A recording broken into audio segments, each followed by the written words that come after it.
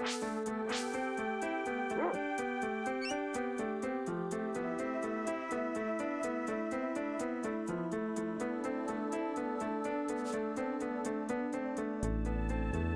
everybody, and welcome to The Secret of Evermore, Part 1 for the remake on the Random Night Games Day 13. I believe this is Day 13, it might even be 14 for all I know. I do know that I've done Path of the Teal Lotus on a Random Night Games, so if you count that, then yeah, this might be a little later. But welcome to Secret of Evermore, one of the best, if not probably one of the greatest RPG games ever made. For the Nintendo, Super Nintendo. This game is definitely to die for when it comes to playing it for nostalgia purposes, and not to mention its storyline, the impactful gameplay and music and everything. This game is just absolutely brilliant in all kinds of ways, so I hope you guys enjoy it. It is about 2 hours after my birthday has ended, so this is kind of like a little bit of a filler. For what I was going to intend to do was actually King Kong, but unfortunately I don't have my hands on King Kong right now, so we're just going to play The Secret of Evermore. Alright, well, let's go on with a new game. I have done a gameplay or a playthrough on this before. The thing is that I don't exactly think that the copy that I had when I initially did it was in good quality. So this time, now you get to experience it to its fullest potential, and I really hope you enjoy The Secret of Evermore as much as I do, because this game is my personal favorite amongst probably top 10.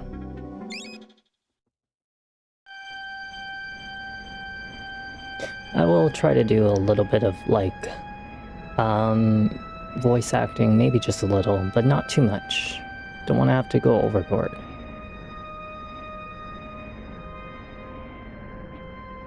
So, in all honesty, for those of you who may not actually end up seeing the entire series, because I know that some of you work or some of you have many other games that you want to see or play, The Secret of Evermore is kind of about a little boy who gets isekai'd, otherwise kind of sent off into another timeline. And in a sense, because he's sent off into another timeline, he has to fight his way through to basically get back home. And he does have a companion who is going to be showing up here. I just won't spoil who. However, the adventures that we go on in this other timeline is just so great. It really is. My friends, prepare to be a part of history. With a twist of a knob here and a flip of a switch there. Wait a minute. That's not right.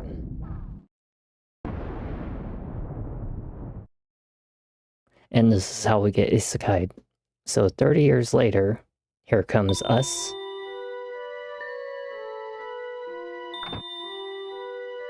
What a classic. My favorite part was the battle with the slime beast in the toxic swamp. You could hardly tell that it was really a bunch of old tires and something. Where are you going, buddy? That's not the right way home.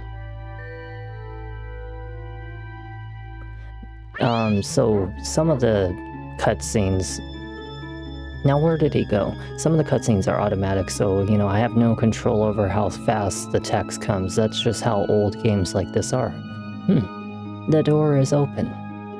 I'd better take a look inside. There you are.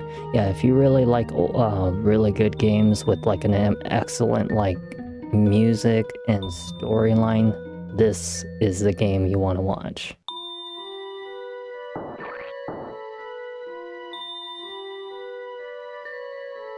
Oh look, a mummy, a chainsaw, and a balloon animal. This wall panel is kind of loose. Wow, I think we found some sort of a secret entrance.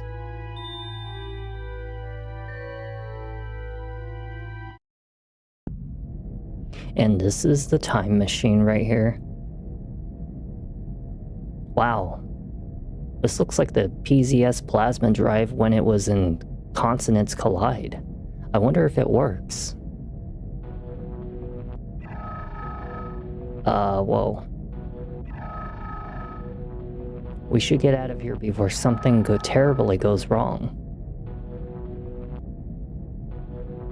Hey, don't chew on those wires. And...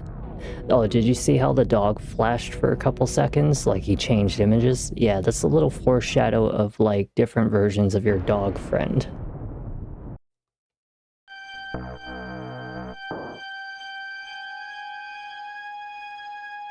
What have we here? An intruder, I fear.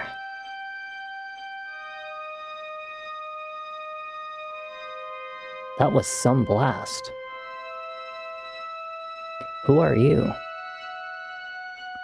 That's not important. We've got to get you out of here. We can't have you two meddling with the professor's experiments. Come along.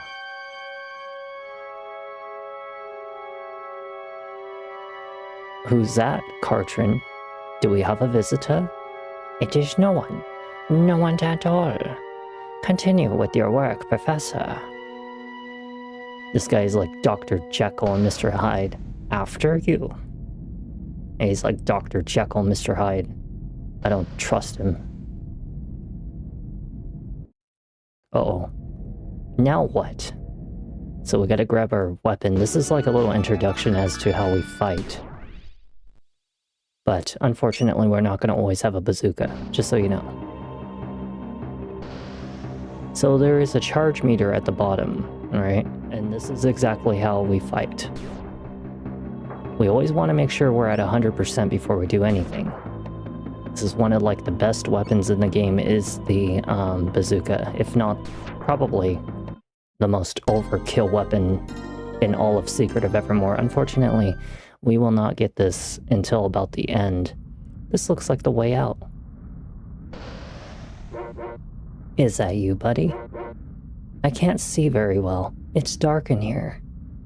Hey, I think some sort of futuristic escape pod. Oops. There goes the control pad. Good thing we won't be spending too much time talking in this game as much as we are actually playing. Well, you know, it is a little bit of an RPG. It's not really like an RPG. I call it like an actively action-based kind of game. It's not turn-based. Whoa, that was some landing. I think the pod and bazooka are shot. Well, that's just wonderful. Where am I anyway? And where's my dog? Here, buddy. Here, pupster. Where are you, boy? Wow, is that really you? He's like, yeah, that's me. I'm a big grumbly dog now. You've changed. If you're really my dog, you'll fetch this stick. Okay, go get it.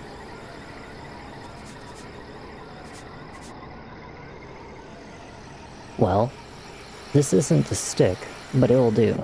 Come on, buddy. Let's look around. Alright, so we have our first weapon. We have a bone. And no, we are not going to be using the bone all the time. But dog likes to sniff up little components. Sometimes it's not totally accurate where his nose is. But if you just take a little bit of a moment and search around, I already know what name I'm going to give the dog.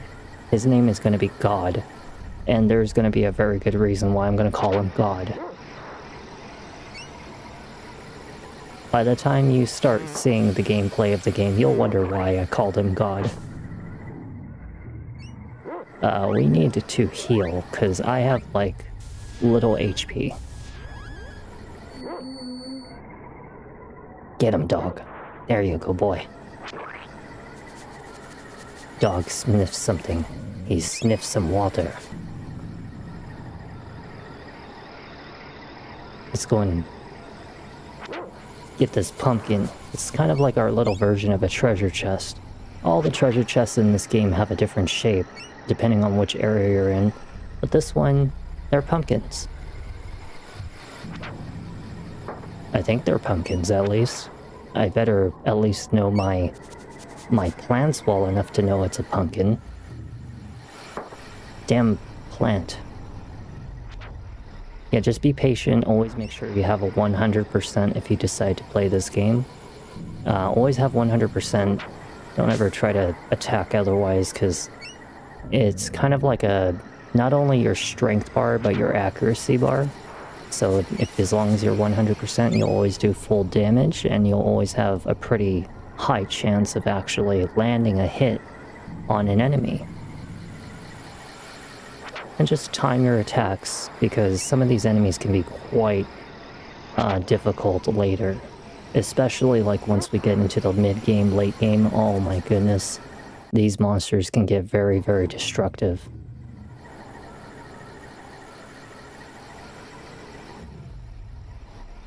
I have a strange feeling about this. Uh-oh.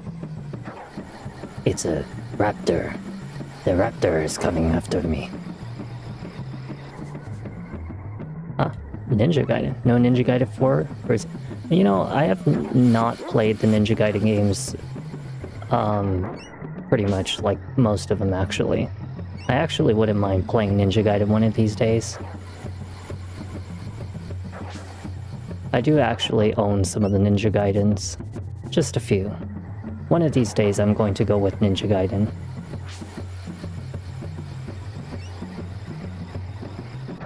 When I feel like I've finished probably all of, like, the Souls-like games, I'll probably go on with Ninja Gaiden or something. There's really no benefit in me trying to actually kill the raptor. Like, well, there's actually 4 raptors, but the thing is like, it does get you, like, $50, and $50 is kind of nice, if you personally ask me. That's one.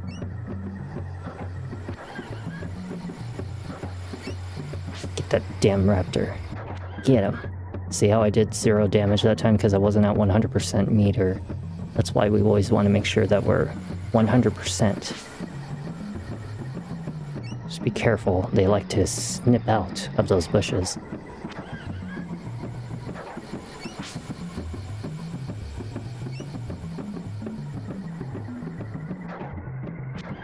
Yeah, get that raptor.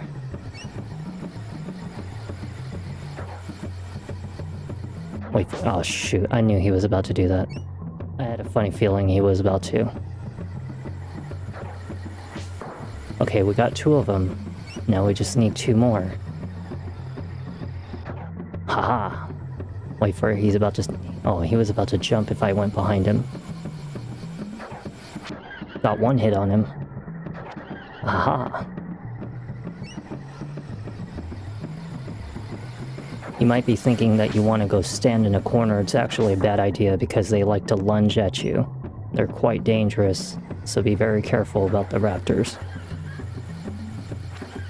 Always come at them at like an adjacent angle, because it is like a block-based kind of movement game. So you want to definitely just be careful about the way they move towards you. See, now we're at level 3. We just got to get 1 more level. If you see him about to lunge, just give him a nice little sweep. Oh, I missed. There we go. I think I actually landed that shot on him when he went in the bush. I'm almost there, I got him. Oh, no. Damn raptor. Oh, see? I got 1 good hit on him. I got him. Wait, is there another one? No, there's not. Okay, I got them all. Thank God. I got all of them. I got $50. $50 is good. Holy crap.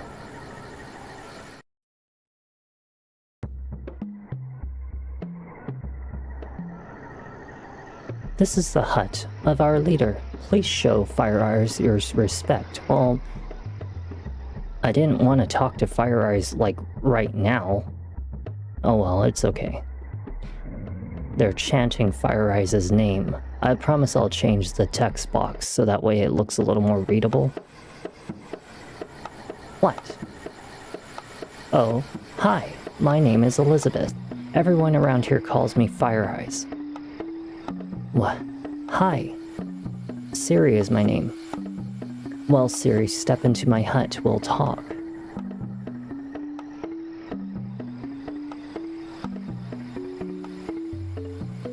Who let this wild beast in here? Oh, that's my dog.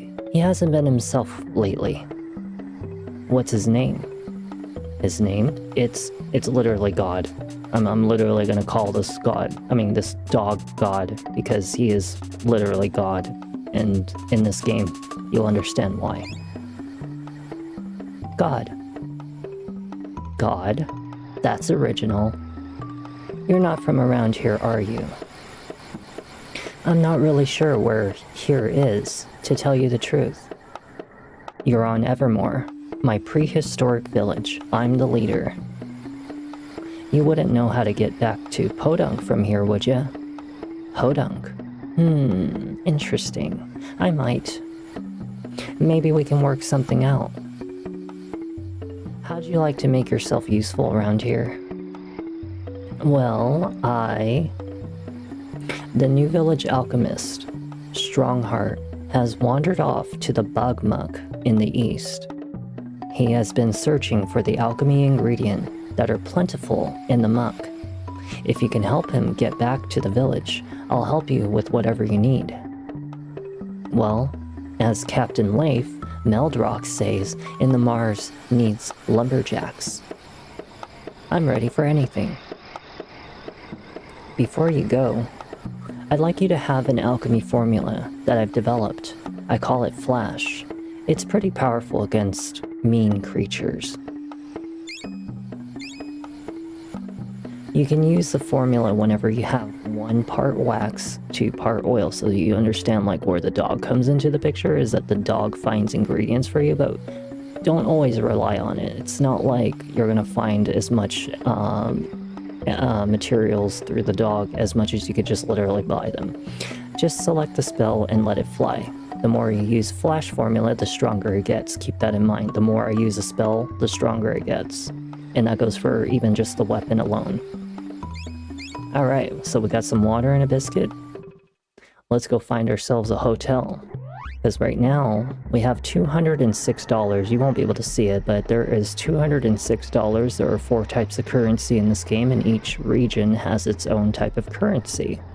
But, aside from that, Doggo, or Dog, has his own stats as well. And yes, he does get his own equipment. Thankfully, Dog doesn't really need very much, though. And eventually, as he gets stronger, he is going to become probably one of the most powerful things in this game, which is why his name is God. I'm literally going to call him God. Look at this little blelele. Little blelele. But let's get out of here. You gotta understand that I only get a once-in-a-lifetime opportunity to literally show you the best game possible. So you may as well enjoy it. Because I will never do a remake on these after that. Not that because it's, that I don't want to, but I only feel like there's only one necessary good quality playthrough for every game I do to show to everybody before I feel like moving on. And this one definitely needs a good remake. Okay, so let's do wax and oil, right? And, well, unfortunately it took a lot of my money, but we'll get more money later. Money comes and goes, but thankfully in this game it comes pretty easy. As long as you kick the crap out of creatures while you're along the way, you don't have to grind in this game, thankfully. This is not one of those games you ever have to grind for anything. Hello, traveler. I'm the source for goods in this village. Technically we can buy some healing items from her, but we can only hold a maximum of 6 of these healing items per each time. And I don't have enough money for, unfortunately, anything else. These trips to the villages are usually quite short. You're never really going to spend more than a good few minutes in one. He gave me a free grass vest. Hell yeah. So, the equipment, okay, if you look at the rotation, you see how, like, you can fit, like, a whole rotation? That's how you know how many items are left in the game for that specific thing. So it's kind of like, give or take, maybe 8 or 10 pieces of armor for each one.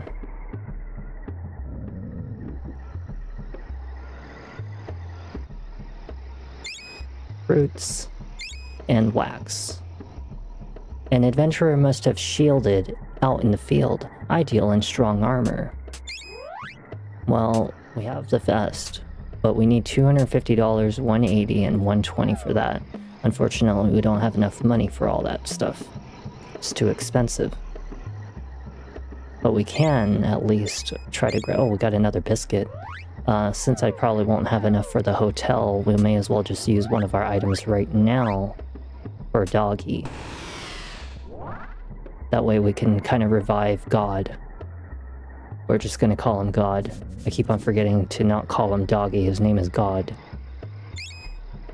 Up here is a little area that we cannot access right now, or access, so we'll have to wait. There is a hotel over to the top right over here.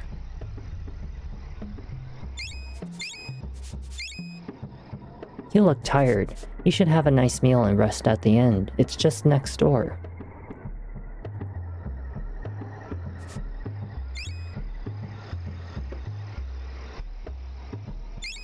Roots, wax, and nectar. Nice. Hello, friend.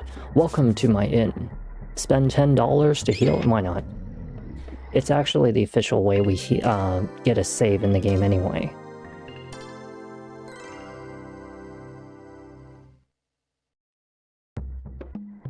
I hope you had a good rest. Would you like to record your progress? Yeah, sure, why not? See you later. Hold on one second. I'm gonna pause the game for a second. I feel like the volume for the game could be just a notch higher, because I usually do have, yeah, the Nintendo is needing a boost for sure. We'll put it at like 50% and let's see how that sounds. Oh yeah, that's a lot better. That is a lot better. Okay, give me 1 second. And then we'll also put this up so I can see, and there we go. That is a lot better. So now you guys can actually hear, and I can hear. I used to put it low, back before I compressed all of my game volumes and everything, but it was only because it was so loud. Now I have good control. Yeah, get him, doggy. Keep on forgetting his name is God. Yeah, get him, God.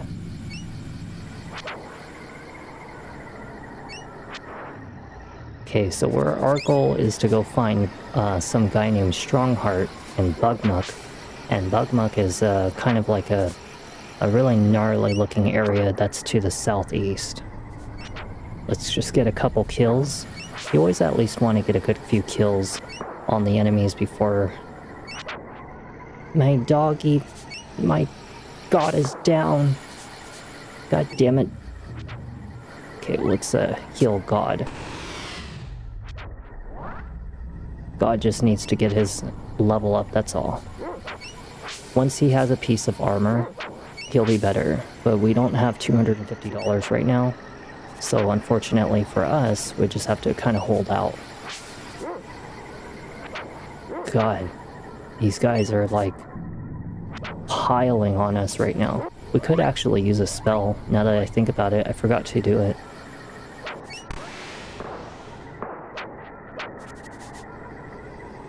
Just get them all in one piece right here. God just hit level 2. I don't remember what like the maximum level is. Like I know it's 99, but I'm saying like for me when I beat the game, it's usually like around like the 40s or the 30s or something. It's not that far, to be honest. We don't go all the way. How much money do I have right now? We should check, because if I have enough to get a piece of armor for God, we only have $109. We'll continue up ahead. If I die, hopefully I don't. But we should find a nice piece of armor pretty soon for God. And for myself.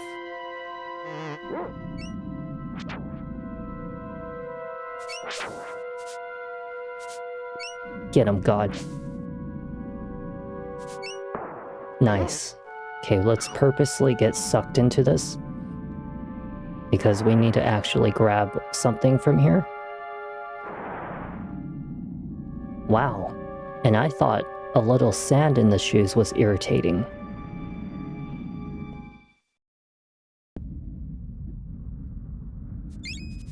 Got some water, some clay. Slow creatures easily fall prey into the sucking sand whirlpools. You need the speed of the jaguar. That sounds like a good alternative to being soaked in sand. I can provide you with the Jaguar Tooth Ring. It gives the wearer the ability to run with the speed of the fastest feline, and it is free with any purchase today only. Okay, well, let's buy some healing items. We're definitely going to need one of those, one of these, and we're going to grab a couple of these. And that should be it. Alright, we got ourselves a Jaguar Ring. Press and hold A to run, but watch your energy. Yeah, I know that about that. So your running speed is now like this, but it's temporary only up until the point that your stamina runs out. But it's a nice little way to get the hell away from enemies or to run across fields. Maybe we should be a little more careful around those whirlpools. Like Jack McCoy said in Invasion of the Mole People, stay focused and watch your step. Uh-oh.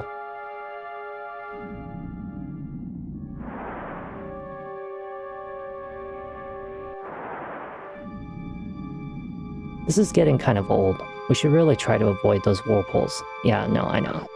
We'll stick close to the edge. I was just trying to attack the enemy. We have to get the enemies first. Money is important in this game, and we don't get very many opportunities to try to farm for it. Thankfully, I don't really need the equipment. Is that we don't really need the equipment just right now.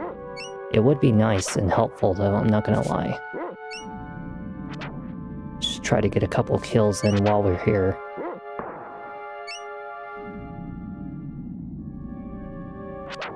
I don't think that there's any items in this area. Save your spells. Don't try to waste them too soon, especially since we're about to go up against a boss pretty soon. Save your spells. Yeah, they're very important. They definitely help you in situations where you need to push the enemy away or just get a nice little long-range attack on them. So definitely try to conserve your important ingredients. Now that we're up here,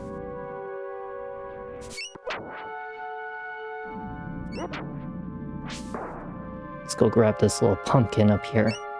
Pretty sure there was a pumpkin. Oh, we got a petal. Well, unfortunately, I don't really need a petal right now. Dang.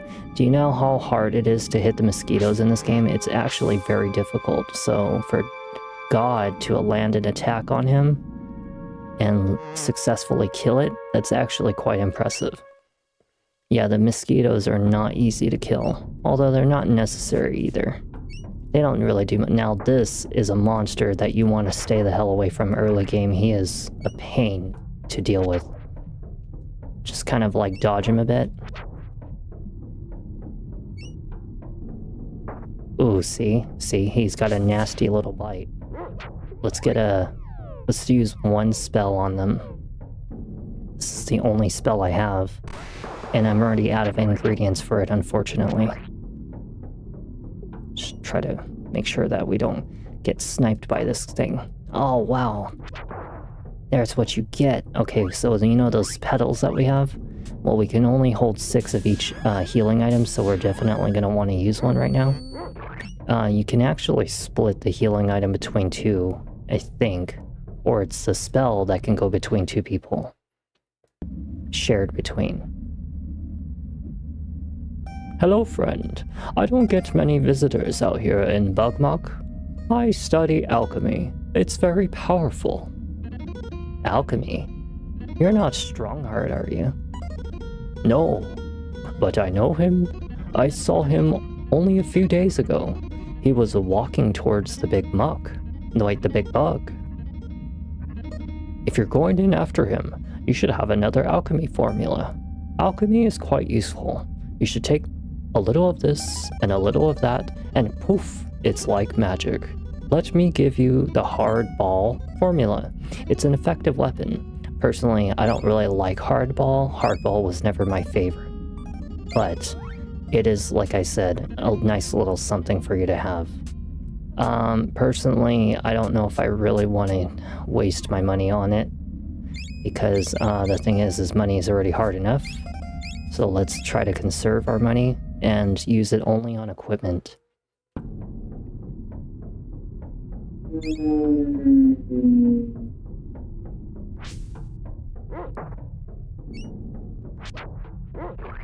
Hell yeah. Good one. God. Get him, God.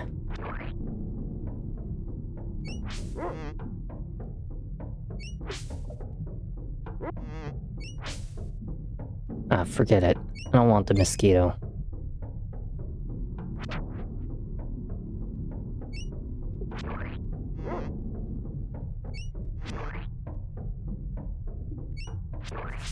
Nice.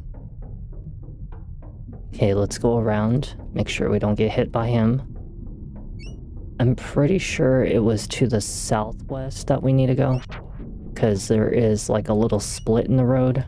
It's just hard to see at first. But I am going to go up here just in case, because I don't remember what's up here. Very nice. Get him. Wait, no, get him. I missed. Nice one. Nice.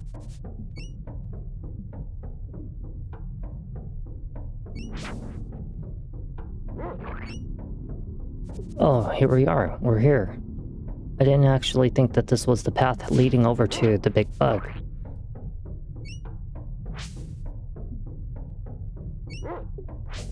Damn.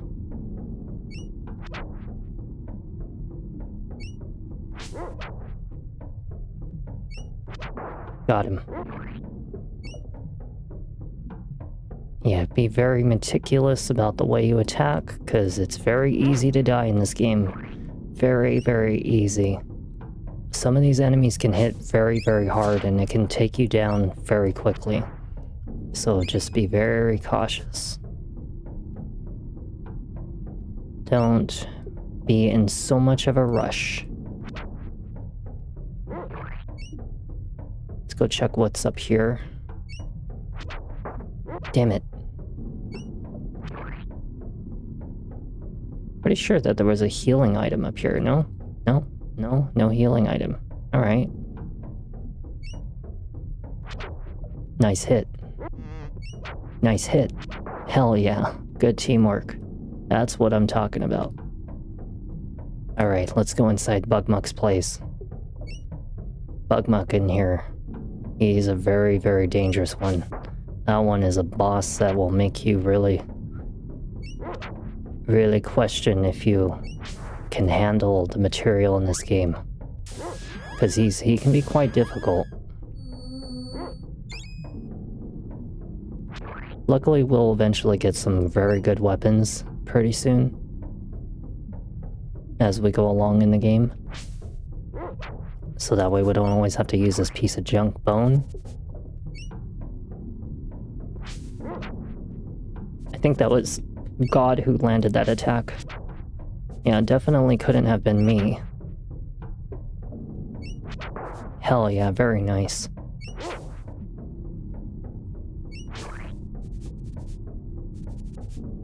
Ooh, you little snake. You little snake. I wonder what it is. It's like a dragon, I think. It's like some kind of like, I don't know, like a giant snake or like a dragon.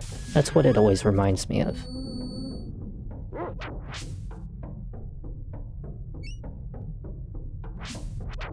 Ha ha ha.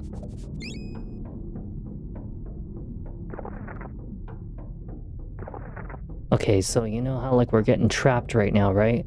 So there is a very specific path that we have to take, but it's nice that it kind of like nullifies out some of the pathways, so you don't have to take the same error like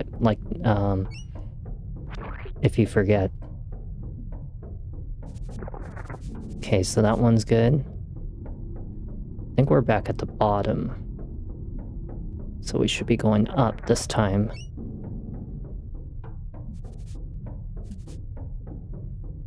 Okay, so we're blocked off in this area. So let's go back down.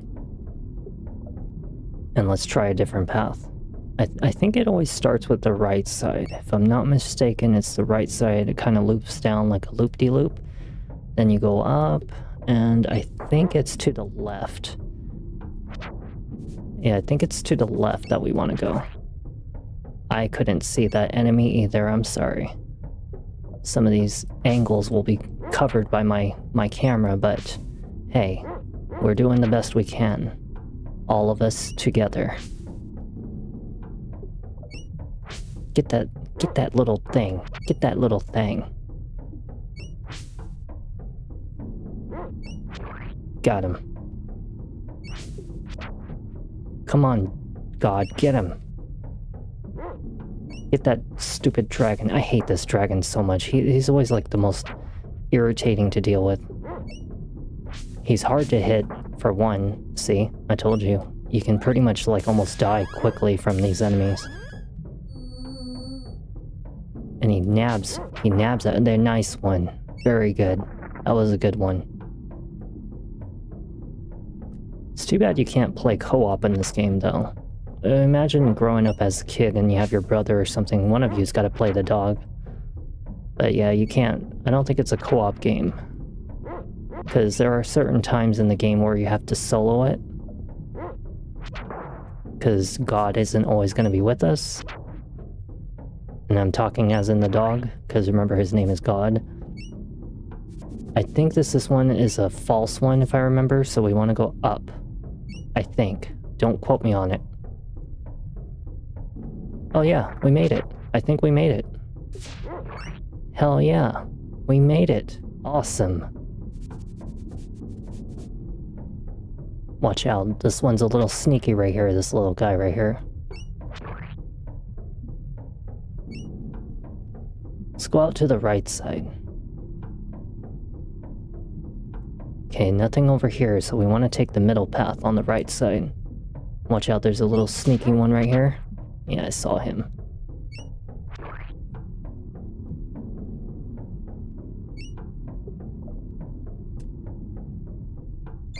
Nice.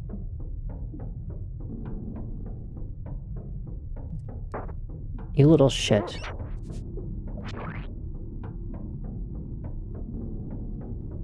Okay, so we've seen both the top and the middle for the left and right side. So now right side is completely done. So all that's left is to see what's on the left side over here. It's probably maybe a pumpkin or something. Get him. Got a biscuit. That's very important for us to have. Dog has like only one true revive item, and that is the biscuit. So definitely try to make sure you have enough of those. Okay, so right here, we're definitely going to do an illegitimate save. And the reason why is because this game, you do not want to backtrack in progress. It is one of those kinds of games that, trust me when I say, if you die, the last time I saved was back at where that guy was like, oh, here's the hardball alchemy formula. Because this is a very hard fight. So as you notice, his weak spot is obviously his heart, but I'm gonna tell you right now, that heart is not easy to get to. Okay, just wait for it. Get all these little dudes first. Stay away from his claws. Do not go near his claws. It is very bad. Very ugly situation.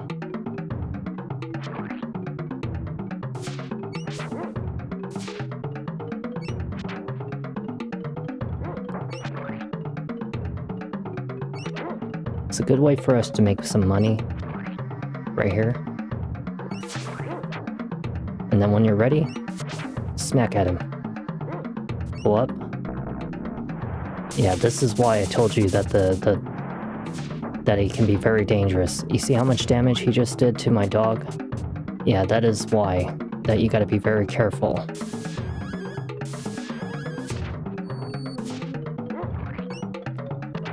Okay, we can get inside now. Well, we was able to get inside for a second.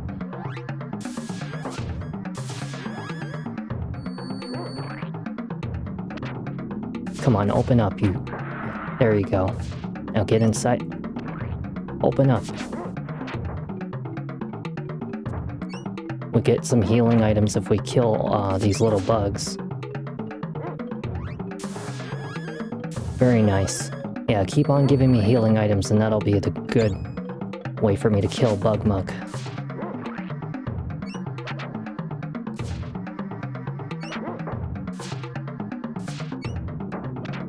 Open up.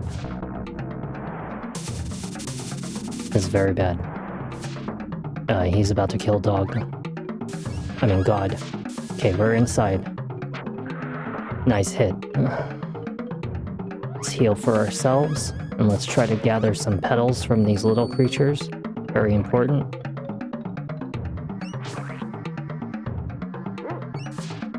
They get a little annoying, but don't rush this fight. It can be very, very, very bad if you do. Because we are very under-equipped for this fight. I don't have any of the armor pieces, my dog doesn't have his collar, because we didn't have the money for it. I didn't grind for it. But don't worry, we're gonna get some good pieces of equipment coming up here soon. So that's kind of the reason I skipped it. Besides, once we have his heart open, just like that, that is gonna be our way to ticket into kicking his butt.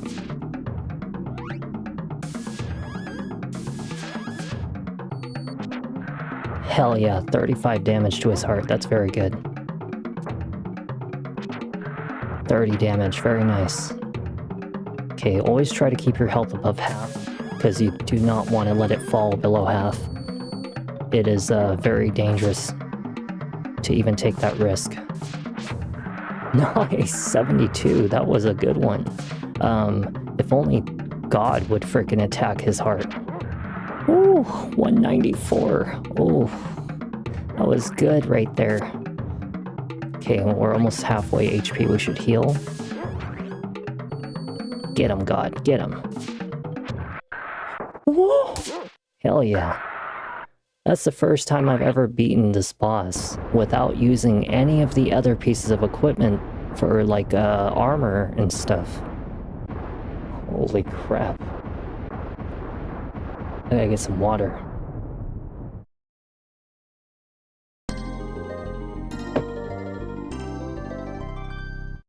We got a new weapon called the Spider Claw. Very good weapon.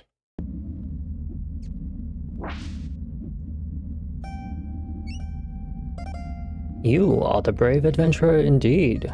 Thank you for saving me. I am Strongheart from the village of Fire Eyes. I am a member in good standing of the Nobilian Order of Alchemists. I'm Siri, and this is my good dog. My dog, God. He hasn't been himself lately. I am very happy to meet you both.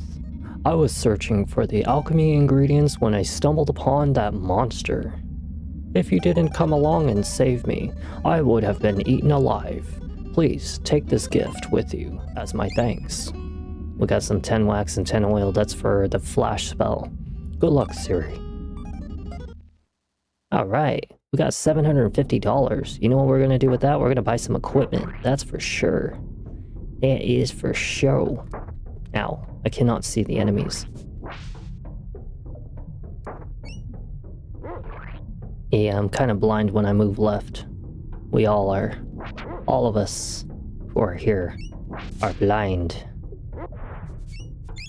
Got some talons, some crystals. Ooh, see that? See that right there? We just got a new piece of armor. It is right here. And this one right here does too. So right here, I'm pretty sure like the first piece of armor is only one defense for the arm guard. This one's 2. So it's a very nice little upgrade. It means that I don't have to buy the piece of armor that's back at like the little caveman kind of village. So the nice thing is that even though it actually looks like he's on a different ground, you can actually attack creatures from what looks like you're on an upper floor, because it does count as like a flat image. It just looks like it's a 3D image, but it's not. Or two-dimensional, I don't know what the hell, two-dimensional, three-dimensional. It looks like it has an altitude, an elevation, a difference, but it's not.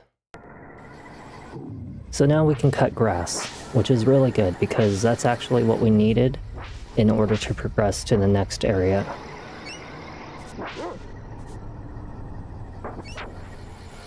Nice hit. Very nice. Oh, very nice. See how powerful this weapon is? So much better, and even God is doing way better. That is why he is known as God, because he is going to become so powerful later. Even stronger than me, which is impressive. I mean, look at him, he does 27 damage, I'm doing like 13, that's nothing compared to what God's doing. Also, since we're here, we may as well go back to the village real quick, because we need to go buy some equipment, some new pieces of armor, and not to mention some new healing items. Come on, God, let's go talk to Fire Eyes. Well, I guess we could go talk to Fire Eyes real quick. I hear you are victorious and reach in the far reaches of the Bugmuck. Well, it was a bug hunt, but we got out of it okay. And we got a nifty claw too. It's like an axe. Well, that's great. Strongheart has returned to his hut south of the village. And now the village faces a new crisis. The volcano to the north is rapidly cooling down. If this trend continues, we could have an ice age on our hands. I'd like to help you, but I've really got to start looking for my way back home. Your best bet may be to track down the source of this atmospheric icing. You see, I'm originally from Podunk too, and my grandpa is the inventor who lived in the mansion on the hill. And he made the machine that could send people to worlds of their own design. Does that sound familiar, like what we saw in the beginning of the game? Her grandfather is the reason why we're here. Since I enjoy all these things... since I enjoy all things prehistoric, I dreamed of this world of a cave people and dinosaurs. I was supposed to be here for a couple of hours, but it's been a couple of decades. Now and again, I sense evidence of outside influences on our world. This recent drop in temperature could be the work of someone from the real world. And that person has control over the vicious volcano vipers. If you go to the source at the center of the volcano, you might find someone or something that could lead you back home. And you might just save our village at the same time. Wow. This is like what happens in The Pale People of Planet 5. It's about a bunch of astronauts who get stuck on an exact replica of Earth, only it's populated by zombie vampires and, well, actually, this isn't like that at all. If you're finished with your little anecdote, I can give you the ability to call on me in difficult situations. Okay, so you see these call beads that I just got? Do not use them. Do not ever use them unless you are up against a boss that is absolutely driving you crazy, because those call beads are powerful and they are limited, okay? If you need my help, especially in big battles, you can throw a call bead to the ground. I'll appear in a flash and you'll be able to summon one of my spells. No offense, but how can a girl help a couple of adventurers like us? I've learned a few tricks since I've been here. Let me show you why they call me Fire Eyes.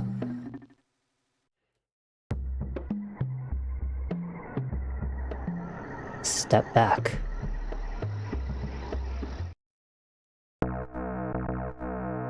This girl is Raiden. She's Raiden. Call me if you need any help. Right. We will definitely not mess with Fire Eyes. Okay, so you know how she said that the guy returned back to his hut in the south? Well, you remember how like we're like kind of like blocked off by some of this grass? We're definitely gonna want to go and see him because he actually has a spell for us, and we're gonna want it. A lot of these spells are easily missed in this game because a lot of people are not very thorough with searching, and even I have never been successful in finding every spell in the game. But I am... Oh, look. We just got a shell hat. That's actually one of the pieces of armor I could have bought from the merchant, but I got it for free. Do you see why I didn't buy anything when I first came in? Or grind for anything? Because then you would have bought it for nothing. This is one of those kinds of games where you just really don't want to have to spend as much as you need, because if you try to excessively go after every piece of armor in the game, you're going to be disappointed to find out that it's replaced very quickly. Hello, Siri.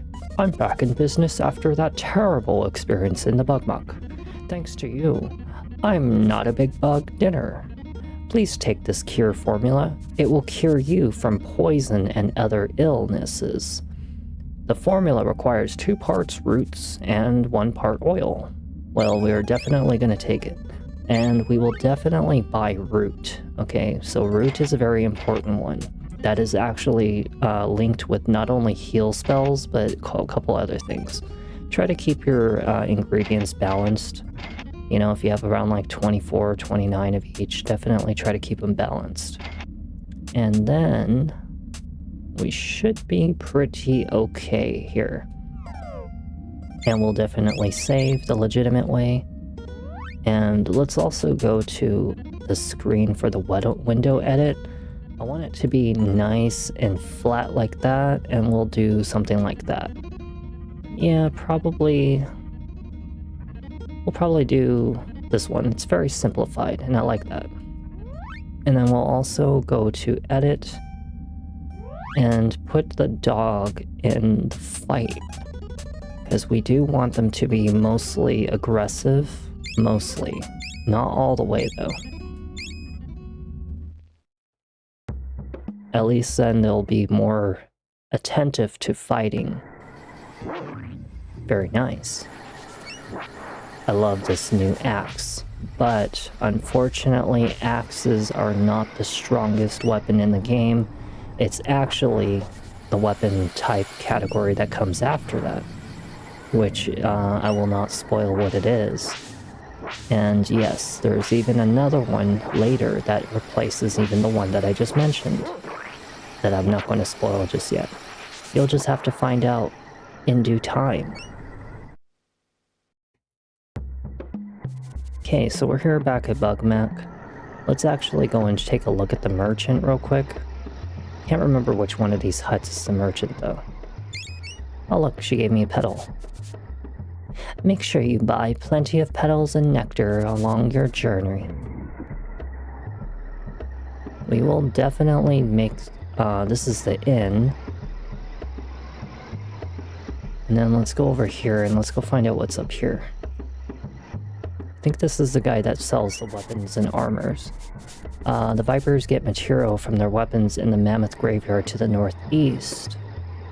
So somewhere around here, I think, is the guy that was selling the armor. So let's go talk to him. Okay, so we need a collar for a dog. Or should I say god. As you notice, we can buy the grass hat and this one, which is actually weaker than the other armors. But you know what, just to have all of them, just so that way we can see it, let's just buy it anyway. I like to collect. You know, I do. I want to collect them, because then it lets you know, like, how far you came in the game.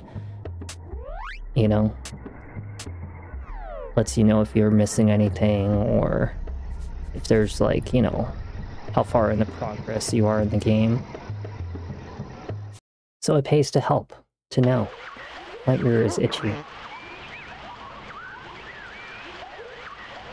It's because these earpieces, they tend to build pressure up in your ear and causes it to get a little swollen, if not itchy.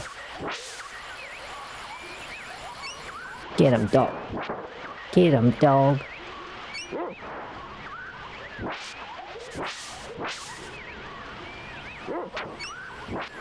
Very nice. I don't think I'm going to be able to reach that. Those flowers are a little more dangerous than the other ones.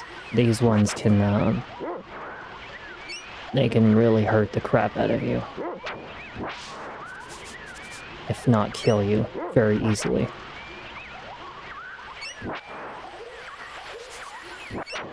Good thing they have a little flaw to their tactics. They can't hit adjacently, so if you stand adjacently and attack just barely at the edge of where they are, you'll never get hit. See, like right here? Like right there? He won't be able to grab me if I stand right there. Got some clay.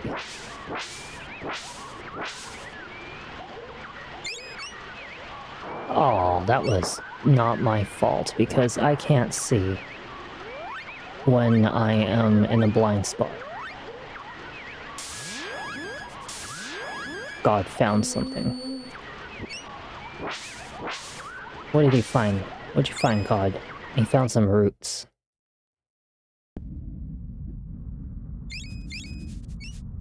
I buy and sell the finest armor in the area. Oh no. Oh no. I literally just spent money to... The good thing I have the mammoth guard already. I already have the shell hat, so we just need the shell plate. But you see how quickly that just got replaced? That is why you don't want to have to buy every single piece of armor in the game.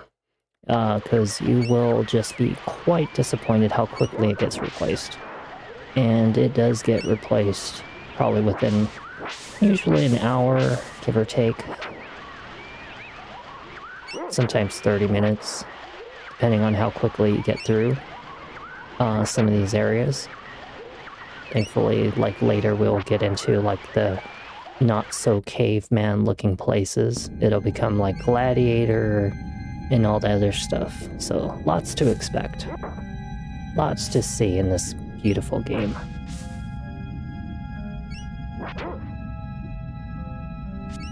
Get those spiders. Nasty little critters. Damn you.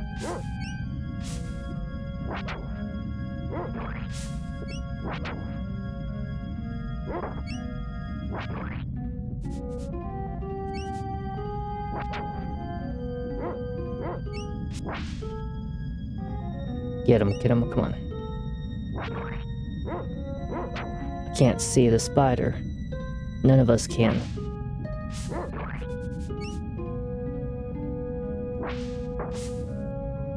This is technically one of the best spots to place a camera, though. Not gonna lie.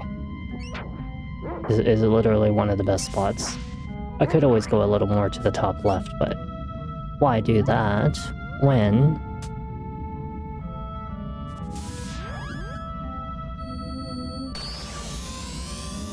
Ah, so this boss fight right here can be quite hard. You trespass in our bone land. Prepare to join the mammoths. Okay, let's take care of the ones that we need to right now. Shoot, they really hit hard, I'm not gonna lie.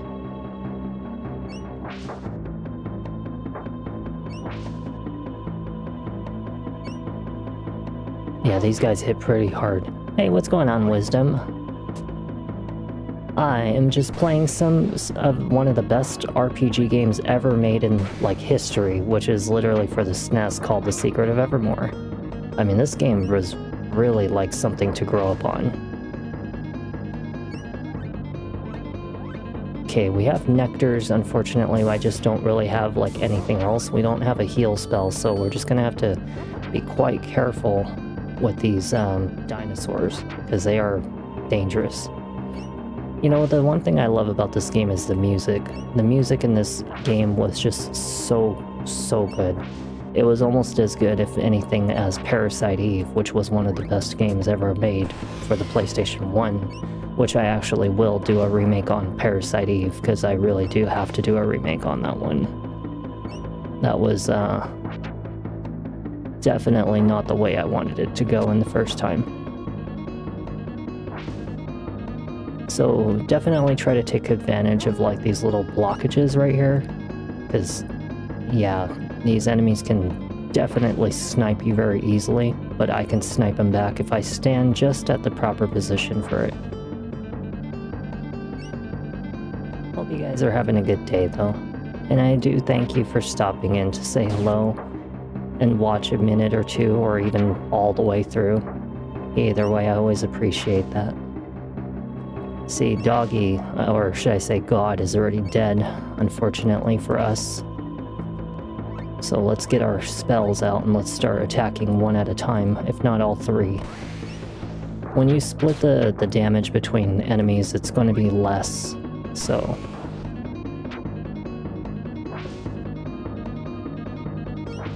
This is a nice little spot to snipe him.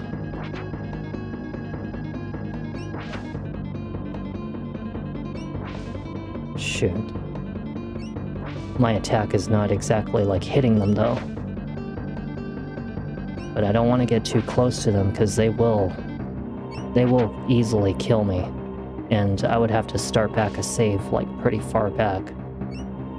This is one of those games you just do not want to die. You do not want to die in Secret of Evermore. It sucks when you do.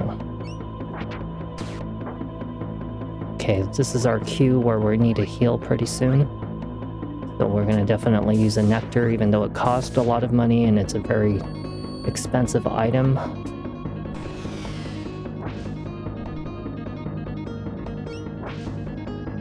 But why have something if you're not going to use it, right? Very nice.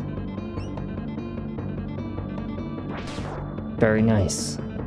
Okay, so this guy right here, he's the tough one right now. So we want to kind of keep him like right here, because if we try to get too close to him, he will hurt you so bad, like very bad. I almost want to fight him back at like this spot, because I really like this spot right here. This spot right here was very nice. Had a nice little advantageous little positioning for him. Keeps him at a good distance too. But I want him to get stuck in the right spot when I fight him. See that? He did 31 damage to me. My god. Yeah, fighting him is dangerous if you're not careful. This might actually be a little nice spot right here too, but we could also get trapped in there, which is also a bad thing. Yeah, I hardly do crap to him. Like, I do nothing to this one. 16 wasn't too bad for my spell, although it's not been leveled up yet. The more you use it, the stronger it gets, remember that.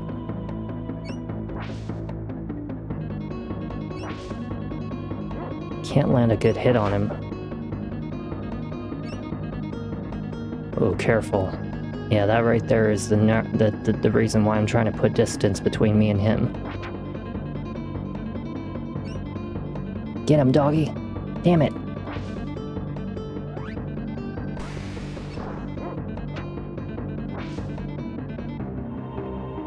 Get him, doggy! Get him, God!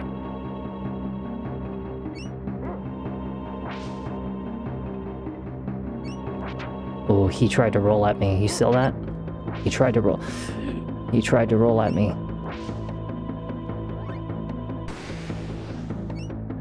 Nice. Flash is a little stronger. That's good.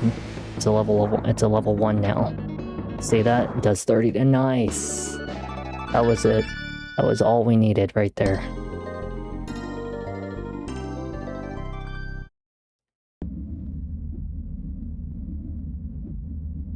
I wonder if this gate leads to the volcano. Thank you for fighting off those vicious vipers. They treat this sacred mammoth graveyard as if it were the only source for bones and tusks. Those guys were vipers? Yes. Lizard people from the greatest volcano. They've been coming out in force lately, raiding the graveyards for mammoth parts. When we get to the core of the volcano, we'll stop them before they do more harm. Why are you going there? It's very dangerous. Well, Fire Eyes told us about the volcano cooling down and... Fire Eyes? Fire Eyes, say no more. If you're a friend of Fire Eyes, then I know I can trust you. You may find the means to enter the Viper domain at the top of the volcano to the north. I'll let you through the gate.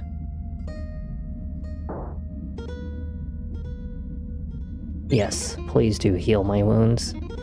If you need to be healed later, you can use my heal formula. All you need is 1 part water and 1 part root in order to activate the spell. Very nice.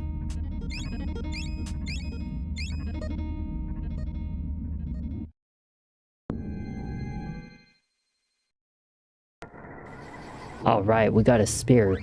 Though the spear is actually one of the best weapons in the game, and it's probably the strongest one in my personal experience until late game. Although it does have a very short range, if you use it right, it'll be quite deadly.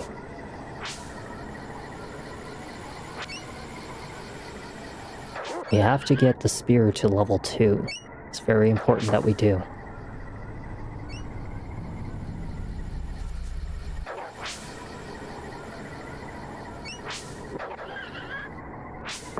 Very nice hit. Let's heal both of us, because we need to be healed.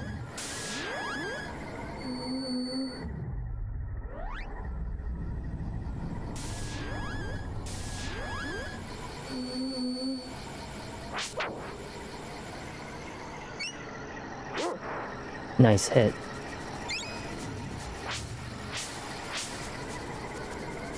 I don't know what he's sniffing up, but it damn sure ain't gonna be anything important for me.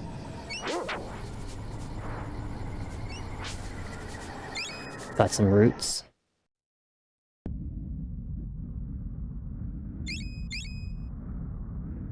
If you're looking to rest, then look no further. Stay for $30. What do you mean $30? My god. What a ripoff. That's what I say.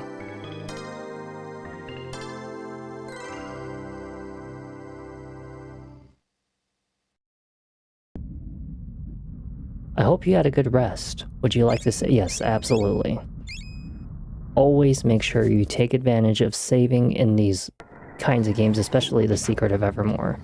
Very important for you to. Get away from me. Ain't gonna have myself no raptor.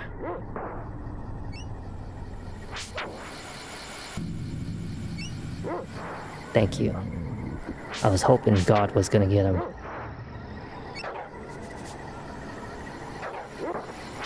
I moved back a little bit because I saw he was about to lunge at me. Don't try running too much in this game. By that I'm talking about this one right here. This one. Because it ruins your attacks, you know? You really want to conserve your stamina to be at 100% for a very specific reason. So always move at a normal speed when you're battling, unless you absolutely have no choice. Then and only then, I will tell you. Use the run ability. Careful, stand at an angle. Damn you, stupid. Making sure you use your heal spell as much as possible, especially in early game, because it's going to be one of your long-term spells that are definitely going to help a lot with healing later in the game. So take advantage of it while you can. That was a good hit. So if you ever need to see how far it is until your weapon levels up, all you have to do is literally go here, and if you see that it has 1 in 17, it means it's a level 1 weapon, with 17 experience, it levels up once it hits 99. And we really do want this weapon to hit level 2. It's very important and vital that we get it to that point.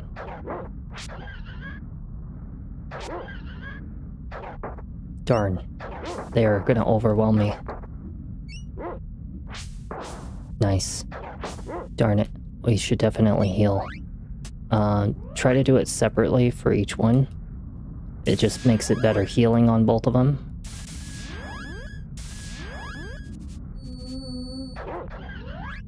Go with one more on both.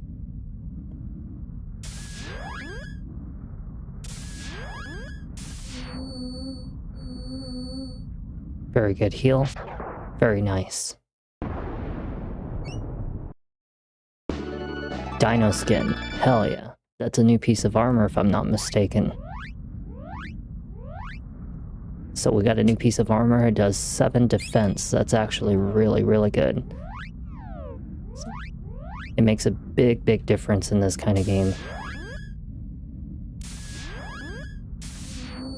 See, now our heal does way more healing.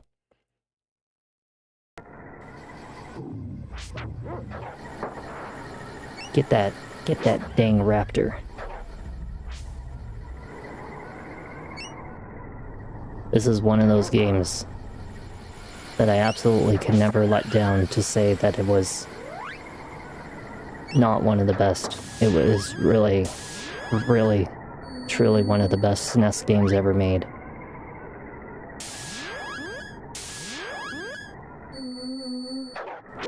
God damn it. By the time we get to the end, you'll see why. It'll be such a great adventure. I never get tired of like playing this game. Although I've only played it usually like once a year. Once a year usually. Or sometimes once every 2 years. Dark Cloud 2 is one of the other better games. I know a lot of people already know about that game though. I don't know about Dark Cloud 1. Some people like Dark Cloud 1. Personally, I was never a fan of Dark Cloud 1. I mean, it was okay, but when you're talking about the level of difference of like how character development, storyline, and everything, Dark Cloud 2 was absolutely superior, if anything, to Dark Cloud 1. Dark Cloud 2 was better than Dark Cloud 1. But, you know, just number 1 was kind of more of a darker story. I think that's how it was, but the number 2 was like a lighter tone. This one right here with Secret of Evermore has a nice balance between both light and dark.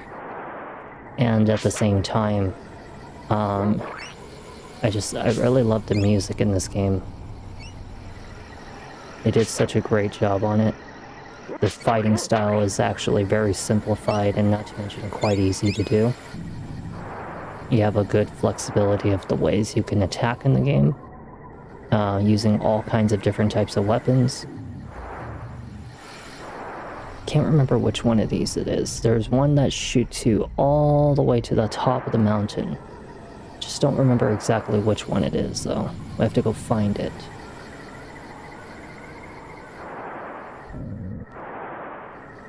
Pretty sure it might be the one that's right on the left side over here. Get that little spider. Yeah, it might be this one right here. Okay, so it's not that one.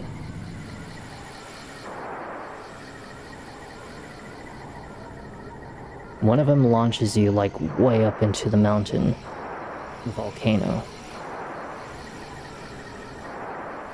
I always forget which one it is though. And I never found out how you find the way to this little pumpkin here. I could never figure it out for some reason. Let's see. It's definitely not this one. Ah, you know what? It might be this one. Oh, never mind.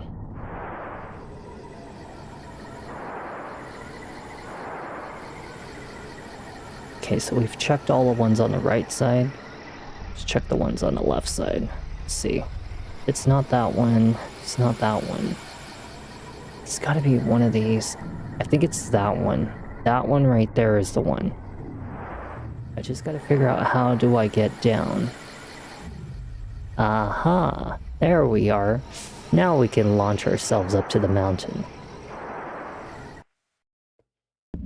Fly away into the sky.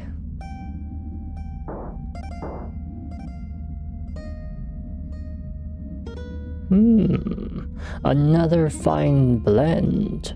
Nice nose, good color. Hi. You wouldn't know how to get into the volcano from here, would you? The volcano? No, none but the way that would turn an adventurer into ash and molten bones. Pardon me? The only way that I know to enter the volcano is straight into the crater. Of course, come to think of it, you could try the catacombs at the base of the volcano. I've seen a passage, but it's blocked by a big rock. Levitation. That's a good solution. You could lift rocks and the other heavy objects by using the levitate formula. I'll give it to you right now. So this one requires chili pepper, and I'm gonna tell you chili pepper is very hard to get your hands on. The formula, yeah, mud pepper, that's right, mud pepper. Travel to the east from the base of the volcano and you'll find mud peppers in the swamp. Okay, let's see. We're gonna want some ash.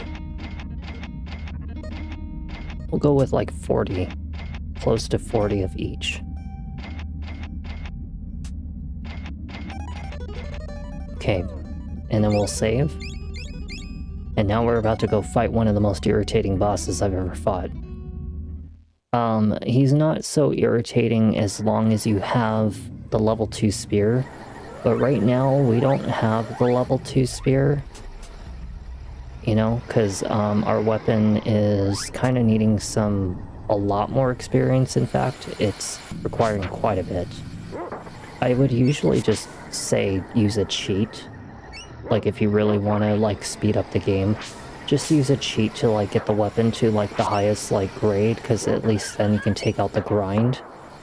Because I'm gonna tell you, like, grinding for, like, level 2 weapons, especially when you have to do it for, like, every single piece of equipment that you have in your game, like, you know, a new weapon, or something like that, it becomes tedious. But it is a once-in-a-lifetime kind of opportunity for you to play a really beautifully made, nostalgic game.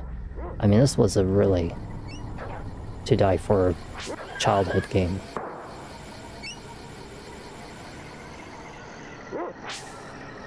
And if you've already clicked with it so far, because trust me, as the game goes on, you will, then you'll understand why growing up with it as a kid was very important, just like Dark Cloud 2, you know, just like Final Fantasy VII, Legend of Dragoon, you know, there's so many great games out there I could name and play, and I will go through all of them, don't worry. There's 3,000 games I have to go through on live, and you'll have a great quality version of each one, because I want to make sure they're all perfect for, you know, someday that, God, I need your help. Is that, you know, I want to make sure they're all perfect for you guys, because then you can always look back at them. Unlike the old ones that I did initially, they're pretty botched. But that's because I was an early streamer at the time.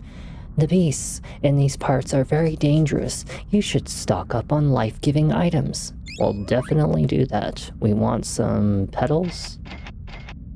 And we want some nectar. Nectar is incredibly expensive, but hey, you know what? It's actually better than having no nectar. There's a very good reason why you should spend your money on healing items, because healing items... yeah, you're gonna want that.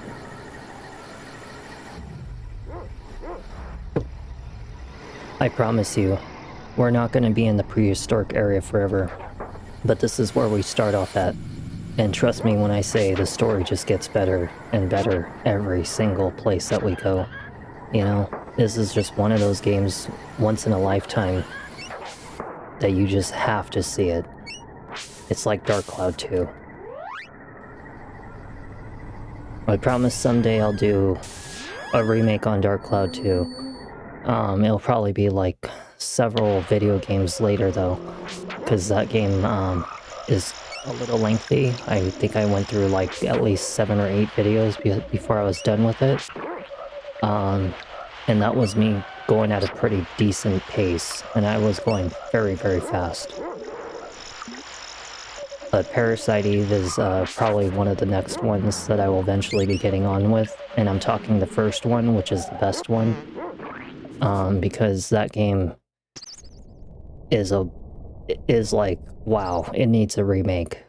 Like, and I'm talking like better graphics, you know, like an updated console like PS5. I actually heard that Parasite Eve 1 is in the process of being made into a complete like remake or remaster or something like that, and I would love to play it, but the original needs to come first. And I did actually do a playthrough on it fully, but the audio unfortunately had some let's just say my microphone at the time wasn't at the best, you know, and I didn't understand, like I said, up until like 2 months ago, a month and a half ago, how to properly like use my microphone filters. God damn you little shits.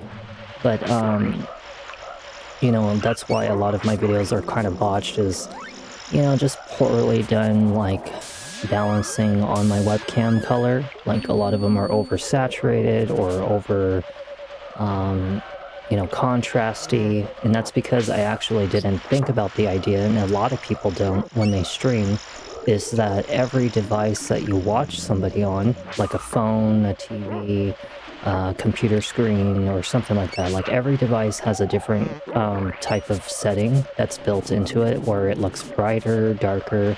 So to you, while you're streaming, it may look good, but to other people, it looks like shit. And depending on which device you're viewing it on, could look darker, brighter, more heavier on the color.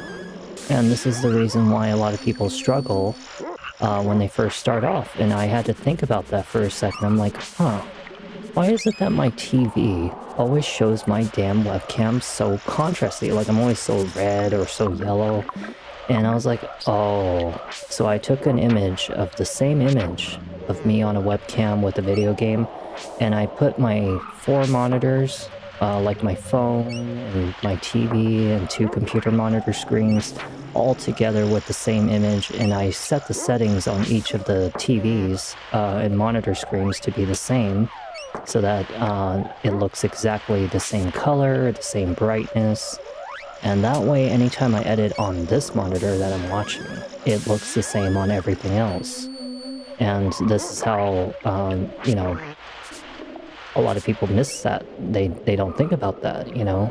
Just the same thing when you edit your microphone. You don't think about the fact that, yeah, it sounds good to you on your earphones or your headphones, but then you listen to it on a TV and suddenly it sounds far away, or it sounds too boomy, or too noisy, or if you make certain noises, it kind of makes this crack noise at the end, like as if it's too loud, and it'll hurt your ears, you know? It took me a very long time to be able to figure all these things out on my own. I didn't even think about it, and I didn't research it, and probably a lot of people didn't. There was no answers on this kind of stuff on Reddit or YouTube. I had to figure it out all on my own, and that's why it took me so long. 8 months to become the quality that I'm at today. And sure, I would love to do 1080p or 4K or 2K, but the thing is that I'm limited because of Twitch. You know, I'm only an affiliate, and it's maxed at 720p, because you can't do 1080p. Not properly with 6000 kbps, you can't. It's not enough, and that's the maximum any affiliate can use, you know? So again, this is why I have to do 720p and make it look the best as possible for all of my videos. So in case you ever wondered about that, that is a reminder of why. Until the day I become a partner, and then I can do 1080p on, you know, YouTube and Twitch at the same time. But yeah, I did this all literally as perfect as I possibly could. So this is why I'm doing the remakes, if you have ever even thought about that, you know? I really do try my best for you guys. a lot more than you think. I busted my... I wanted to say balls, but I don't have it. But, you know, it's like, I bust my ass off for you guys, you know? And I do it because I want you to have the most pleasant experience possible watching these games, you know? There's a reason why I like John Wolfe so much, is because he never was like one of those annoying, obnoxious kind of streamers or YouTubers that were like PewDiePie or freaking, I don't know, Asmongold or just stuff like that, you know, just not to be offensive to any of them, but just to saying, like, I'm just... Sometimes some people don't really like all those loud, obnoxious kinds of people, and, you know, they never pay attention to the storyline. They're always like, you know, just like making all these loud noises, or when they do collaborations, there's always this person in the collaboration video where they're obnoxiously loud and annoying. And this is why I don't want to do collaborations, is because I just don't trust certain people to make a good quality, you know, compatible video. And, you know, I want you guys to understand the storyline in the games. I want you to have a pleasant experience watching these games. You know, that's why I stream the way I do. I may not be the most funny, most entertaining, but I put my whole heart and soul into these for you to experience it the way as if you were sitting next to me in real life, watching me play. And that's the way I do it, you know? Don't get me wrong, there are times I get pissed off in games, and that's when I start cursing or getting really upset. But, you know, I'm not always like that. Trust me, I'm not. There's a time and a place and a reason why I do these rotations on games. And by the rotations, I'm talking as in, like, you know, going from RPG to horror to action to adventure. This little hippopotamus, you little crap. You little miniature piece of crap. But, you know, there's a reason why I rotate the genres, is because it gives you a variety. Sometimes you have a favorite streamer or favorite YouTuber, but they will never play the game that you want them to play. Like, for example, if someone only does horror games, you'll never see them play Red Dead Redemption 2 or Final Fantasy, you know, games or something like that. You'll never see it because they don't play it.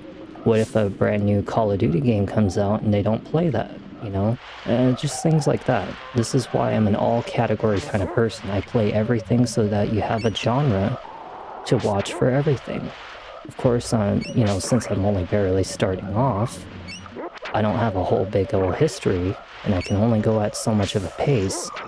But just think of it as, in the long term, you'll always eventually see that kind of content, you know? And I make these playlists on YouTube for a very specific reason, so that it's a little organized for you guys to find them. I really don't like the hippopotamus. He makes it very hard for me to hit him, but it's because I don't have the move that I need. There's a reason why I'm actually grinding right now, is because there's a very, very tough boss that's coming up ahead. And we're almost at the 99 mark, which is what we really need. We need to get to the 99, because this horn spear needs to be level 2. If you don't have this at level 2, you are going to struggle like crazy on this fight. And I do mean like crazy. Yeah, when I was a kid and I played this game, I struggled like crazy to even beat this game, because it was that difficult if you don't do things properly. But it's actually not so bad once you know what you're doing. Okay, so how much experience did I get? 68? Yeah, that's not too bad. We need only about, what, 32 more? So these enemies are actually helping. And me kind of talking in between is helping to kind of, like, distract you from, you know, the little unnecessary grind. Well, it's kind of necessary, but, you know, it's a grind still to you guys. But yeah, we're gonna have so many experiences together. Indie horror games, gory games, scary games. action, RPG, emotional, life-wise. We have like no healing items left. But there's gonna be lots of everything. You know, as I always used to say to other people, enjoy yourself when you play your games. If you're a streamer, or if you're thinking about streaming, I'm telling you right now, I've been doing streaming since like 2017, and I've tried like probably 2-3 different times. This is my third time, if anything, streaming again. But this time I'm doing things right, things that I never did before. And I'm gonna tell you that the more you try to chase after like the big games, you're just gonna get washed out by everyone else, because no one's gonna scroll 10,000, 20,000 times just to find you at the bottom, you know? They're not gonna find you at the bottom of the screen. And a lot of people mistake that. They're like, oh, if I play the big games or stuff like that, I'm gonna, you know, gain an audience. It doesn't work like that. There's like 20,000 people, and it goes by the list of who has the most viewers down to the least amount. No one's gonna scroll all the way to the bottom to find you. This is why I play old games like this sometimes, you know? It's because, you know, they're more enjoyable. They were during a time when game companies never freaking tried to take advantage of you by trying to make like 10,000 packages of like maps and stuff for you to have to buy separately. Weapon skins or, you know, skins for your characters to monetize extra money off of you. You know, this was a time when games actually meant something to people. We're almost there. We have 18 more to go. But that's one of the reasons why I play these games. But aside from that, it's actually because a lot of the games that I do play, most of them, at least 90% of them, 95% of them, is that they actually have an impactful, meaningful story, and not to mention an experience. And that's something a lot of brand new games are lacking in. Like, look at, for example, Little Nightmares 3. I spent $40 on that game, and it lasted 2.5 hours by the time I was done. And the storyline was lacking heavily compared to Little Nightmares 1 and 2. And they were even so ballsy enough that they tried to charge like an extra $20 just for you to get 2 extra chapters to see the full story. And this is what I'm talking about. Game companies, eventually, as they get bigger, they start getting a name for themselves. They start doing this stuff, and then they take advantage of you, you know? And by choice, or not by choice, you almost feel obligated to buy the DLC content just to get the full experience of the game for something that lasted 2.5 hours. They're like, are you serious? You could spend $60 on anything, a brand new PS5 game, and still have a better experience with it. You know, take Ghost of Yotai, for example. It may not be the best game in the world, but at least you're going to get your money's worth, your hours of play worth, you know? Now look at Chronos: The New Dawn. I spent $60 on that, and it was a complete total ripoff of Dead Space, if not made very horribly compared to Dead Space. Are we almost there? 93. Oh, we're almost there. We're almost there. Yeah. So just a little bit more and we'll finally get there. Let's go find our way back to the boss, and we'll just grind as we go. But, you know, just this is like why I play these kinds of games, you know? I want you to see games that you've never probably thought about playing, because you probably got older and you're like, oh, games have evolved too much, and now nobody likes old games or retro games. That's not true, you know? It's not always true. You don't have to have the best graphics in games or the most updated kinds of things in order to enjoy a game. Let's take, for example, Undertale. Looks like a game that was made for the Game Boy, and that was a wonderful, fascinating game. Take Omori, for example, a game that looks like it was also made for the Game Boy, ended up being one of the saddest, heartbreaking games ever made. you know? That was a really heartbreaking game. And this is what I'm talking about, you know? That is something, as an example, that you don't always need like a brand new looking game to enjoy it. Okay, somewhere around here, Bugmuck has got to be around here. I know that he's like around here somewhere. Actually, you know what? This is heading the wrong way. Because I know that Bugmuck is in a very hidden spot. That's why we can't find him. Or not Bugmuck. His name's like Balrog. There we go. So I'm going to show you why the spear was needing to be level 2. So if you hold down the attack button, you saw how the meter charges? That is why. That is why. Because that will kill the crap out of, like, bosses in this game. And it'll protect you from having to get attacked from such a close range. I think we have to kill both of these guys right here, because some of these enemies, they open up like a secret passage, so you have to kill certain ones. That's why I've been killing these creatures. We'll never know until we do. But as soon as I finally find the right path and kill the right enemy, whatever his name is, big ol' snake monster, he's gonna be showing up here. Because I'm pretty sure this right here is leading up to another area.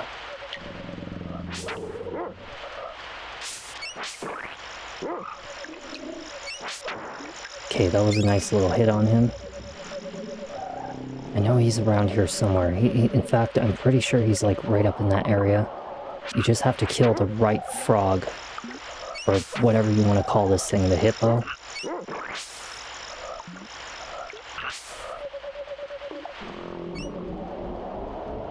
Yeah. You see that?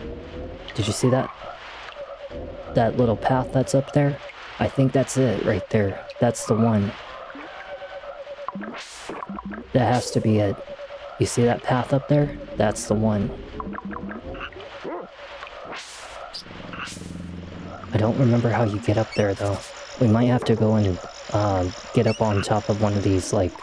Yeah, one of these right here. I know it's around here somewhere. He is somewhere around here. I think that's him. That's him. Right here. This is it. Oh, he's right up there? He's almost up there. Yeah. He's like somewhere up here. Okay, so we gotta kill these guys. Nice. Dog is at level 2 attack. That's perfect.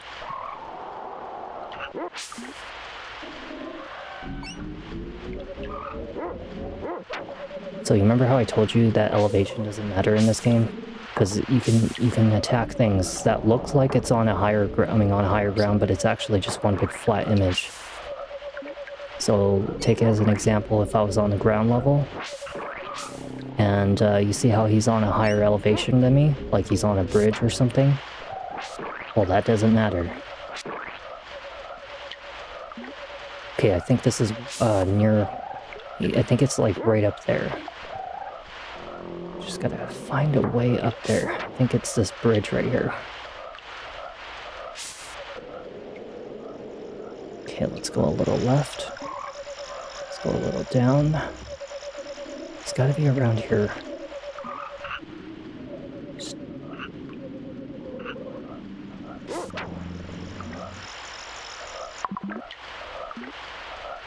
Where are you? I know he's here somewhere. Freaking...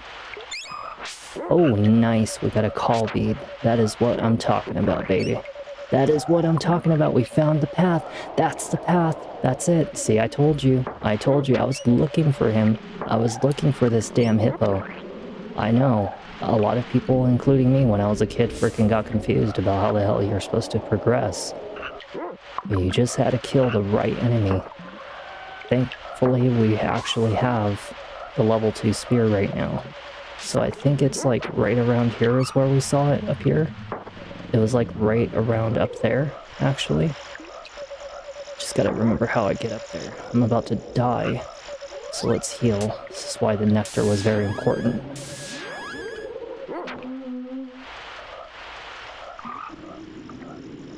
Okay, it should be this one right here. I think this is it. Yep.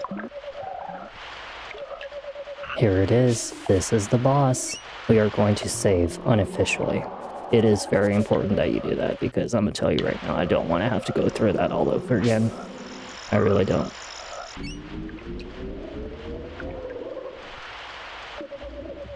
Hey kid, give me a hand with this snake. It's getting out of control.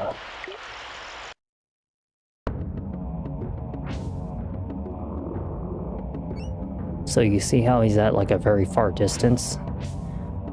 That is the reason why we need the level 2 spear. Because if you try to fight him without that spear being at level 2, you are going to be in a hell of a moment. And I do mean hell. Okay, I don't know where the flame is. I missed him.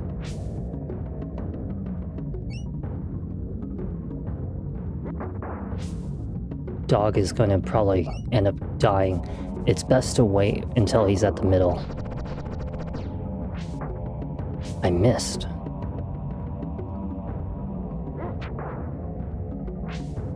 Very nice, 80 damage, that was pretty good. Definitely try to concentrate on getting rid of the fire because they do tend to overwhelm you over time.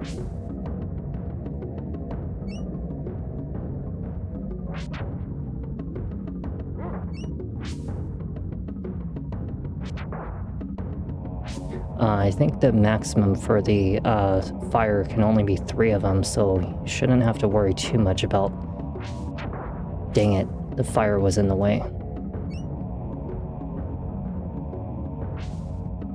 I missed. Are you serious? I missed. I missed again. You arse. What an arse. Stupid spear. Very nice.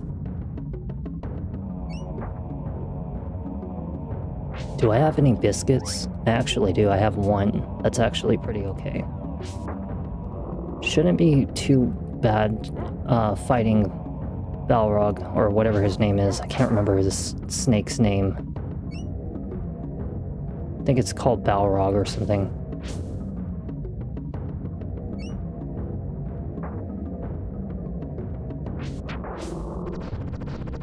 I like the music. The music's very cool.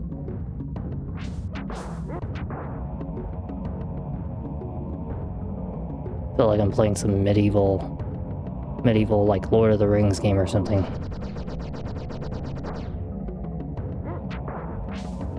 Promise you one of these days I'm gonna get my hands on King Kong and we're gonna play that. That is one of the best like dinosaur killing games I've ever played in my life. It's like a Resident Evil Tomb Raider kind of like game, and it makes the movie look like nothing in comparison to the game. The game is like way better than the movie. I don't know why, but they did just such an excellent job on King Kong. That was a really, really good game. Probably as soon as I get paid, I'll definitely buy the physical copy for the Xbox 360. Don't ever try to download the PC one. You'll brick your computer. They actually have something called Star Force. It's like an cheat mechanism or something like that. You try to uninstall the game and it bricks your PC or something. You have to read about it. Company did some horrible something about it. I don't know why.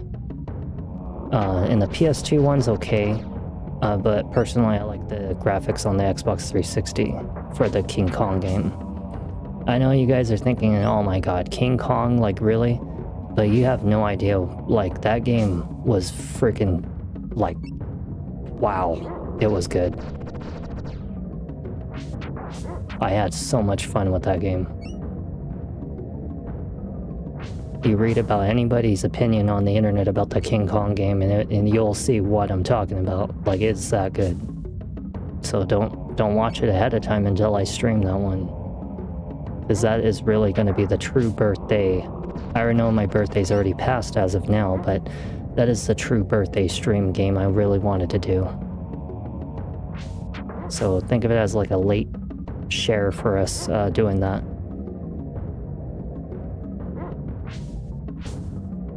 I'm getting him pretty good. I told you that if you didn't have that level 2 spear, there's no way that this fight was going to happen. Because I'm telling you, it would have sucked fighting this guy without it. Look at the damage I'm doing to him too, 75, and I've hit him at least like 10 times already. Yeah, that's like 750 HP, and he's probably like well over at least 1,000 or something. I wish Dog or God could actually get a good hit on him, because if Dog could actually do it, then he would destroy that snake. Let's give it to Dog or God. Isn't that funny that Dog and God are like literally interchangeably backward names? I just thought about that just now, but I literally purposely named the dog God because of how powerful he is. Like late game, this dog does like way more damage than I ever will. Like, way more. It is multiplications more. Way, like, wow. I beat the game with the dog. Which is funny thing is I never discovered it up until the point that I was doing the last video or playthrough of Secret of Evermore. Before that, I always relied on the boy, but never the dog. Damn it, the fire got in the way.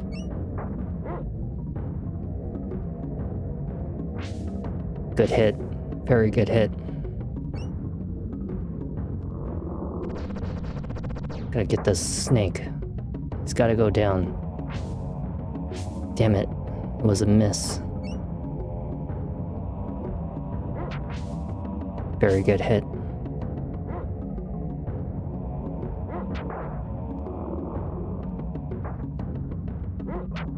Oh, he landed a good shot on me. No, it's too risky for me to go near him with 48 HP. Way too risky. Do not ever let your HP bar fall below like half. It's way too dangerous for you to fight. You will die very fast. And once the boy is dead, good luck. Unless you have like the late game dog, that's like the only time you're ever gonna really want to have dog. But early game dog, he's not as powerful.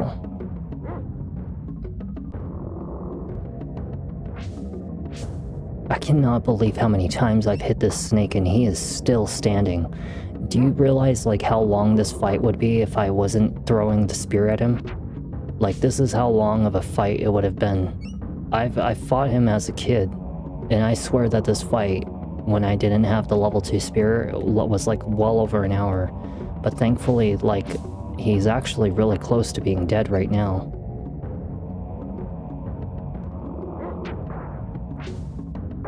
Nice hit, 61 damage.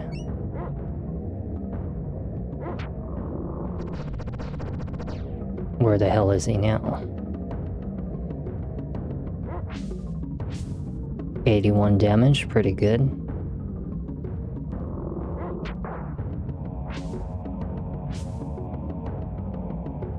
God, his HP must be like at least 3,000. Maybe something like that. 3,000, 4,000. I mean, we've hit him quite a bit, you know? I'm surprised this snake hasn't died yet. Imagine if I had a level 3 spear. Then I would really be hurting him. I would be hurting. Oh, no, that's not bad. Yeah, if I had a level 3 spear, this freaking snake would be gone. Literally.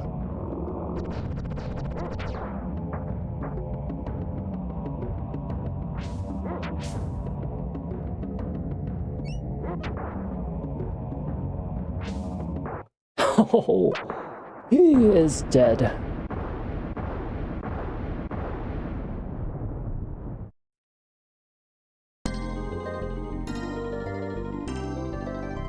Hell yeah. Wow. That thing was even more hideous than the muck monster in The Sickening of Slime City. Where's my brush? What a relief. That beast was about to suck up my hut, and me with it. Ow. Thanks to you, it's sunk for sure.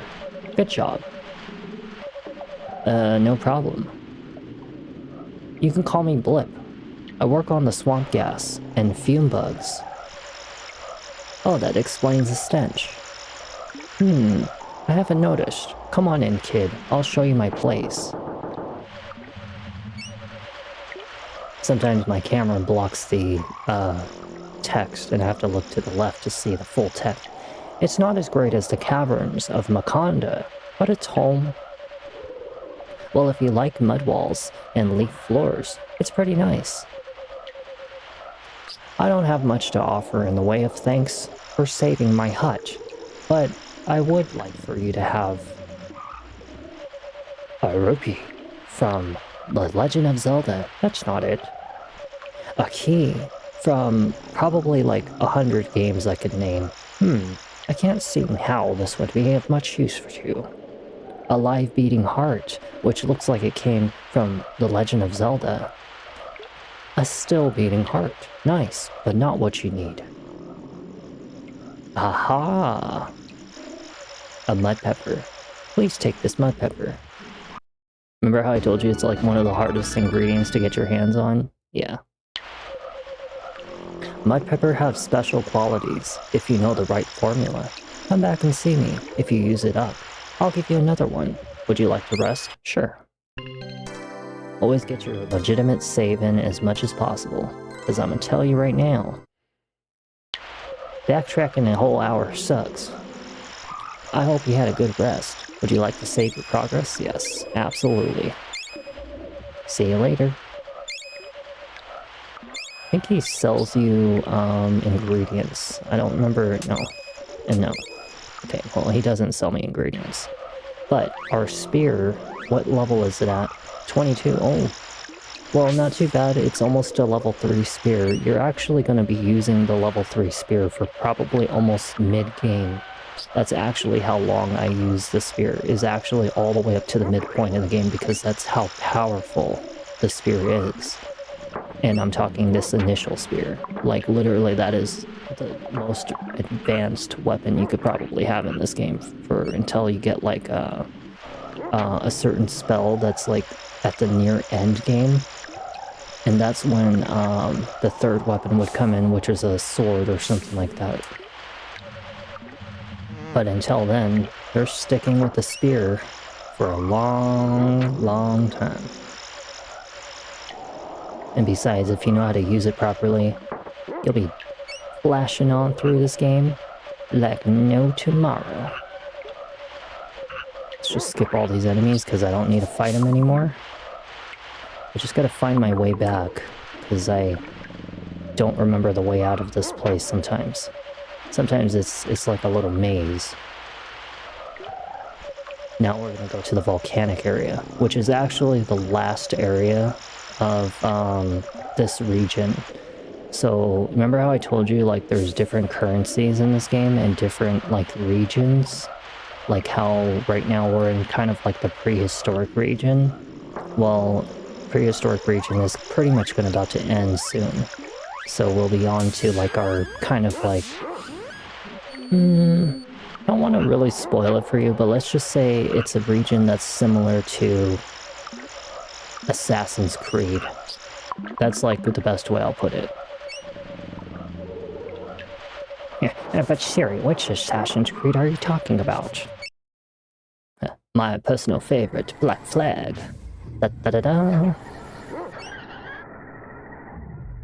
Yo ho, hoist the colors. I don't know the lyrics to pirate songs, although I really should because I love pirate things.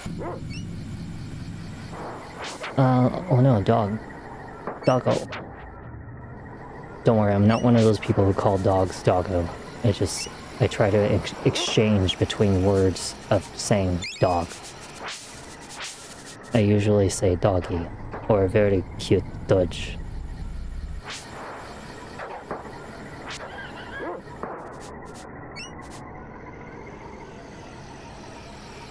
I actually really don't even call dogs mostly by the word dog, or even their name.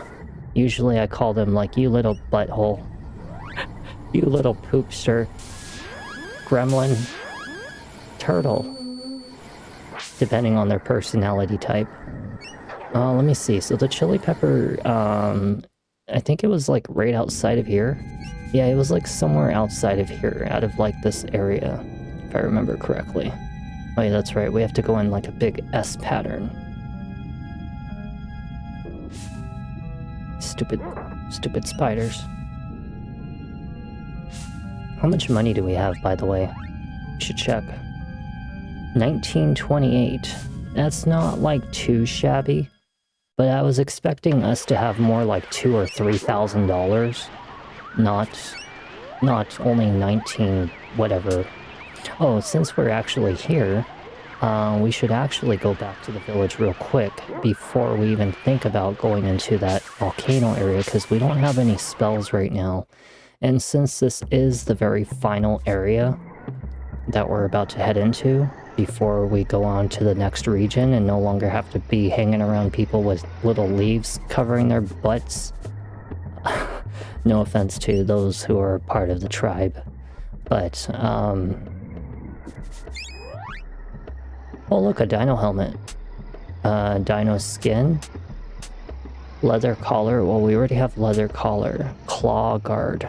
Well, we'll buy that. We'll buy the dino helmet. And let's put that on. I actually had no idea that he sells a second set of armor later.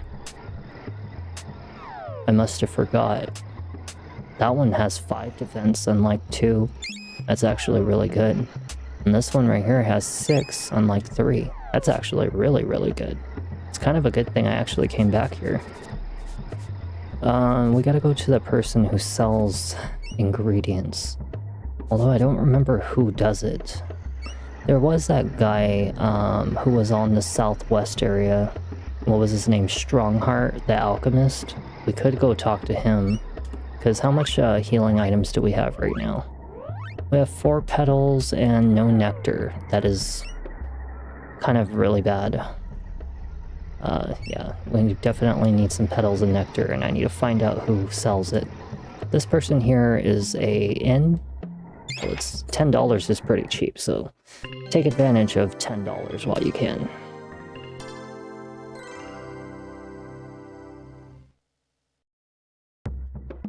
And let's definitely save. And let's get the hell out of here. We really honestly don't need the spells. I would like the healing one though. The healing one is what we truly need. But I don't know if there's a person who's gonna sell it. Let's definitely get some petals. They're very cheap. We should probably grab a couple biscuits. And then we'll just like move on without relying on the spells, because I'm pretty confident that I'll be able to handle the area that's up ahead without it. As much as I really wouldn't mind having some healing spells and stuff, but with our new pieces of armor and our new pieces of equipment and stuff, we should be pretty okay. Definitely took me about 4 videos to finish the Secret of Evermore, so think of it as kind of like 1 region per each video.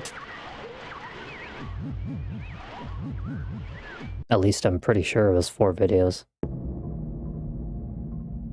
I might even be able to reduce it down to 3 if I know what I'm doing. Some of the areas in the game I actually did legit get lost though.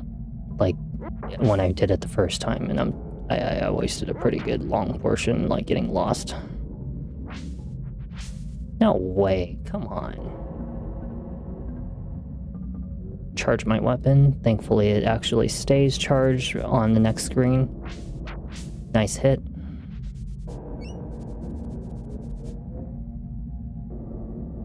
Yeah, this one's a really dangerous type of enemy. You just don't want to get too close to them. Hell yeah, God hit level 10. Very nice. It's very important that the dog always gets the level ups. So as you notice, we need another chili pepper. You're probably thinking in your mind, well, no, not another chili pepper. How are we going to get our hands on that? Well, they have them lying around here in this volcano area. $100. should always charge your weapon when you're walking around, just to be prepared in case that you get a good hit on an enemy or so. Change angles. I missed.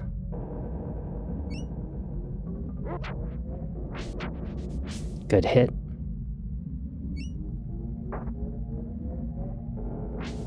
Damn it, I missed. Son of a bitch. It's the only thing that sucks is that you have to charge your weapon every time. But the thing is that it really does help to snipe out enemies. I mean, like, can you argue with that? You know? Being able to argue with hitting, like, an enemy from far away like that and just be able to snipe him like that, that's something you cannot, like, say that is not worth it. I mean, this spear is about to become freaking ridiculously powerful as soon as it hits level 3. And I just needed to hit level 3. And it will just destroy everything. And I do mean everything. It's at 228 right now, though, unfortunately. I think you have to physically attack the enemy to be able to get the experience, but don't quote me on that. So you remember how I told you can, like, attack from different areas on different elevations? Because it's really just one big flat image in the game, even though it kind of looks like it's 3D. But that is another advantage to the spear. I mean, you cannot argue with that. That is super... I mean, super, super useful. Okay, I just gotta get him at a right angle. Ah. It's okay, we'll come back to him. Let's continue on. Oh, is that a pumpkin? What's inside? Got some clay. When they say clay, it's usually like one piece, I think. Because otherwise they'll tell you, like, you got like 10 wax.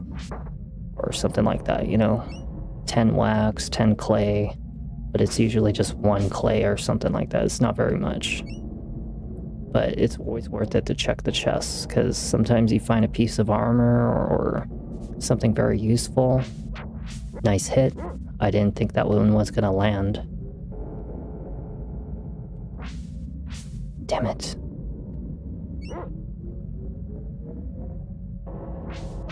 Nice hit.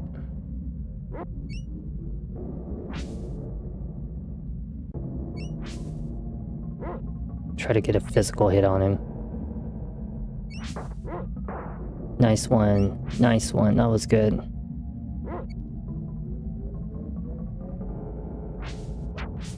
I think I landed that hit on him. Yep, 74 damage right there. This reminds me a little bit of something I did in Resident Evil 1, the remastered HD version. I did this exact thing to a zombie that was supposed to be like one of those fast-moving claw enemies, and I blocked him off with like a cabinet or something like that, because he was a really dangerous enemy to leave alive. Very dangerous. Try to definitely take out as many of these enemies as possible, because I'm gonna tell you, they can definitely hurt the crap out of you.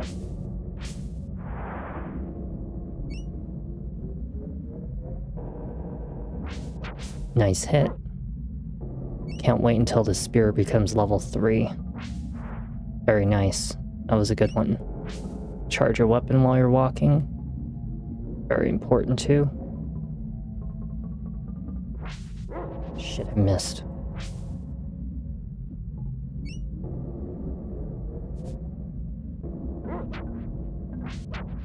Very nice. I missed. Good hit. Yeah, see that? 19 damage. That ain't nothing. I mean, like, literally, that's pathetic. That's the reason why charging the spear is very important. Because 19 damage ain't nothing. And you really don't want to miss the throw. I just literally said it. And I missed it anyway. Oh my goodness.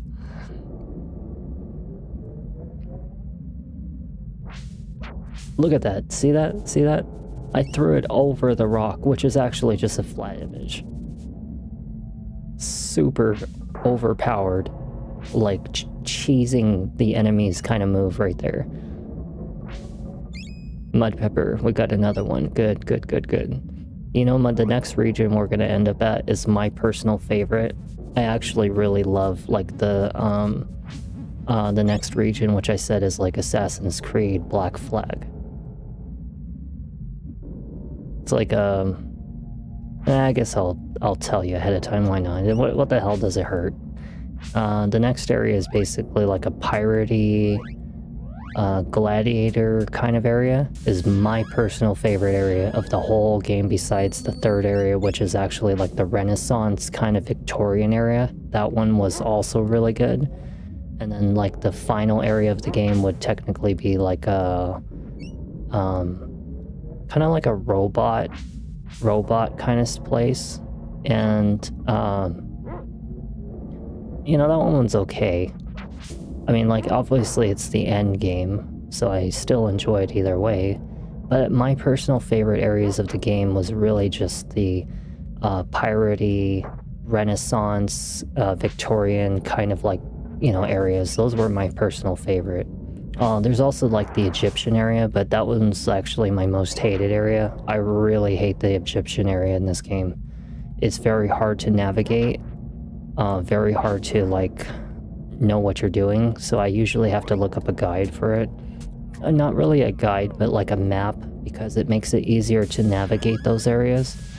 Because I'm gonna tell you, it's gonna be a lot of like bouncing back and forth between like portal to portal to portal, and you're just gonna give yourself a headache if you don't use a map.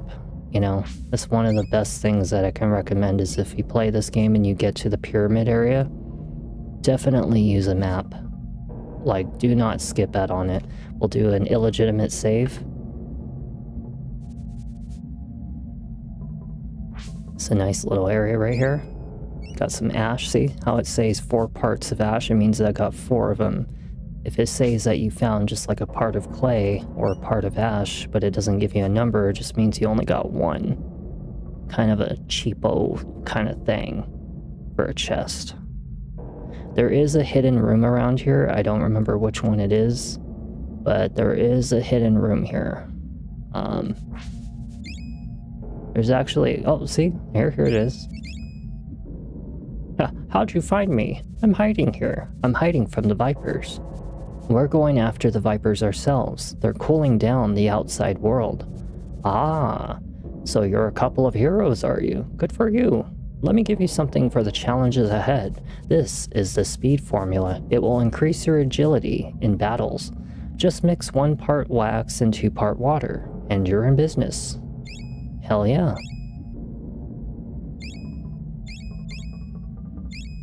See you later. What, you're not gonna sell me any ingredients? I guess not. Cheapo. He's like, oh, I never said I was a merchant. I said I was hiding. Let's get out of here. I don't like fighting these guys.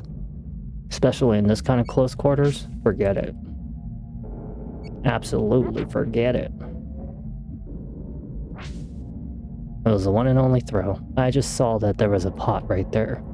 Should go get it.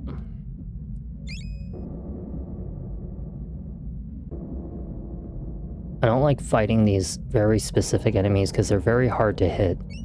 You know, they like to roll around too much, makes it very hard for you to land a shot on them.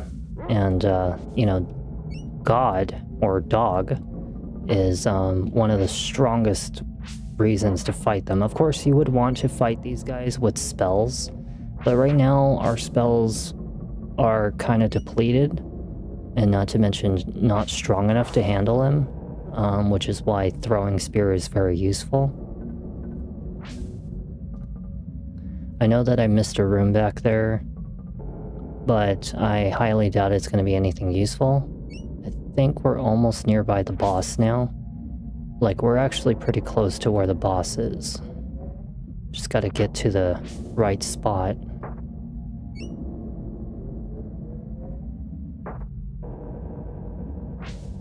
Very nice throw. Oh shoot, it's a gray one. Nice hit.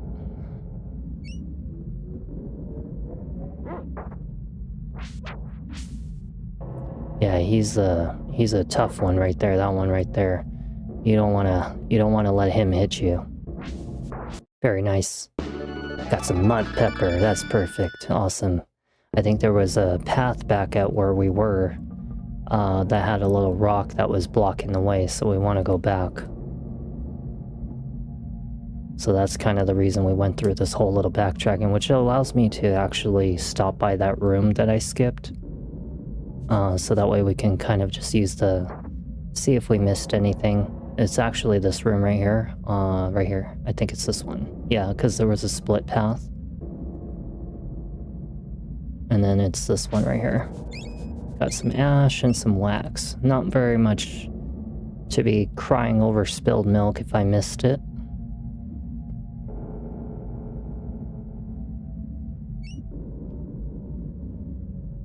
God damn lizards. Let's get out of here. I don't want to be in this room. I want to go and continue. We should heal dog. Or God. Siri, how many times are you going to change the name of dog? Or God? It's an interchangeable term. Literally is like the name saying backwards. It's like race car versus race car. Bet you never knew that, did you? Race car spells race car backwards. Just like how boob spells boob backwards. Alright, Siri, now you're being ridiculous. Shut up. Here it is. Oh. Been very stiff lately. This is oh, definitely saving here. Illegitimate save. This area sucks. So in this area, okay, you're gonna have to go through many different pipes. And let's just say you have to find the path that leads you to open the door. And there are 2 gates. So just take one path. So we're gonna go right down. Okay. So right down was not right. Oh, no. Oh, shoot. I didn't realize it, but there was actually something in that room.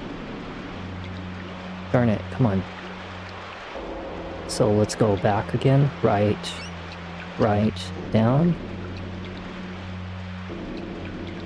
Okay, so we found one room, right? But there's no switch. Okay, so this is not it. Okay, so right down is not it. It also helps to have a map if you are looking for one. So right down. So let's try right, up, right. So right, up, right. Oh, you stupid little thing. You stupid little thing. You creature, you. You made a big boo-boo by attacking me. Okay, so we tried right, up, right. So let's try right, up, and then left. And then down. Okay. Okay, so this right here. What was it? Right, up, left, down. So I need to write this. This door right here is the room that we are trying to unlock, okay? So I need to write this down because it is actually quite important for us to make sure we remember which room it is. Because I'm going to tell you, by the time that you find all the switches for the rooms, you're going to forget even which room had this one. So it's right, so door equals right, up, left, down. And that is the room. Okay, so now we just have to find out where the next switches are. Okay, so let's go figure them out. Okay, so we've already tried right, up, left, down, and all the other right rooms, so let's go and see what the next ones are. So let's go right, up, That actually leads right back to the same room, the one that goes right there. There's another side that the pipe I've been skipping. It leads to the same room. So let's go up. And let's try up. Okay, up, right. Okay, so it's a nice little dead end right here. There's nothing in here, it's just a stupid raptor.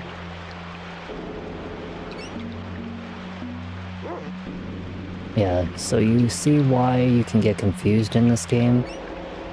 Because some areas you will get completely lost. Trust me when I say there are some areas in this game you absolutely need a map or just some way of navigating, because you will run around with your head up your butt in some areas of this game. Specifically, the pyramid area is one of the worst ones, and then there's like a teleportation device kind of area that also sucks like crazy. And also there's like the Queen's Tower when you're playing as the dog. There's like a big maze, and it sucks. It really sucked, but I actually figured it out later. I actually remember what to do also. Okay, so that one's not it either. We've almost done all of the right side areas. Okay, so let's go right, up, left, right. We've already tried that one. We've already done down. So let's go right, and this is the last room. This is the final one, and it's still nothing important. Okay, so let's not do this one. So let's go left rooms now. Okay, so let's go left and left. We have no switch here. Okay, so let's try left. Let's go up. And let's try the left path first. And let's go down. Okay, so this room here, nothing in here, just a piece of wax.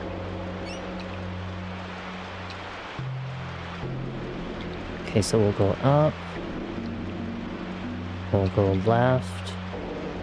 And then we already tried down, right? So let's go up. And let's try the left side first. Actually, let's start with the right side, because it seems like it branches off a little more further. We'll start with the furthest right. Holy crap, 2 raptors.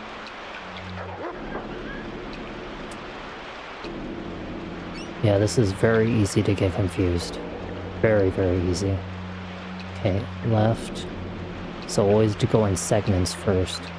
So we go up, right, and we already skipped, we already went to that one, so let's go to the one that's before that one. Yeah, right here. Is this it? It's not it either. Okay, so we're all done with those ones. So now we can go left. And then we're gonna go up. We've already done all the right side ones, so let's do the left, and let's do the closest one to the left.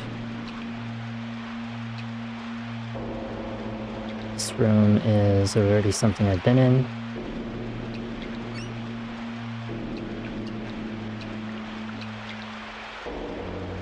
Let's go left. Let's go up into the furthest left. Go down. We can either take the right path or we can go down. Let's go down. And let's see where it takes us. Oh, it looks like a very interesting room right here. Alright, we made it. We found it. This is it.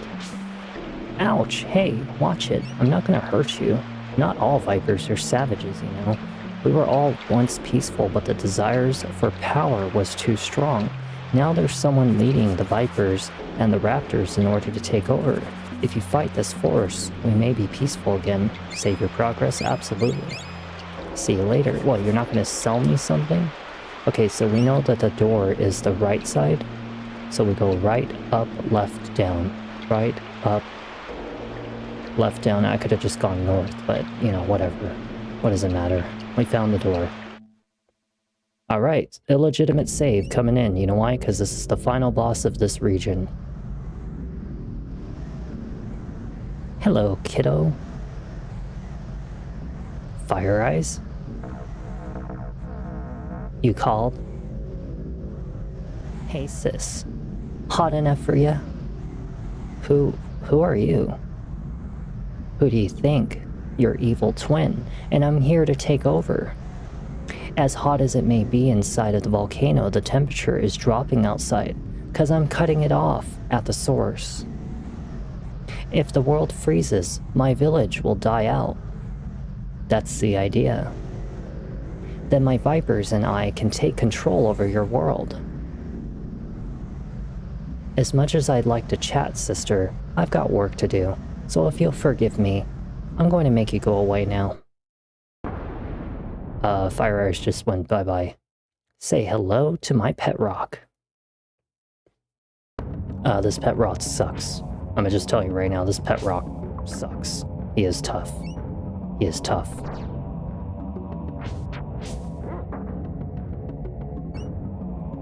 Just move. Do not sit still, just move. Just move around. Do not sit still. Get a nice good hit on him. 72 damage is good. Yes, he does heal. He does heal. And that's the part that sucks. 95 damage, pretty good.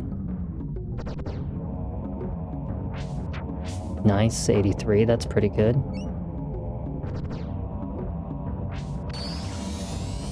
Oh, no! 20, oh my god, he almost kicked my butt.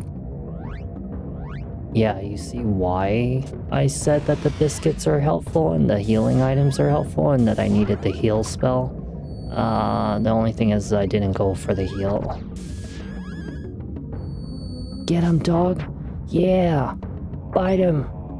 Bite him where it hurts, in the rock wiener. You grab onto that nasty thing, and you make him never come back here. Damn, he is kicking my dog's butt. Jesus, he's kicking my butt. 92 damage, not too bad. He rolls around so fast.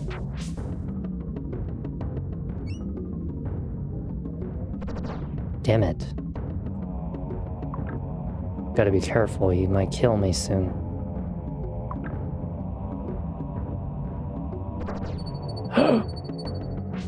We gotta heal. We gotta heal now. Gotta be fast with it.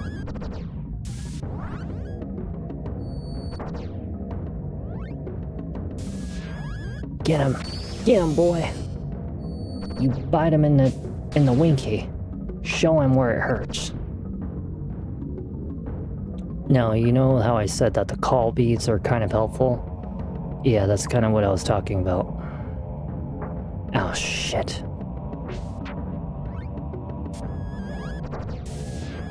This is also why the heal spell would have been very helpful, but I don't have the heal spell. Don't worry about healing the dog. Use the biscuits. Don't waste your heal items on dog. It's very important for the boy to stay alive.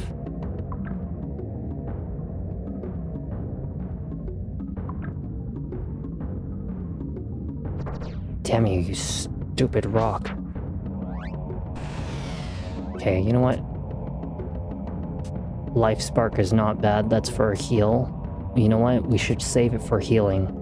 We have 7 of them, we'll save them for healing. Let's not try to waste them. Hopefully dog can be a little more aggressive, because I really need dog to start attacking. In fact, let's put him on full aggressiveness.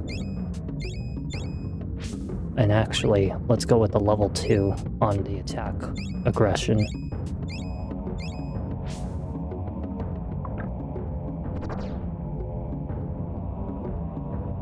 Shoot, I hope he doesn't attempt. Oh my goodness. No! No! Oh! You asshole. I can't remember which button was. Which button was it? 5? freaking Christ, do you see why I save illegitimately? Damn it. That monster is so powerful. He is so powerful. I'm gonna try a different method.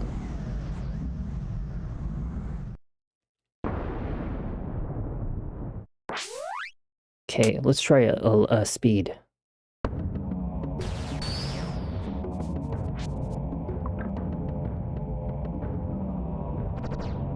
We move a lot faster now.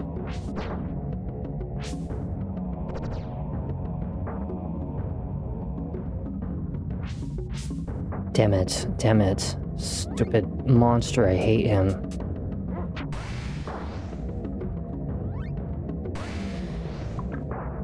Definitely gonna want to heal.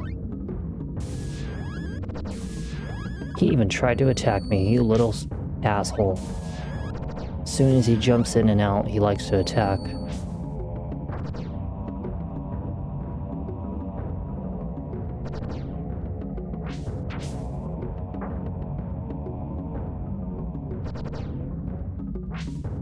Dang it, I missed him. Wait for it. Oh no, speed's worn off. That's not good. We're gonna want that.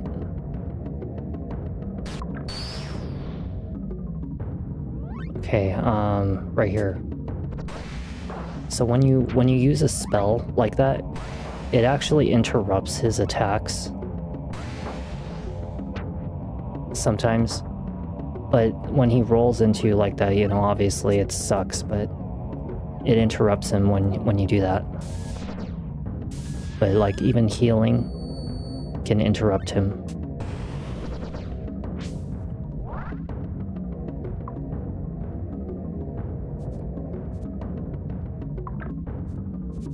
Just move.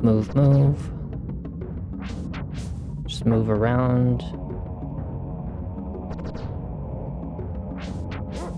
It's gonna help a lot with fighting him. Damn it. I hate it when he does that. We're gonna want to use a call bead. For sure. We're gonna want to use a call bead for life spark. For both of us. Nice. That was a good heal.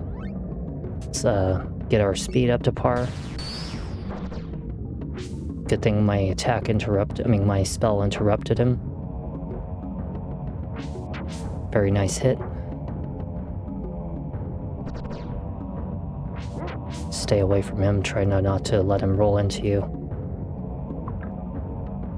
He's not healing as much. It's good. Just move. Very good hit.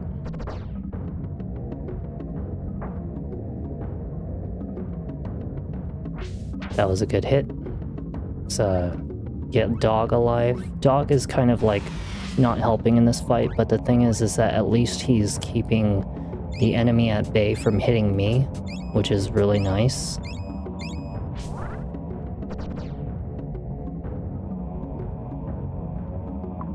Because I could really use him as a distraction.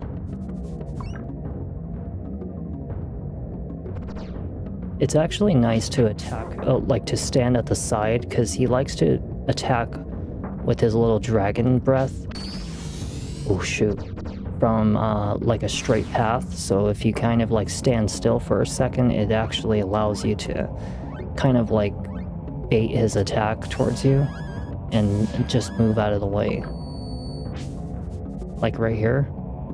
Like if he jumps up, like right here, just move like that. You know, all that dog got him. I mean, not the dog got in my way, but the stupid pipe got in my way.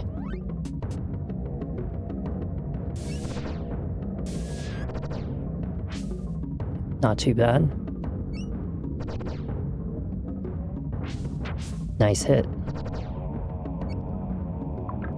Okay, so let's see. He likes to attack at his side, right? See like that? See like that?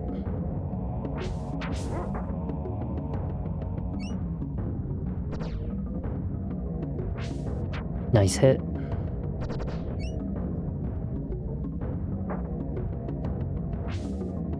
Oh, darn it.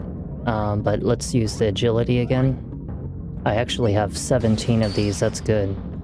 It's very helpful.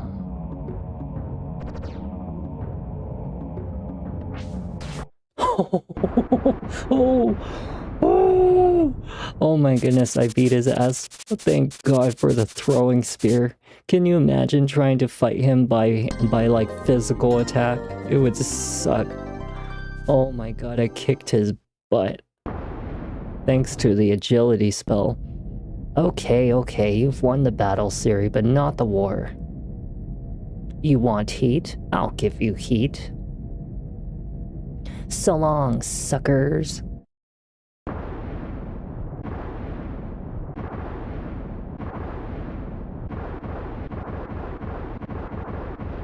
Uh-oh. Nah! Just kidding. I'm kidding.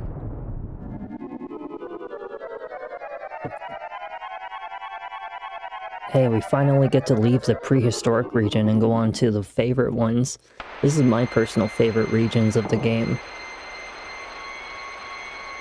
I cannot wait. It almost like makes me really want to see part 2 video so bad.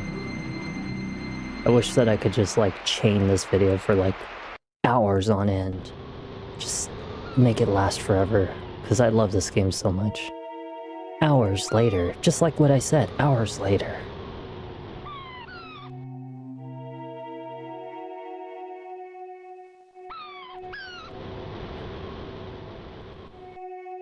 Stupid piece of hair is like pissing me off. Little gnarly little thing. Whoa.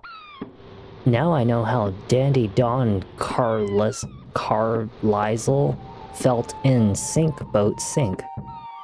I think I've got water in every orifice, pocket and pore. No sign of God. God? Nope. I better look around. Well, God's probably around here somewhere. The treasure on the West Bank are very valuable indeed. The leader of Nobilia has posted a fine reward for them. If I found them, though, I might just keep them for myself. Of course you would. Do you mind? We're trying to hit each other here. My brother, Tiny, is the strongest man in these parts. So that name, Tiny, try to remember that name. Now he's in Nobilia working in the market. It's honest work for a man like my brother. Ah, the floodwaters are a scourge, they are. There are tales of hidden treasures and jewels in the land across the river. I'd go there, but I think I'll wait until the weather clears up. Good luck with that. Just saying, good luck with that. Let's go find a way up. There's gotta be a way up somewhere. Somewhere around here. Aha!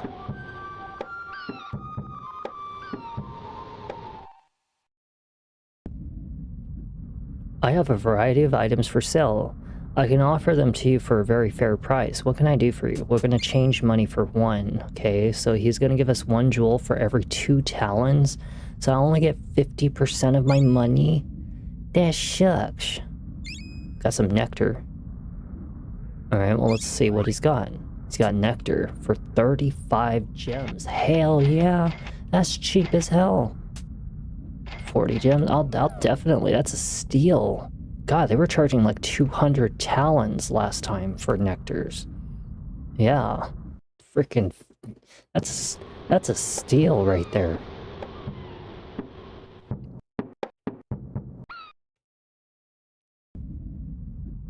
What you got back here? Since the river monsters have risen, some of us adventuring types have been staying inside.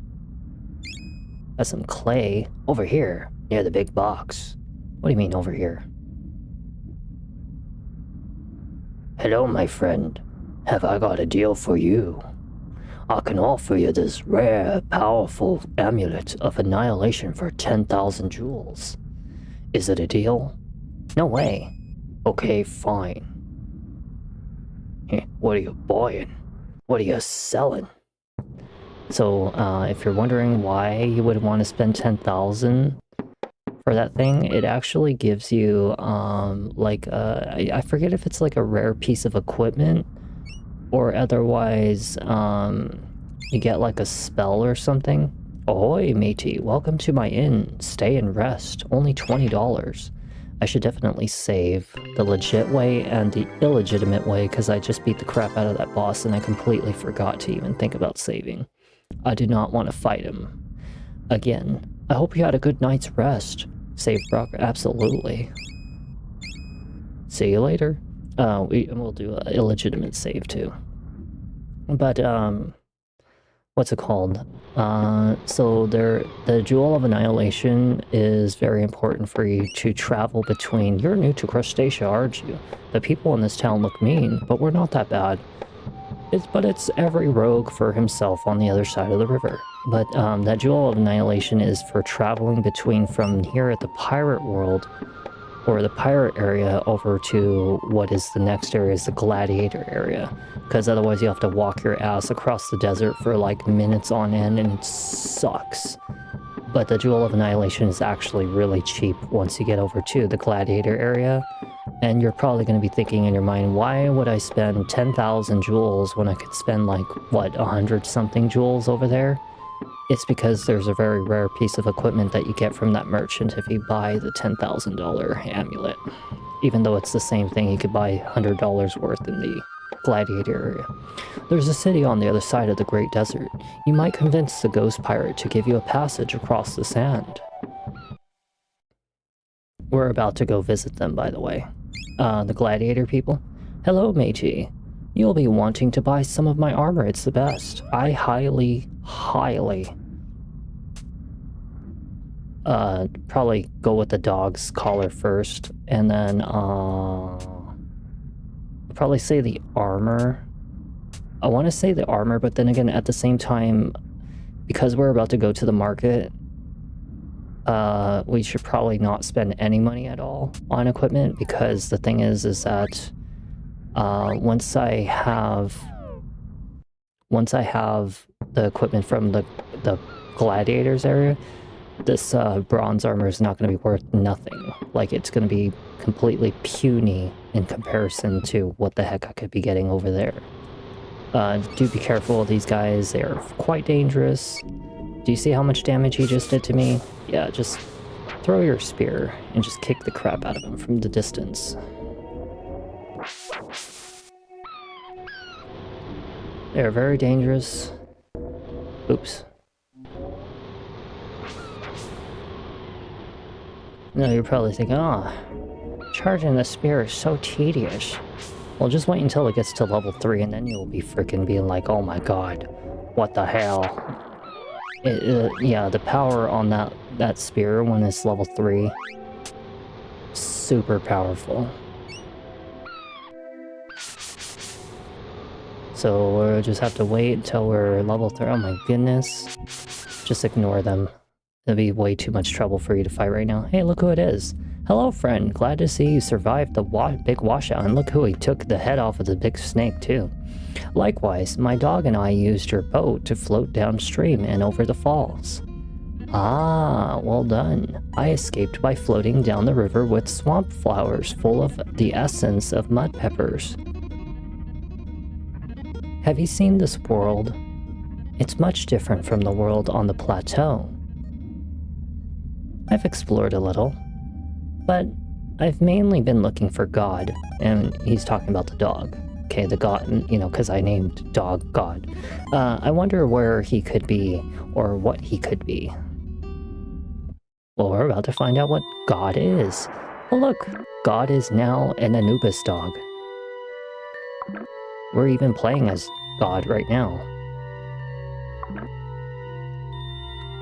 We're going to go inside.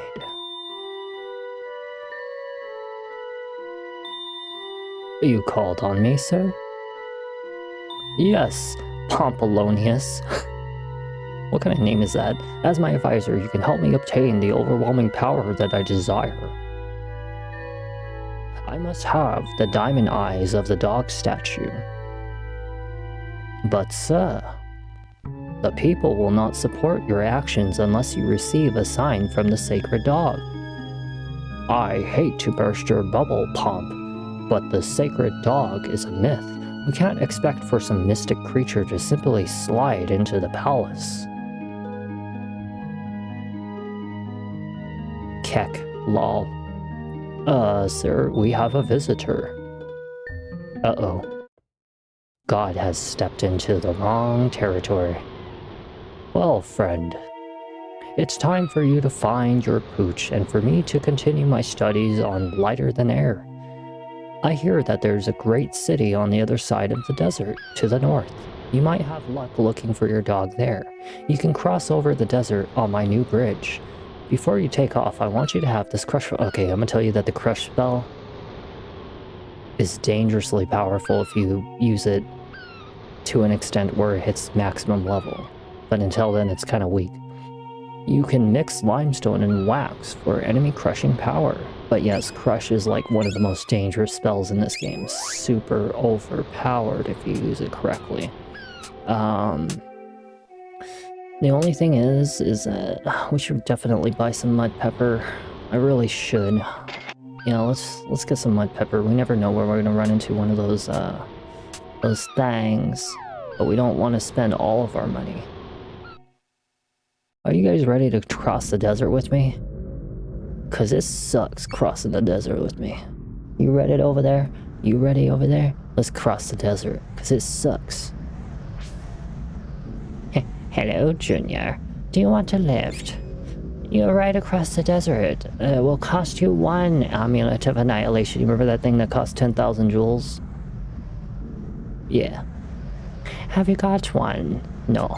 Come back when you got one, Jack. I'll give you a ride then. Well, thanks a lot, asshole. Hey, Chief, do you want a lift? Yes. Yes.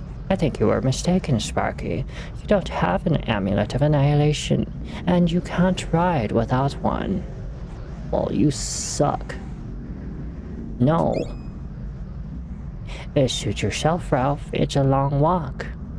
Yeah, you're asking for something that's worth $10,000. Excuse me? I ain't gonna spend that much money. Are you out of your goddamn mind? Alright, my friends. I'ma just tell you right now. You're in for a really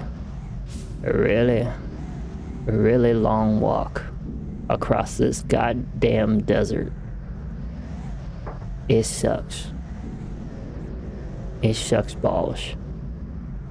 Walking across this damn desert. But we have the agility. Let's go. Let's run. Run like the wind. Run like the forest wind. I know it doesn't help, but hey, if it saves us even like a few more seconds of running across this goddamn desert, and always touch the water because it refills your HP, is that it would take you a lot longer otherwise if we weren't using agility. Because even a few seconds of extra speed helps. Don't worry, it's only really like a minute of actually running. It's like a minute or maybe a minute and 30 seconds or something like that. It's something like that, I don't know. But still, either way, it sucks running across the goddamn desert. Try not to get hit by the tumbleweeds. They do hurt pretty bad. Okay, we should be almost there to the city. It's not that much further. Usually by the time we're on the boat, I think it's like a 40-second ride or 30-second ride or something like that. And it goes really, really fast. But us, on foot, it's gonna be a little minute. A little pretty little minute. Kind of reminded me of when I was playing like an old Star Wars game back on like the N64.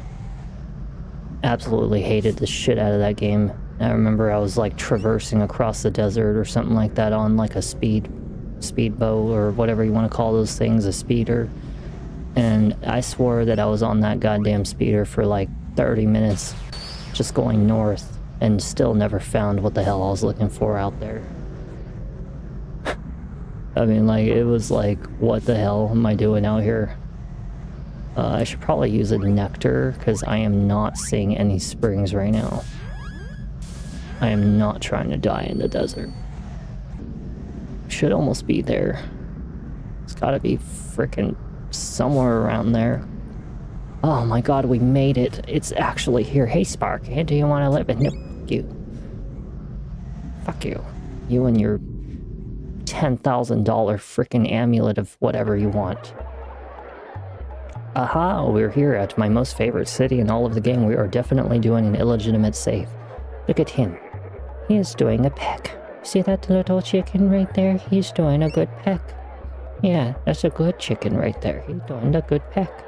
Alright, well, let's go shopping. I have the best price of spice in the market. I can give you a jar of spice for only 20. Okay, so I wrote somewhere in this book, the last time I did a guide on this game, I actually wrote somewhere in here about the secret of Evermore's best, like, trading prices. I just don't exactly remember where the hell I wrote it, though. But I had, like, the best prices in the game for this moment. And I think that whatever it was that I wrote may actually not be in this book anymore, because I might have torn the pages out. God damn it. That means that I have to do the whole trading system all over again. Son of a bitch. I have the best price in the spice. I can give you a jar of spice for only 20 jewels. What do you say? 20 jewels for a spice? Are you absolutely out of your mind? I'm just looking.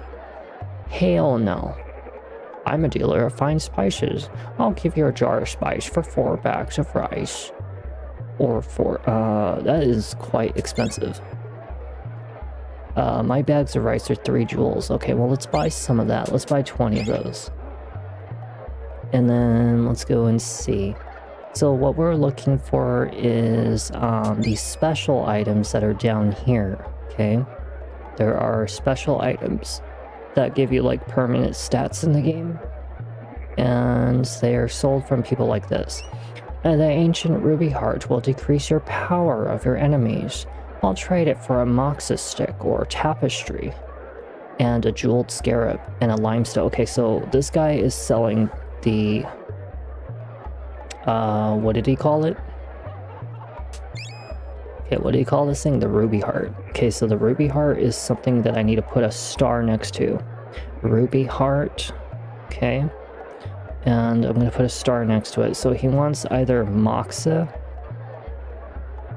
or he wants a tapestry. So we'll call it tapestry.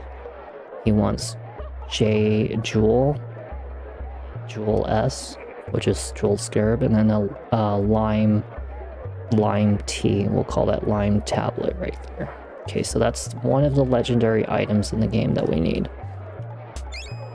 And then let's do helmets are my trade, and I have one that you'll need. I'll trade the obsidian helmet in exchange for 10 jars of spice. Hell yeah, obsidian helmet. Okay, so obsidian helmet, 10 spice. Okay, let's go get some 10 spice right now. That's actually something I want, like, right now. Hell yeah. So you remember why I was not trying to frickin'... Okay, so we need 4 bags of... Okay, so I'll give you a fine spice for 4 bags of rice. So we need 4 times as much. So if we need 10 spice... Thank you so much for stopping in to say happy birthday. Even though my birthday is, like, already passed by about 4.5 hours. But thank you for stopping in to say happy birthday. So we need 40 bags of rice, and I have 20 bags right now, so let's get 40 bags of rice. Okay, we have 20, so we got 40. If you need to find out how many you have, you look in this little bag right here, and it'll tell you right there. And we can also look at the charms, which the charms are like the long-term legend items. And let's go get 40 bags of, or 10 bags of, so 10. Okay, so I've got 10 bags of spice. Perfect. How was your day, by the way? Hope you're having a good day. I'm glad you can stop in to say hello. You know, I had a pretty good day. And now I'm just enjoying one amazing game that I'm doing a remake on. Once in a lifetime. Amazing game. This game is just so good. Like, I love this game with all of my heart. See that? Look at that obsidian helmet. That is 3 times as much defense. And now we have the obsidian helmet. Okay, so I can cross out the obsidian helmet. We now have it. Okay. So now, let's go see who else we need, right? So, you may heal your wounds more effectively when you possess the Moxus stick. Okay, so this person here is selling a Moxus stick, right? I'm gonna write it down. So he's selling the Moxus stick for 2 chickens and a jeweled scarab and 12 jars of spice. So 2 chickens. 2 chickens. Jewel scarab. Jewel S. And 12 spice. Okay. Work again. I hate working. I know it sucks. Work really does suck.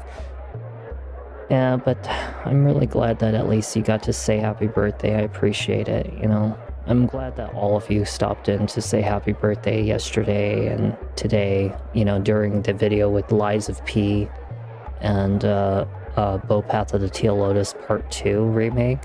And then even today, you know, I really appreciate it, you guys. It's very kind of you to at least remember and, you know, share these little moments together.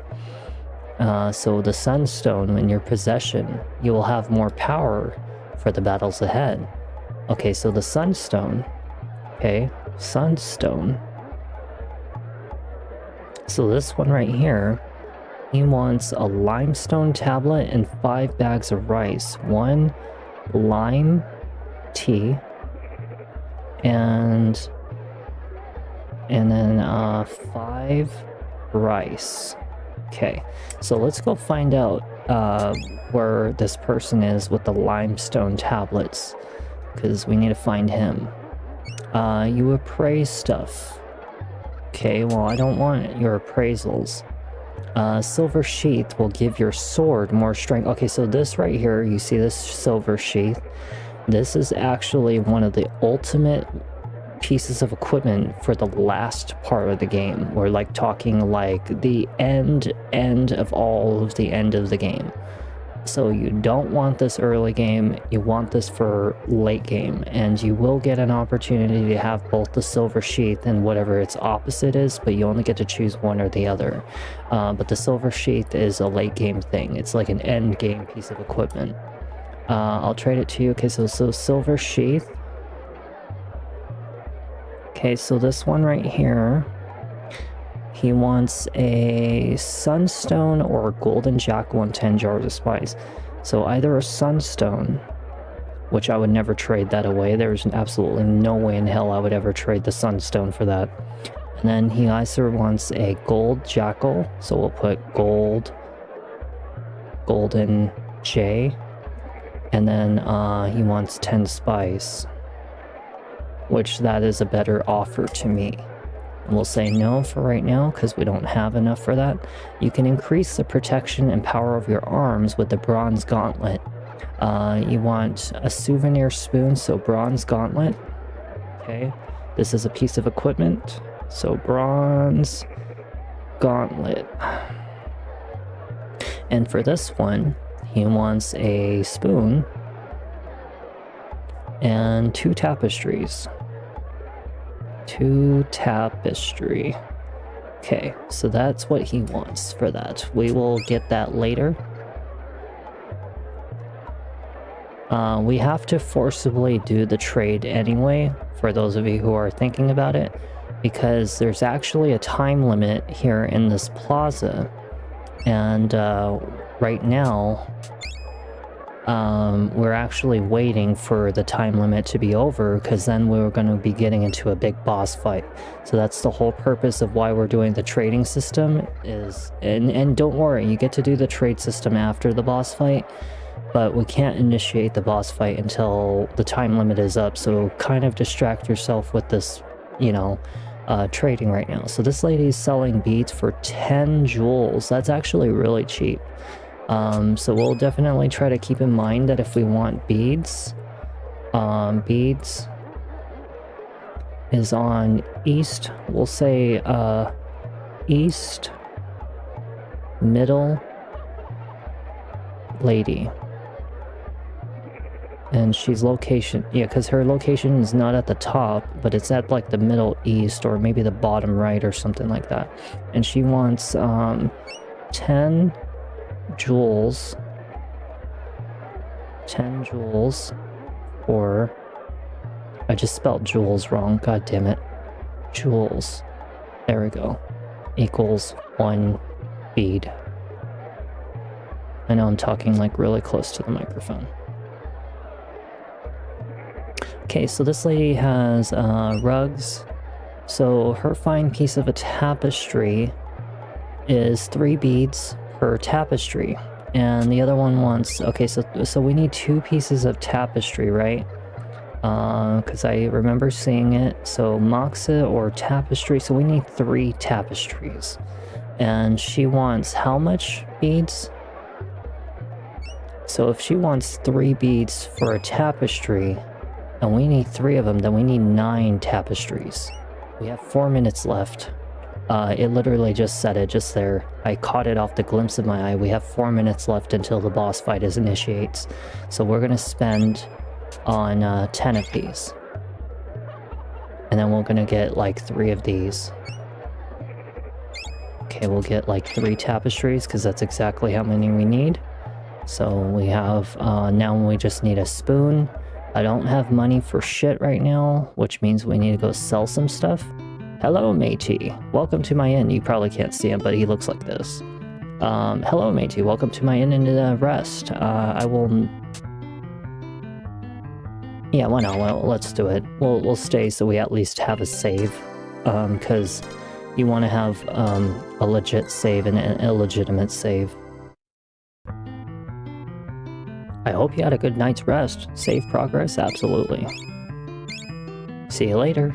Okay, well let's go find the person that is going to allow me to get some money, because I really need to sell some stuff to get some money. Because right now, we are hurting so bad for jewels. It is not even funny. Like, I need money, like, badly right now. Because we cannot continue trading if we're dead broke. We broke as hell. There's actually a person back here who sells you a spell. Ah, what's the meaning of this? Why do you disturb my rest? I'm sorry, I didn't know. You're kind of skinny little guy, aren't you? You need some meat on your bones. You need brute strength. I've got just the thing for you, the power of Atlas. And this is actually an incredibly powerful ability, just so you know. Of course, in order to use the Atlas formula, you'll need an Atlas medallion. I'll sell it to you for 100 jewels. Yeah, right. You absolutely out of your damn mind? Do I look freaking wealthy to you? Volume, volume, volume. Okay, let's see. What can I sell to you? I ain't got shit to sell to you. Buy items. Nectar, we can buy nectar for 40 bucks. $300 for honey, which is actually an incredibly strong healing item. $50. God, everything's so expensive.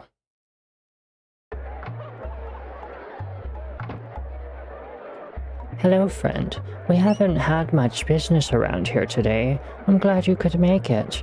These limestone tablets are authentic piece of artifacts. That's from the ancient ruins. I can part with them for 4 jars of spice. Okay, so this lady is selling what? Limestone tablets. Okay, so lime. tea, and she wants, she is the hidden alley lady. Okay, she's the hidden alley lady. She wants 4 jars of spice and 2 beads. So 4 spice and 2 beads. God, you're out of your freaking mind. That is expensive. I have something that you need. A jeweled scarab. Okay, so the jeweled scarab. This is actually a very important item. So jeweled scarab. Jeweled S. Okay, he's the hidden alley. Hidden alley. Fatso. Okay, hidden alley fatso. Jar of spice. So 1 spice, 2 perfume. 1 spice. Okay, and 2 perfume. And that is what he wants for one of those things. This is actually a good moment. Oh, boss fight's happening. Oh shit. Here comes the boss fight. Yep, everybody's gone quiet. They're no longer going to shell me things. No, sure. It's time to get into combat. All hail the mighty and powerful sacred dog. In honor of the sacred dog's appearance, there will be a battle in the Colosseum. Our champion will fight a challenger to be chosen by the sacred dog. Show us, sacred dog. Show us who the challenger shall be. Uh-oh, God recognizes me. Uh-oh. God, is that you? You're the sacred dog? That figures. The sacred dog has chosen Tiny. And you remember I told you to remember the name Tiny? How that guy that was back at the pirate, little pub was saying, my big brother, Tiny, is in the Colosseum. This is his brother. This is Tiny. Take our challenger to the Colosseum.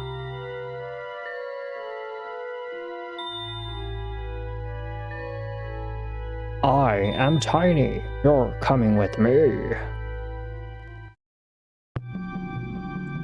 Okay, so I'm gonna tell you right now, there's a godly piece of armor in this area.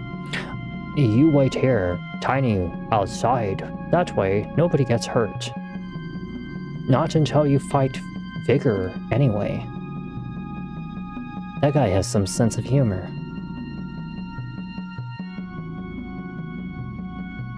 Greetings, Challenger. I am Pompolonius, advisor to the new leader of Nobilia. Hi, I'm Siri. There's been some sort of mistake. I'm not really the gladiator fighting type. But you were chosen. There's no denying that you're going to fight. Now, I'm going to leave and let you prepare. The gate will close behind me. When it opens again, that's your cue to come out fighting. Should I save your Absolutely. Okay, so... Well, God, this is another fine mess you've gotten us into. Here I am about to take some tooth-spitting, sword-carrying champion gladiator, and all I've got is a femur, a claw, and a stick. Bronze chestplate. We are definitely putting it on. Okay, so somewhere around here is actually a hidden room. Aha! And you have to go off-screen. And here it is, some wax, a call bead, and a serpent bracelet. Look at that, 10 defense, very nice. Bronze helmet, call bead, and some wax. So you remember that, merchant that was selling bronze stuff? This is actually kind of, a cheap way of you getting those gear without spending money on it. That's why I didn't want to spend money on it. Can't... Okay, here we are. So I think he's about to call out for me. Let's try to see if there's any more hidden rooms, because I'm pretty sure that was the only one, if I remember. Yeah, it looks as though that might be the only one. We're going to do an illegitimate save, and we are going to go out and fight our final boss for tonight. You stay here, God. Stay. And don't get into any more trouble.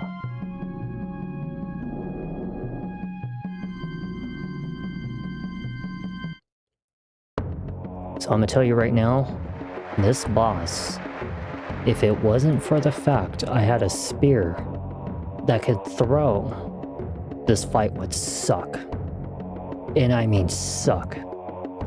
You paid for an entire seat, but you're only going to need blah blah blah. This is the main event. Entering the Colosseum, the King of Chaos, the Babylonian Bruiser, the Pulverizing Prince of Pandemonium, Bigger the Indestructible.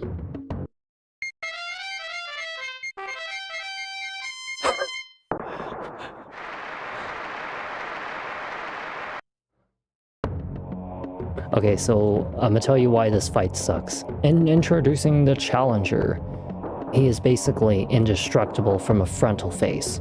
I'll some loser with a stick. He is weakest at his backside. Well, it's good to know that the crowd is on my side, but yes, the enemy is actually completely indestructible from the frontal plate, and he moves quite quickly. He is almost impossible for you to kill him with spells, okay? Because your spells tend to go straight towards wherever you're facing the enemy, and when you're attacking, you obviously fight towards the direction of the enemy, right? And most of the time, he's never going to let you see his backside.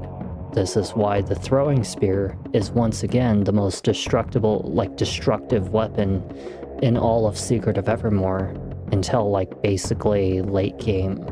Okay, so this is why I said it was very important for you to get level 2 spear to fight the big snake guy, and not to mention even this guy, and hell, even other bosses, so you're learning from me. This is like the big fight scene in Dirt, Sword, Sweat, and Togas.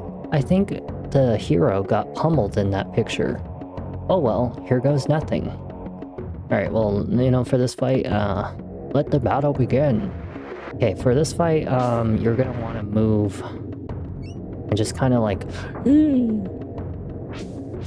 we're gonna want to get the speed spell, because we need to get our charge weapon. Damn. Okay, wait for it, wait for it, wait for it. He's gonna charge at us. And then throw. Oh, damn it. Only one damage. Stupid asshole. What did I get? 1? Oh, damn it. I missed it. Okay, right here. How much do... Oh, shoot.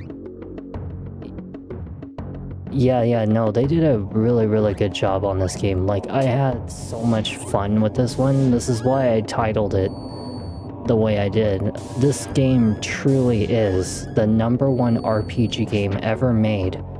Oh, look, I did 47 on him. That was an accidental hit, too.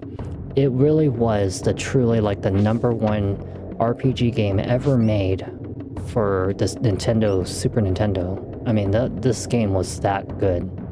The music, the combat, the storyline, everything was just so excellent about it, Nice. Oh, damn it, I missed him. I got a good hit on him earlier. 76 damage one point. Did I get him? I don't even know if I got 4 damage on him. Just son of a bitch. Just wait for him. Try to get him when he's about to charge right now. That was definitely a hit. I saw the damage on that one. I know you guys didn't, but I definitely did. You ass wipe. This is why Nectar and Heal spell is very important, is in case you run out of, healing, I know it sucks, but you just gotta bear with it. Did I get him? That was 76 damage. That was good. That was a good throw. That was definitely a good throw. That's 70 damage right there.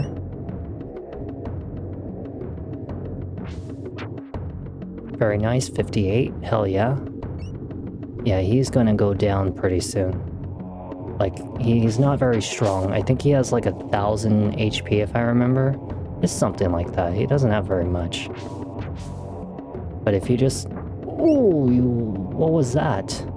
But if you just keep on repeating this, you're gonna win. You're bound to win. Very nice hit. That was definitely a good one right there. Yeah, kind of save yourself with that pillar up there if you have to. I don't know where he is. He's about to come after me. Very nice hit. Let's get our agility spell.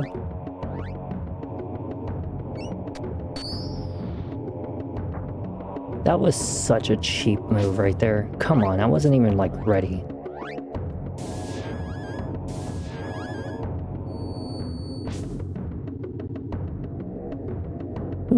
Oh, you little punk. Wait for it, wait for it, wait for it. Come on. Nice hit, that was a good hit.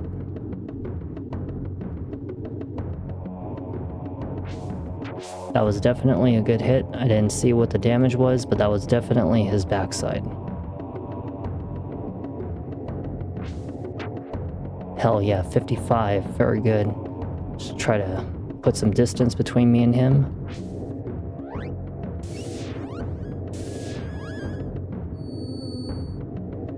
Yeah, he's not gonna be able to reach me from here.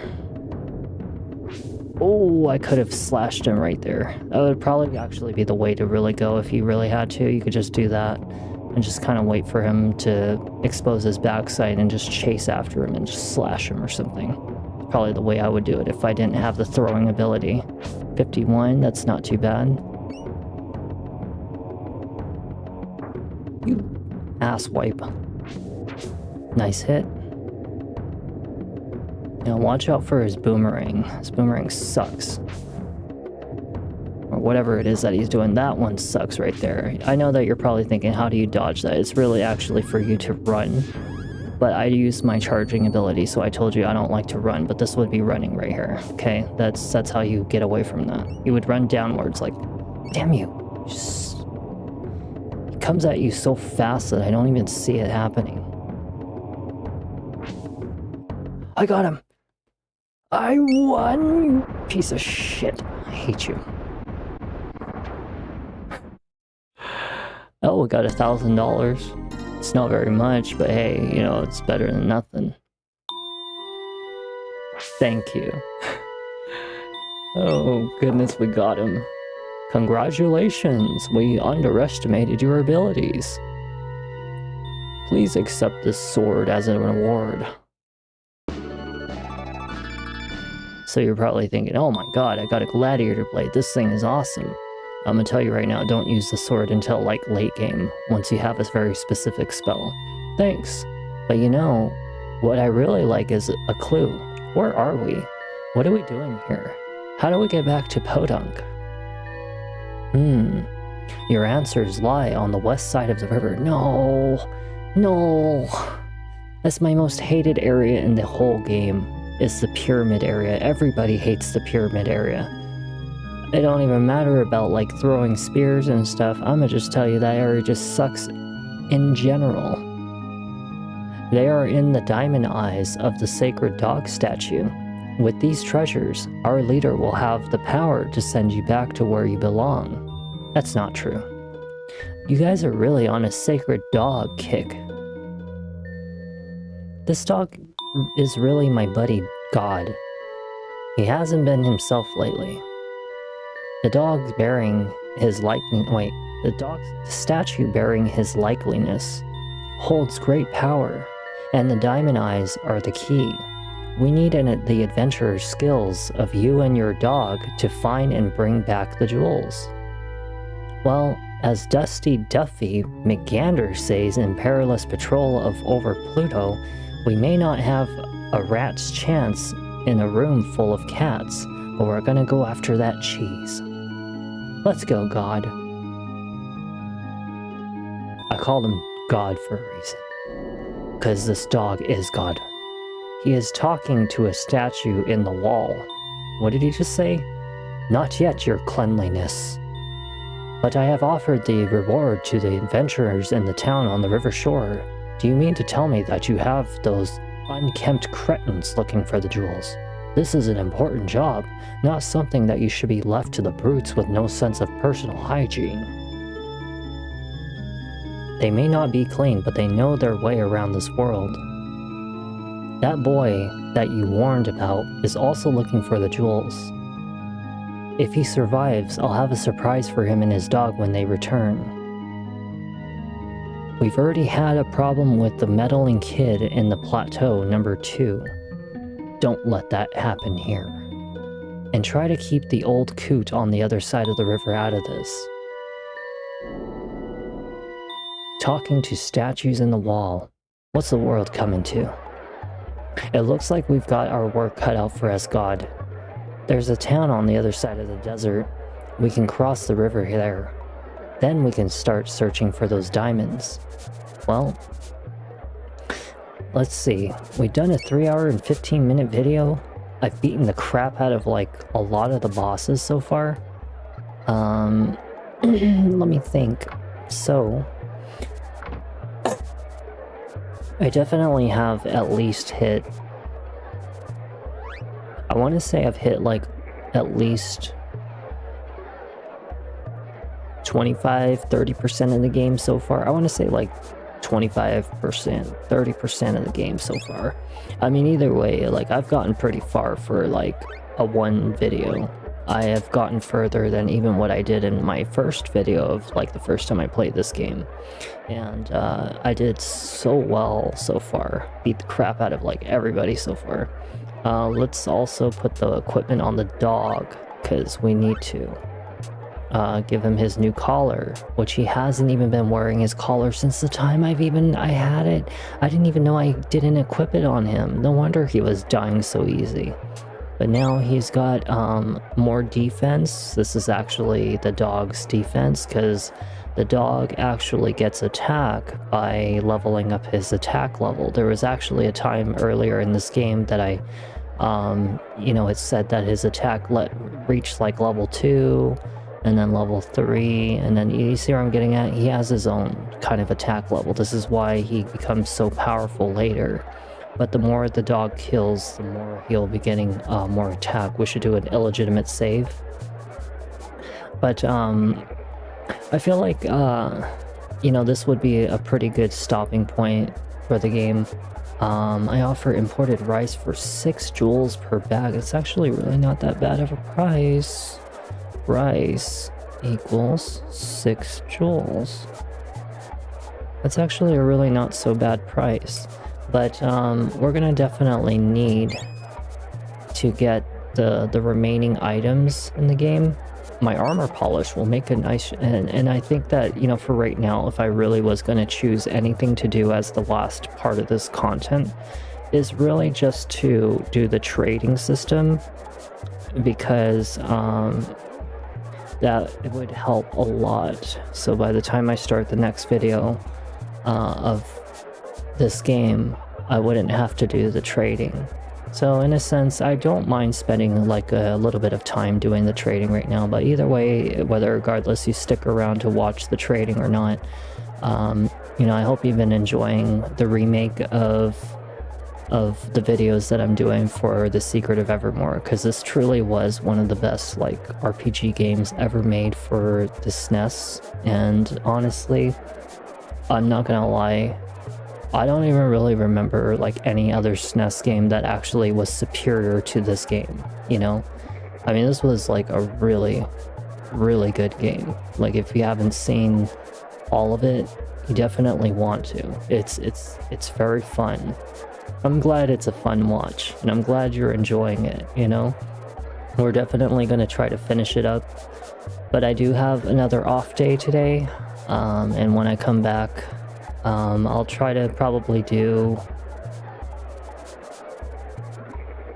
I don't know. I know that I'm supposed to do another video on Ico, because I really do need to finish that game, but I don't know if I'm going to do it just yet. I do need to finish up Bow Path of the Teal Lotus this coming week. I do have every intention to try to finish the game by the time the next off days do come up. But for tonight's off days, maybe, who knows, maybe I'll return to some of the games that I've been putting off for a little while. You know, just to kind of put out a video out there. Like, I'm not gonna lie, I've been kind of feeling like a little bit of some samurai game, you know, like the Ghost of Yotai.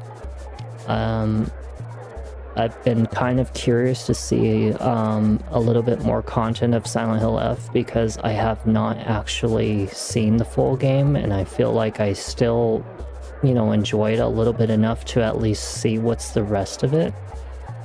Even though it's not scary and stuff, you know, I would like to see more of it, but let's just try to do some more trading and then we'll call it a video. But, you know, I hope either way you've been enjoying Secret of Evermore, because this game truly is that good. You know, it's like I have so many games that are just like this, and I'm saying like just as good. Not the same kind of game, but they're just as good on the story and the music and everything. And trust me when I say we're gonna get around to all that. But if not, I'll definitely be picking up on some videos. I definitely actually wouldn't mind doing another video on Elder Scrolls Oblivion, actually, now that I think about it. I might write that down. So we'll put Oblivion as probably one of the videos for tonight. And then I'll think about what the second game is going to be for tonight, so we'll see. My armor polish will give you a nice sheen, and it will make you more powerful too. I'll trade you for a silver sheath. Okay, so you remember how I told you that the silver sheath is to make your sword more stronger, which is actually one of the ultimate builds in this game. I mean, like, it is so powerful. It will outrank every weapon in this game is your sword, but that is a last minute late game kind of thing. In it, you have to wait until you have a very specific spell that's called Energize, and then it's like something for weapons specifically, like the sword, and it is just like absolutely destructive. But you don't have to get it right now for the silver sheath. So he wants the silver sheath, so we're gonna need to get that one. Is the armor polish. So he wants a golden jackal and 10 spice. Ideal and strong armor. What you need is a stone vest. I can trade it for a jeweled scarab. Okay, so stone vest. And you want a jewel S. We definitely need to get that one. Okay, so we'll gotta find whoever sells that. Hey buddy, how would you like an all-powerful amulet of annihilation? You need 30 bags of rice. You want 30 bags of rice for a jewel of annihilation? Holy crap.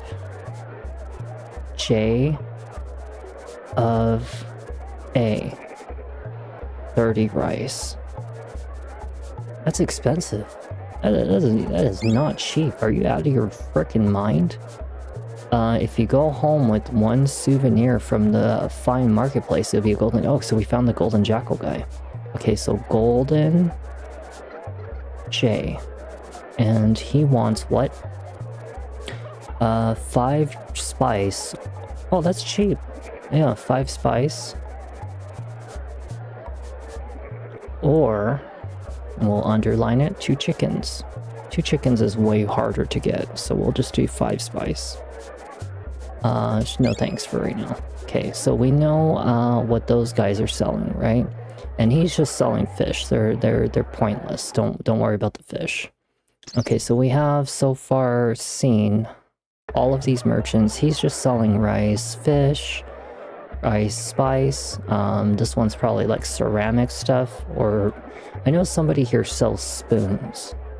She's selling like perfume or jars or something like that. Yeah, ceramic pots. 2 bags of rice per pot. That's actually really cheap. Okay. And then this person here is selling rice, 9 jewels a bag, but someone else was selling it for 6, so he's actually ripping you off, so forget him. You look like a savvy trader. I'll trade you high quality beads for 12 jewels. There's a lady on the east side selling beads for 10 jewels. Are you out of your mind? What is wrong with you people? Don't you know how to bargain? Don't you know how to like sell things at a proper price? You freaking, ow. Oh, you want this Uber ride, do you? Well, I'm gonna charge this person $50 for this ride. Well, I'll charge the white person or the other person with 100% battery on his phone only $2 for his ride. But the person that has 12% battery, his phone's about to die, so I'm gonna charge him $85 because it's obviously an emergency. This is exactly what Uber does, by the way, just so you guys know. They do actually do that. They judge you based upon the battery percentage, the location, and not to mention this is yeah, no, this is exactly why Amazon put them out of business. My perfumes are the finest, and such a good bargain. Only 3 jars of spice per bottle. Interested?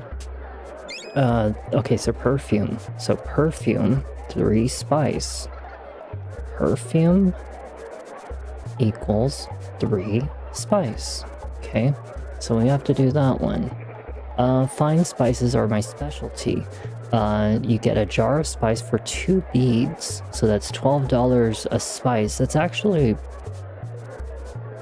pretty cheap. No, that's actually really cheap, actually.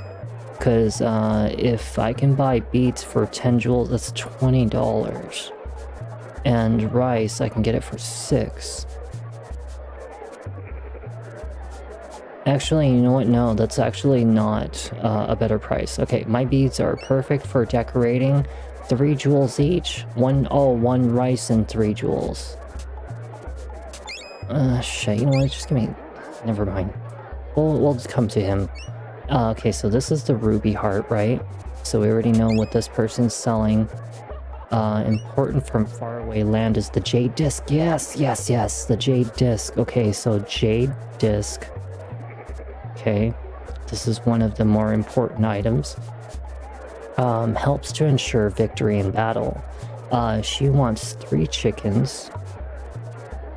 3 chickens and 3 beads. Okay, alright, we'll go definitely get our hands on that.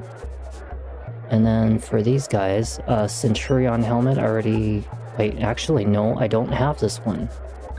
Finest piece of gear I've ever had. 10 spice and 1 golden jackal. So Centurion helmet, right? So he wants 10 spice. And he wants 1 gold J.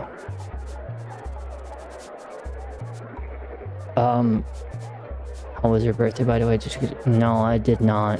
And I didn't really do too much for my birthday, to be honest. You know, just kind of slept most of it. Didn't really have much of a celebration for it, so, you know, it's okay. You know, it's how my birthday is all the time. So I'm not really, like, too worried about it. I've never really expected my birthdays to be all that, like, amazing anyway. It was just nice that people were there to watch Path of the Teal Lotus, even though 99, like according to the analytics, 99% of those people were not subscribers. They were just random strangers. In fact, a lot of my videos that's been happening on YouTube, a lot of them are people that are random strangers, which either way, since they, you know, stuck around to watch, I appreciated it either way. Because it's helping me to get that 4,000 watch hours goal for the YouTube partnership. But I do also have to meet the 1,000 subscriber goal eventually, you know, and I only have like 264, and you know, it's not even a fourth of the way, but hey, you know, I still appreciate people watching either way, you know. With your sunstone, so let's see, I don't need the sunstone. Okay, so let's see. This person here is the appraisal, right? So we already talked to them. We know that this person's selling the sheath, so no thanks. I hope so, too. I do. You can increase the protection of the power of your arms with the bronze gauntlet. 1 spoon and 2 tapestry. Okay, so alright, so we know every piece of equipment that's in this area. We know every single person now. The only thing is I can't find the person who's selling spoons. I haven't been able to find him. This one's selling ceramic pots, right? This one is selling spice. Who the hell sells spoons? Wait, it's a deal? Oh, wait, what? Oh, magic gourd. Oh, wait, no. I remember reading about this. The magic gourd is actually a flawed item. It actually doesn't do anything in the game. It's actually worthless. So don't ever go after the magic gourd. I have a fabulous spoon for 2 jars of spice. Okay, also this is the person that sells it. Okay, well let's buy a crap ton of rice. Just go with 20. Let's go with 20. Let's go with 20. 20. And one more time. 20. Okay, well, okay. Alright, so for spice, okay? So for a jewel of annihilation, it's 30 rice. That's expensive. So in order to get a Centurion helmet, we need 10 spice and 1 golden jackal. Golden jackal requires 5 spice, so we're gonna need 1 golden jackal. We're gonna need 2 golden jackals. Total, we need 2 golden jackals. So to get 2 golden jackals, we're gonna need 10 jars of spice. Okay, so do we have 10 jars of spice now? Where's my trading items at? I see. How much spice do I have? 10 jars of spice. Okay, so we have it. So the person who's selling golden jackals, let's go see them real quick. My battery is low. I think the golden jackals were sold by this person. Yep. Okay, so spice. Okay, so we have 1 golden jackal. We have 2 golden jackals. Okay, so we have the golden jackals, right? So we can go get 10 jars of spice again. Rice, and we need 10. Alright, so we have it. So we can get the Centurion helmet, and we need another 10 for the silver sheath. And that is to, okay, so we need 10 more. Okay, we have to get some more rice. No, not 5. Let's make 10, so I can be at an even 20. And then let's go with 20, and then let's go buy some spice again. We need 10 of them. Okay, so we have it. So we need to go find the person that sells the Centurion helmet and the silver sheath. So the Centurion helmet, I think, was this person right here. It was like right about here. Here he is. Aha. Okay, so yes. Alright, so if we open up our equipment right here, we have Centurion helmet. It's got 27 defense. That's actually really good. Okay, so we can cross that out on the list. We don't need it no more. Okay, so that's good. And then the stone vest requires a jeweled scarab. The bronze gauntlet is a spoon and 2 tapestries. And then the obsidian helmet, which I already got. So I can cross out obsidian helmet because I already have it. I can cross out the Centurion helmet because I already have it. We need the silver sheath. So we gotta go find the person who has the silver sheath. I can't remember who it was. I'm pretty sure it was this one. Silver sheath. Yes. We're gonna do other goods. Alright, we got the silver sheath. So now we need the armor polish. You can increase the protection and power of your arms with the bronze gauntlet. No, that is not who we need. We need the person that has the armor polish, which I think is all the way at the top right, if I'm not mistaken. I think he was somewhere in this area right here. Yep, armor polish. This actually increases your defense, so we already have the silver sheath. We can cross that out. And I traded it for the armor polish, which is actually better, so I'm gonna cross that out. So now all we need left is the Jade Disc, the Sunstone, the Moxus Stick, the Ruby Heart, and then the 2 pieces of armor. And that's literally it. It's almost done. So let's go get some more rice, right? Because we are gonna go after... Actually, you know what? We should go after the beads and the chickens. So what does this guy want for chickens? Because we want that Jade Disc. So the chickens... No, my hair is like finally like starting to stick to my face because it happens like at the late part of the day. So this person right here for chickens, I want a jar of spice and 2 bags of rice. Okay, so I want 3 chickens. Oh, how much do I need? We need... Okay, so if I look, I don't even have any freaking rice at all. So we got enough spice, just not enough rice. So let's go get some more rice. I think it's right here. So let's buy some of this. We'll buy some of this. And some of this again. Okay, and let's get another 10 spices. We'll get 10. And then let's go buy those beads from that lady that's over on the bottom right. No, not you. Let's go over here. And I think she's like right here. So we're going to buy some beads. Okay, so according to all of the beads that I need. So I need, how many beads do I need? So in order to get... My dog keeps on sniffing so much, he's a sniffer. So we need 3 beads for a Jade Disc. And then, that's actually it. I don't even need any beads for anything else. According to everything I'm seeing.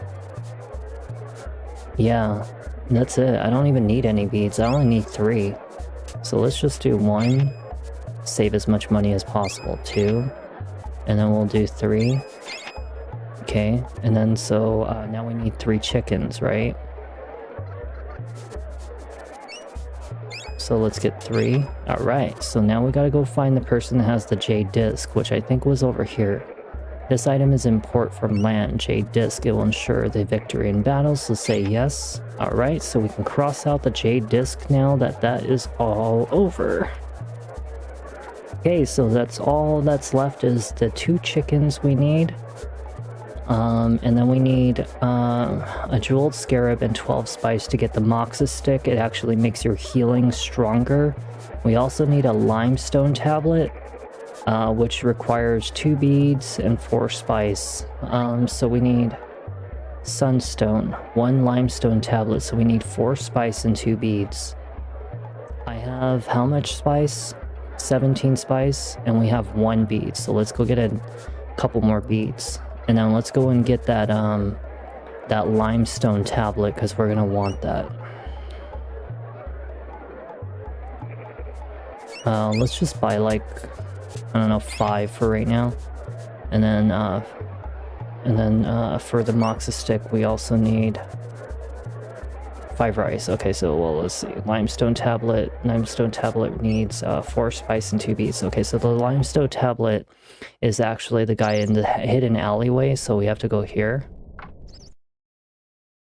I know the trading system is like tedious, but hey, you know, this is going to make you like super strong in this game. Like, I mean, like it's so vital for you to do this, just so you guys know.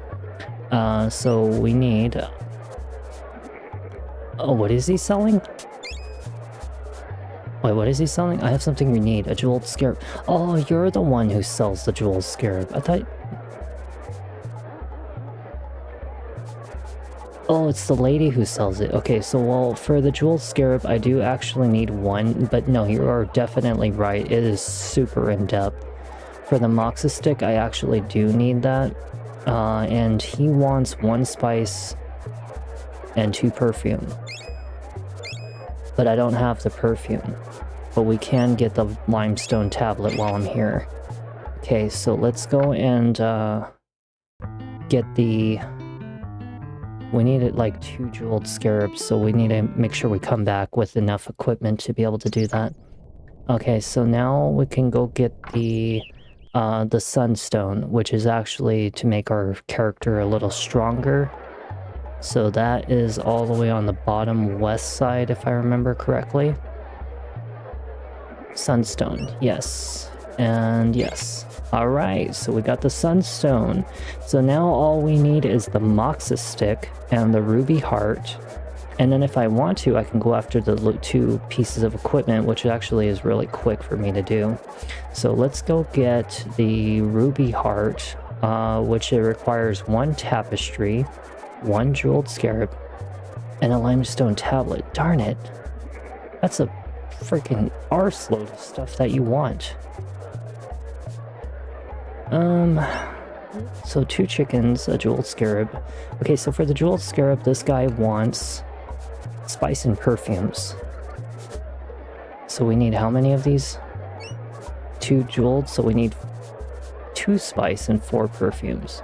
2 spice and 4 perfumes. So we want 3 and 4. Alright, that is it for the perfumes. We are done with them. We don't need them anymore. Let's get some spice. How much rice do I have? I don't even have any. I have no rice at all. What the hell?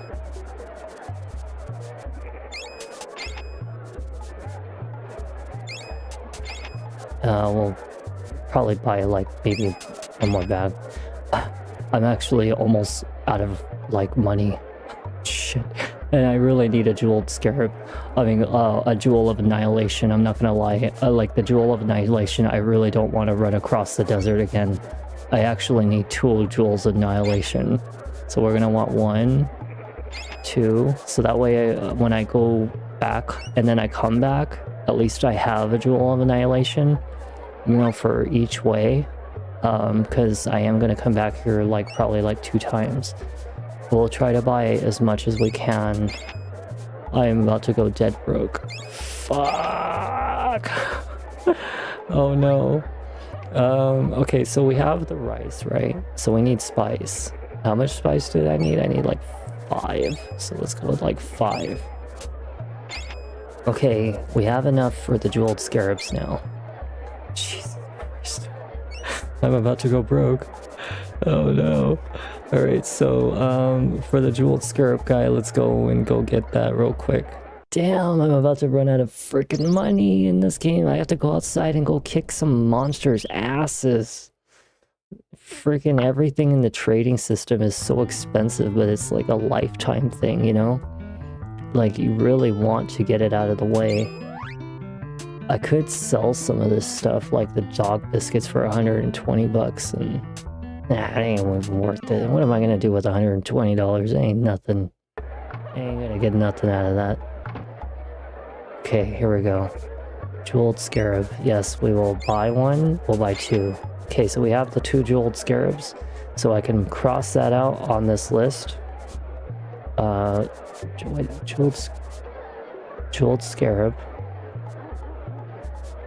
For the ruby heart. I need a limestone tablet.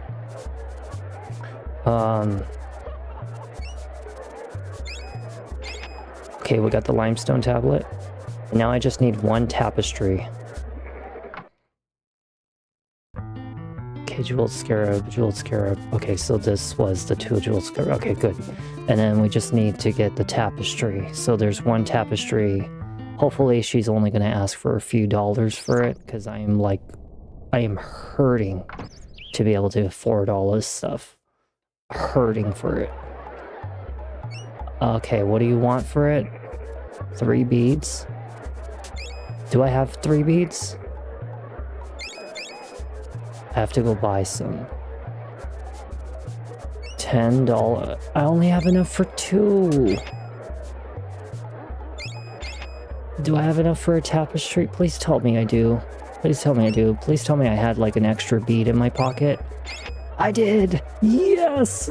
Holy crap. Okay, let's go get the ruby heart. Holy crap.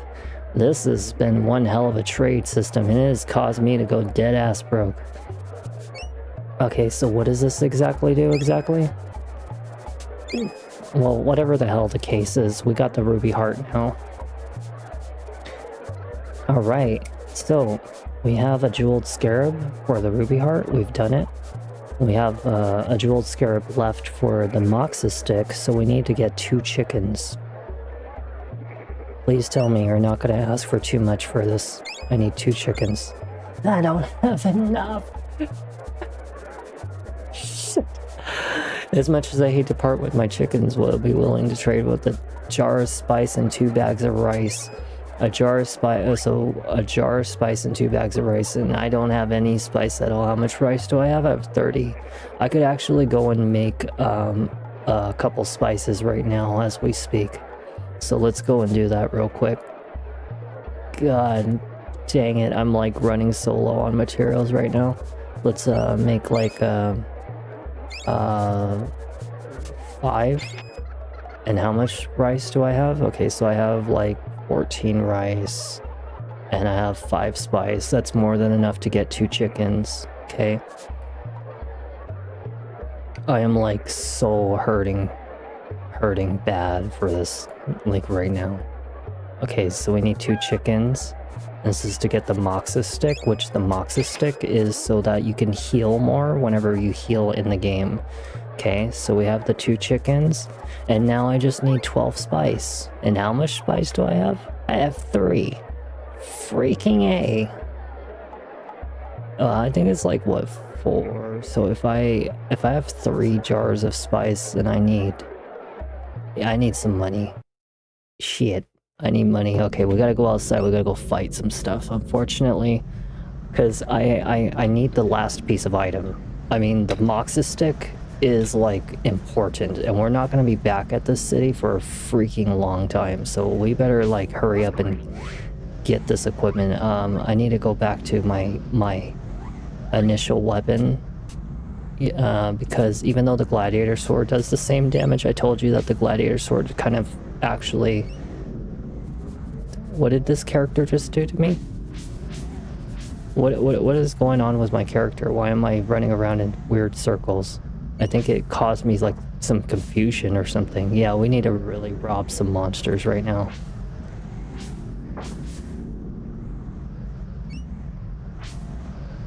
Come on, baby. Come on.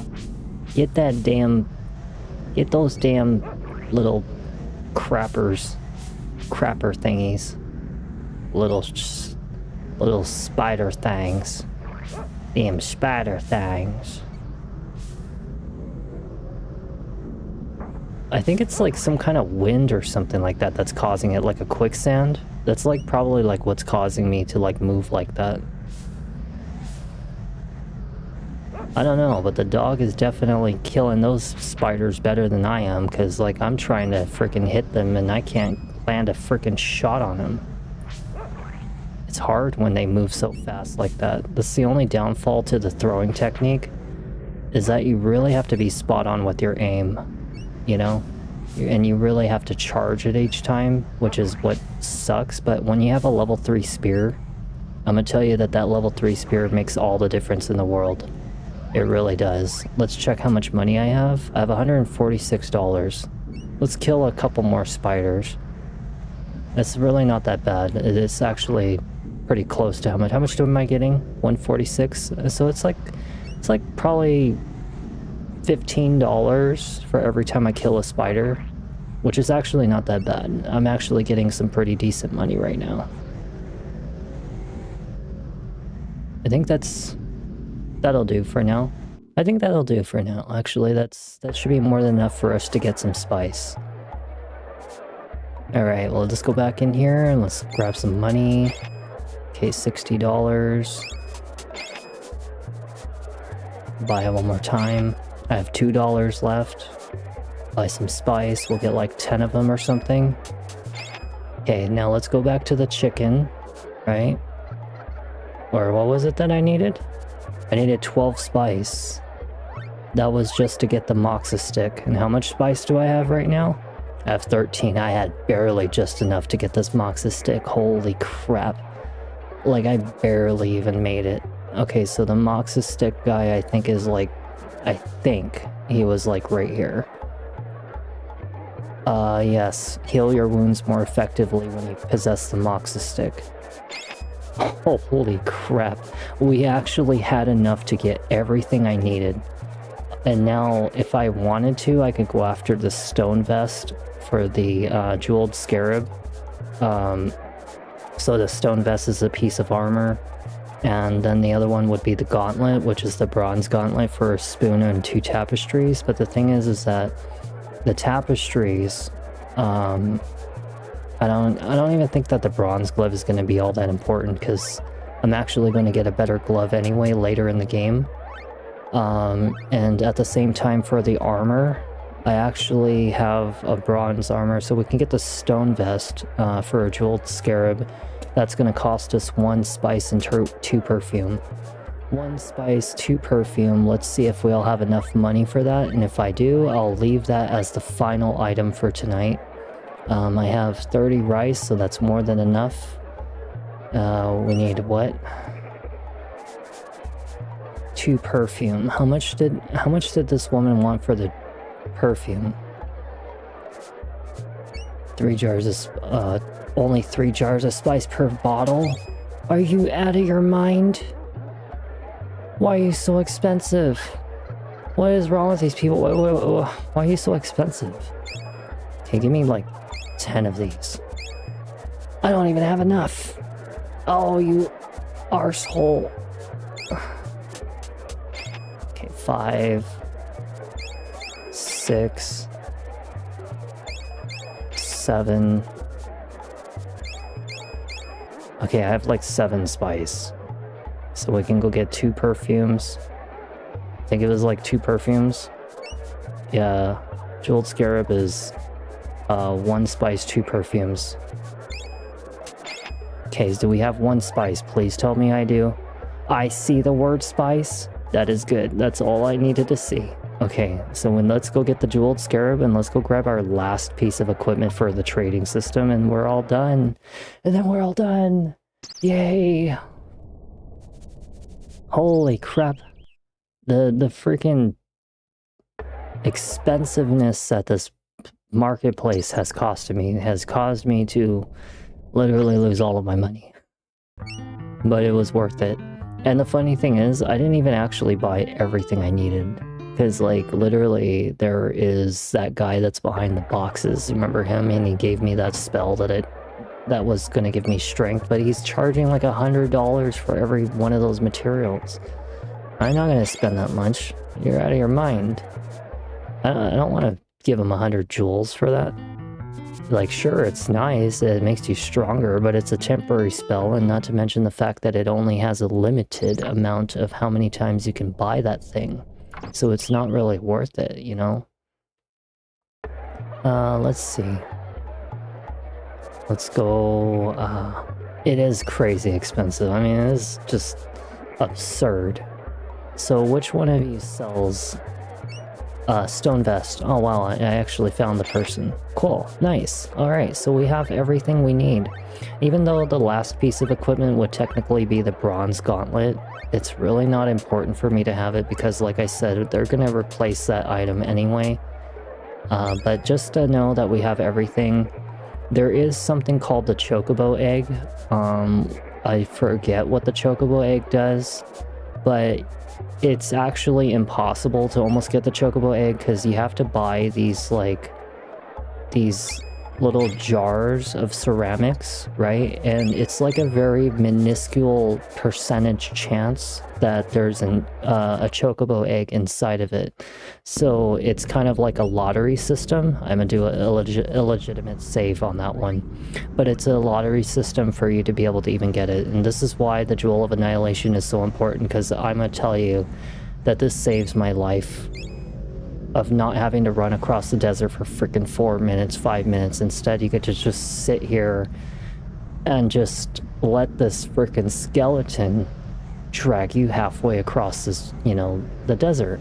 Way faster, way easier. You don't have to worry about all this annoyance of all the bugs and your stamina running out, you know? But it's a nice little relaxing breather from across the desert, which is why I got 2 of them, because when I come back to the city, at least I have enough to go back to the city. And I'll have a lot of money, which means that I can buy a bunch of rice, get a couple scarabs. Look at how quick that was. I wasn't even done talking, and that's how quick it was. You know, that's why I said that I wanted 2 of them.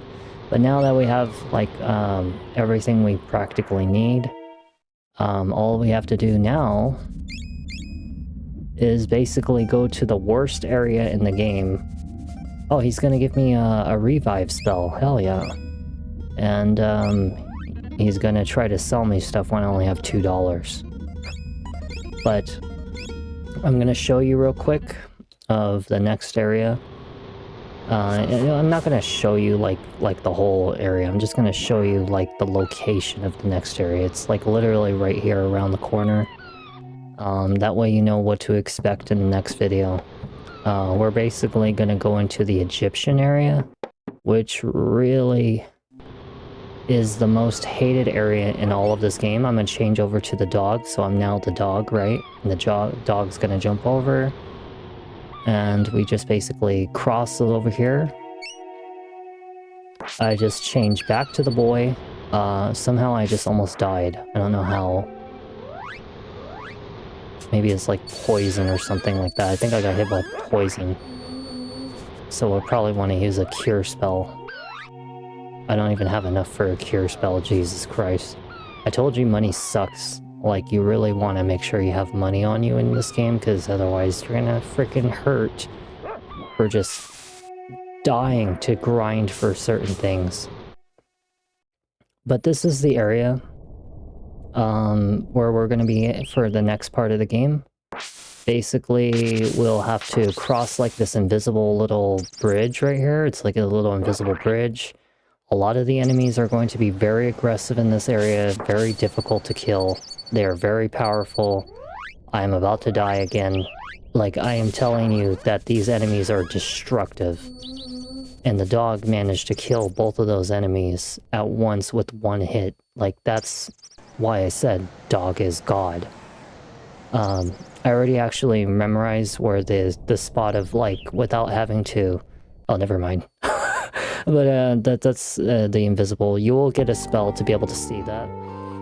This is the next main character. So you remember Fire Eyes, the girl that she had an evil twin?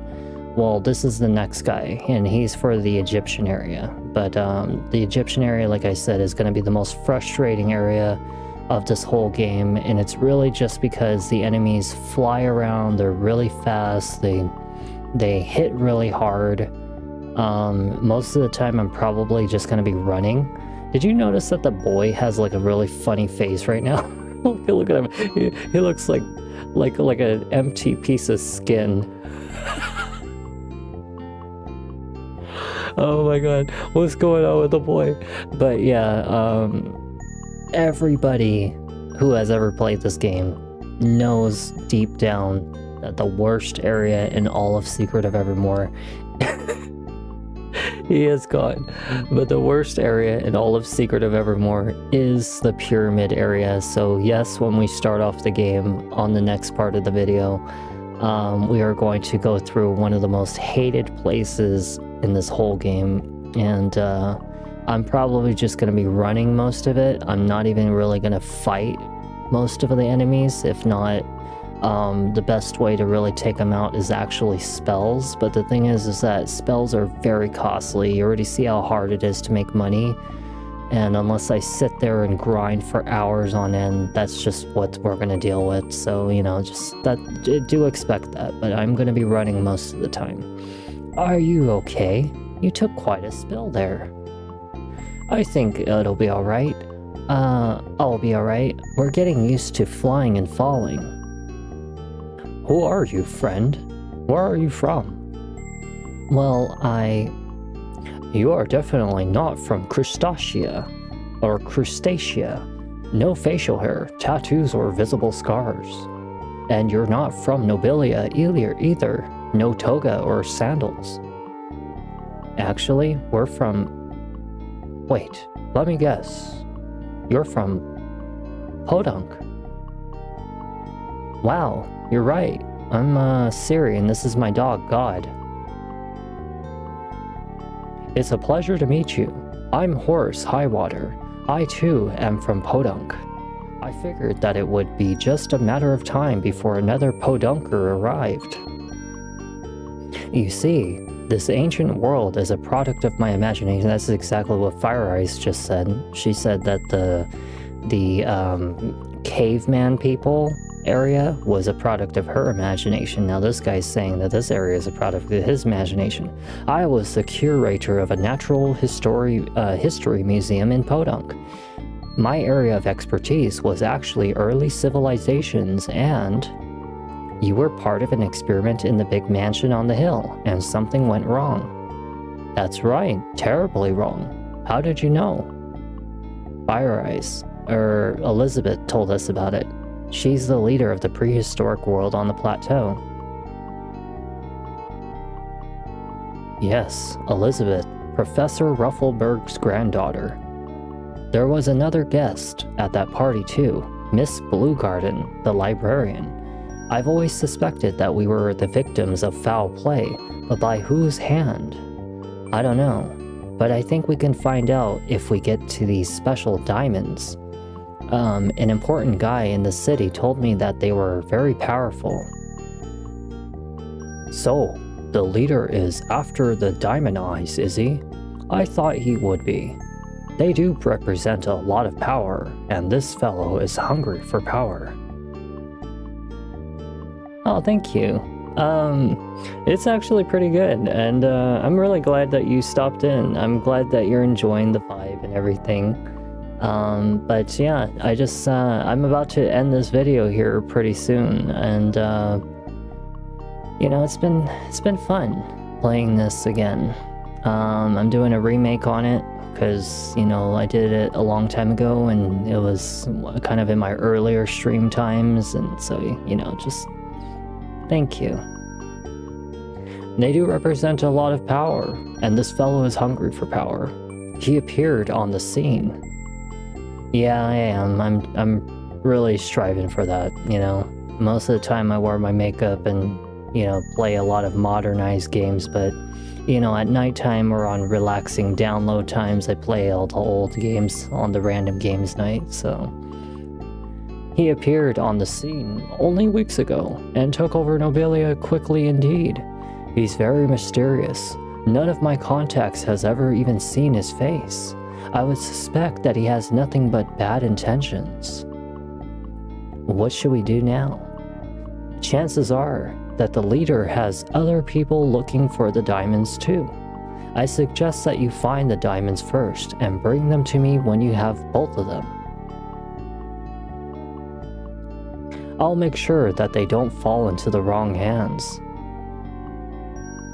The diamonds are in the Hall of Colossia to the north and the Great Pyramid to the south. So we have to go north and south. We've dug pits that protect these cities from harmful intruders. You can see hidden paths over these pits by using the Revealer's formula. So this is the spell that I was talking about. You know, this is the spell that's going to allow you to be able to see invisible roads and stuff. But we will see. So let's go get this invisible spell from this guy right here. It sounds like you had a very interesting adventure indeed. I am Madronius, the alchemist. I've studied with Horus for many years. The new leader of Nobilia does not respect the treasures of our world. We have dug pits in front of the pyramid and hall in order to keep them from his men giving them away. My revealer formula will allow you to see the paths across these pits. Well, let's see. Out of all the spells that I have, honestly, Atlas, I'm not going to be able to use it because we don't have the gem for Atlas, so we're going to use Revealer as our last spell. Yeah, I'm with you. Honestly, to answer your question, I don't have like an end goal. In all honesty, for all the times that I've even tried to even aim for that, I'm not even really gonna go with no plan at this point. I've already put too many hours and too many weeks into building the quality of the balancing of audio for this game and all this other stuff. That's nice. But honestly, I refuse the offer. And I'll tell you why. Because I really don't care for the crowd of another person. He built his crowd on his own. I'm going to build mine on my own. I don't need to be having my hand carried through someone else's people, given all their hard work to get there. But for me, I have to earn my own crowd. And I appreciate the offer and everything, but honestly, if I can't make it on my own, then I don't want nothing to do with it, you know? It's my turn to basically put forth the effort. I don't know if I'm like poisoned or something or cursed, but I am definitely like taking damage somehow. But either way, whatever the hell the case is, I probably just have like a little something coming after me. I'm about to die right now. But yeah, the thing is like, I'm the type of person where I don't feel like, nah, I don't need it. I'm gonna tell you why. Because I don't like using methods or strategies to toy with people's emotions or mindsets to try to gain their attention.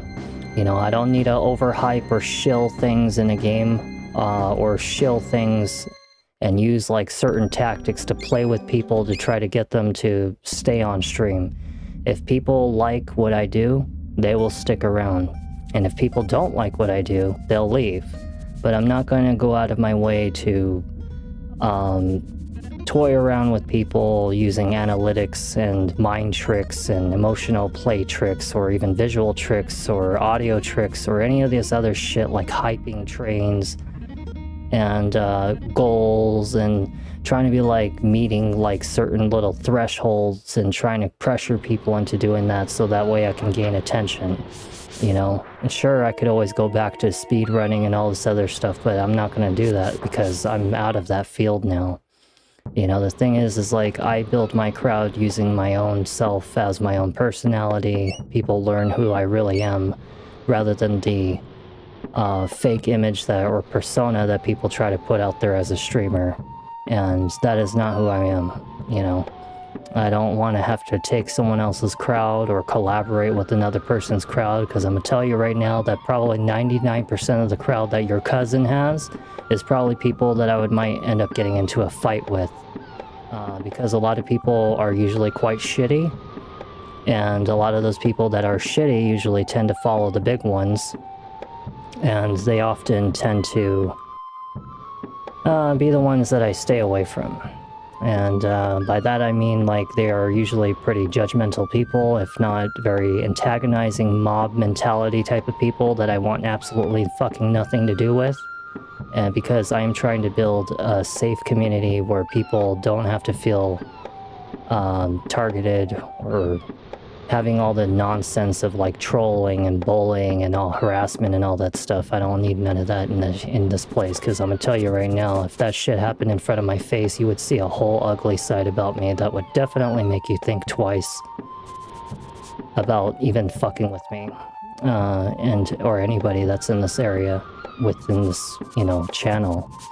And the thing is like, you know, I think it's almost the reason why I would almost prefer to not be one of those number one people, is because when you are one of the top people out there, you tend to catch the attention of even those that are the bad ones out there, because you're like the first one seen. And yeah, I just rather stick kind of in the middle ground, low ground, whatever it is, I don't care. At this pace, if I go at my own pace, grow at my own pace, that's the way I do it. And I'm not going to do anything to try to manipulate that or change it. But anyways, I hope either way that you guys have been enjoying the video. I really appreciate any of you on YouTube. I noticed that there's some of you on YouTube. And, you know, those who are here on Twitch, I appreciate that. You know, I know that guy's probably gone by now, whatever the fuck his problem is, and You know, I already caught on to it. You actually probably saw it, but you may think I don't catch on to things, but I can catch on to bullshit very quickly. The second that I noticed the fast speed of how he was responding to my talking, he wasn't even really paying attention to what I was really saying. Because I actually, I don't know if, like, I explained this to you guys before, but I understand the human brain and deception and emotional fluctuations and nonverbal communication and all that other stuff very, very well. I understand it so much to a degree that I can tell when somebody is illfully, intentfully, or deceitfully trying to talk to me. Almost within 5 seconds of the second they even start talking, I can tell exactly the reason they're here, or what they want, or why they're talking to me, or anything. And it's kind of the reason why, you know, you'll see a look in my eye, or a certain expression out of me, or just ignore them or something like that, because I can catch on very quickly to that. I already saw what was happening, what was going on, and to be honest, it's just full of shit, you know, it's just shitty people. And then to make it even more fair, I'm actually going to do this while I'm on live. I'm going to go over here and I'm going to do this on live, because, you know, I'm just going to tell you to get the fuck out of here permanently, piece of shit. Don't ever come back in here. But I meant what I said, okay? For those of you who are still here, I really appreciate it, but I meant what I said. I don't play mind games with people, okay? I'm gonna be real with you right now, as somebody who is not trying to entertain you in a video game right now. I don't bullshit people. You are going to know me as the real me. I already banned him. But you're going to know the real me on stream, as well as the person you would meet outside of stream is still going to be the real me. The way I talk, the way I, you know, handle the situations, my expressions. I'm very much the same person as I am in and off the stream. You know, I will be very truthful about everything. You know, if I'm sponsored and paid to obviously talk a certain way, you'll know that I will tell you ahead of time it's a sponsored video. Because, you know, obviously when I'm getting sponsored for something, if ever it happens, you know, I'm gonna have to be watchful of things that I say. But unless otherwise, if I'm not doing a sponsored video, regardless if it's video after or video after, I will tell you the actual truth about that company or the product. Somewhere along the lines you will hear the actual truth about it, because that's just the type of person I am. You know, I just, if I know something shitty or scummy or scammy, kind of like grab tap and stream elements, like the sponsorship of those games that I've been talking about, well, they're a scummy company. You know, they kind of rug pulled me because I was getting really good at getting money without having to spend money in their app games. I was just going based off of skill, and I was getting money like absurdly quick. I mean, since like the time I even got into GrabTap like a month and a half ago, I've made like over 1,000, maybe 11 or 1,200. It was the reason I was able to afford all that stuff that's outside my room, and as well as like some of the other stream stuff that I've been buying. But you know, I was thankful for it, don't get me wrong, I'm thankful for it, but either way, it's like it's not something I expected to be long term, and who knows, maybe it'll come back around. But right now I'm too small of a streamer to even make a difference for them to take an eye notice for bigger, you know, offers and stuff, you know. And I understand that I struggle on streams. You think I don't? Like, you think I don't think about that every second? Of course I do. I know that I only have like one person watching, sometimes 0 people watching. Either way, I still put my whole heart and effort into this shit, because I think I want it to be enjoyable for even times that somewhere down the line, 6 months, a year later, people will come brand new. They're gonna see these videos. I want them to see the best quality possible. That's why I'm doing these remakes, you know? And the thing is like, even if no one's there, I try to treat it the same. Even if I have 20, 30, 40 people watching on YouTube, like some of those days on Boat Path of the Teal Lotus, nobody was really talking. For all I know, some of them could be bots for all I know. But either way, I still appreciate it in the back of my mind that people even cared to watch the video and to stick around and see the... It helps me to, you know, feel at least a little appreciated, you know, which is why I put my whole heart and effort into these things. Like, have you noticed that I've changed recently on my streams? That I'm not like all cursy, like super heavy cursy like I did before, or how I don't start screaming and yelling and breaking shit, you know, like, you know, I've watched my videos for a reason. I try to check not only the quality, the sound, everything, but I also check myself to see if there's something I can improve on, you know? And there's so many things that I'm trying to do differently now. Maybe it's because I've just kind of stopped chasing after the dream. Maybe I'm just looking more at the reality aspect of streaming. That I know I'm gonna struggle to grow. Compared to other streamers, I know I specifically will struggle to grow. And I'll tell you why, is because society absolutely looks down upon people like me for being different. Because, you know, obviously I'm not like, you know, the most attractive woman, or hell, even the most, you know, properly, you know, what's going on. And I understand that people judge me for that. They don't do that outside of, in the real world, because they know I'd probably shoot them or stab them. But they don't, but I know that online, they antagonize me. I actually have most of the comments hidden on YouTube, but I do get those ones that are trying to insult me, but they're hidden. You know, they try to use derogatory terms and stuff like that, you know, try to dislike my videos and shit on purpose, you know. I see those fuckers, I know. But I try to hide it anyway. I don't let it try to get to me. But either way, you know, I will try to grow on my own terms, at my own speed. You know, I put my whole heart into all these videos no matter what, even if they do well or don't do well.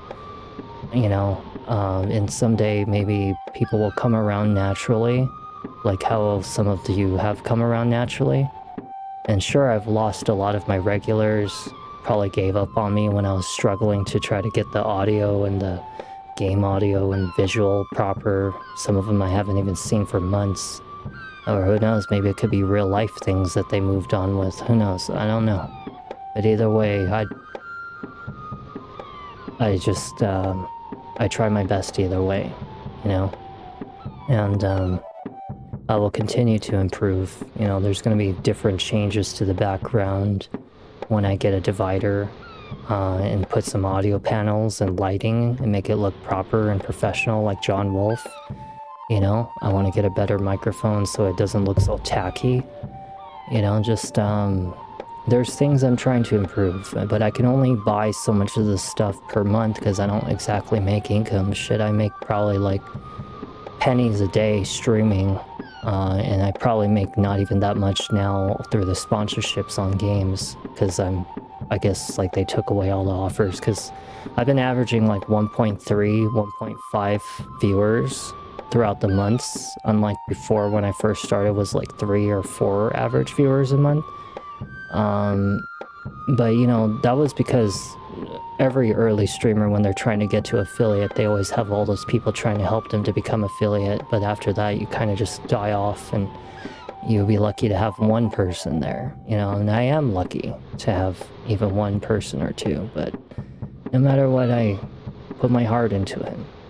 I don't care about having someone carry me through in my fucking hand. If I can't do it myself, then I don't want to have the help of anyone else. I shouldn't need to be spoon-fed to grow, you know?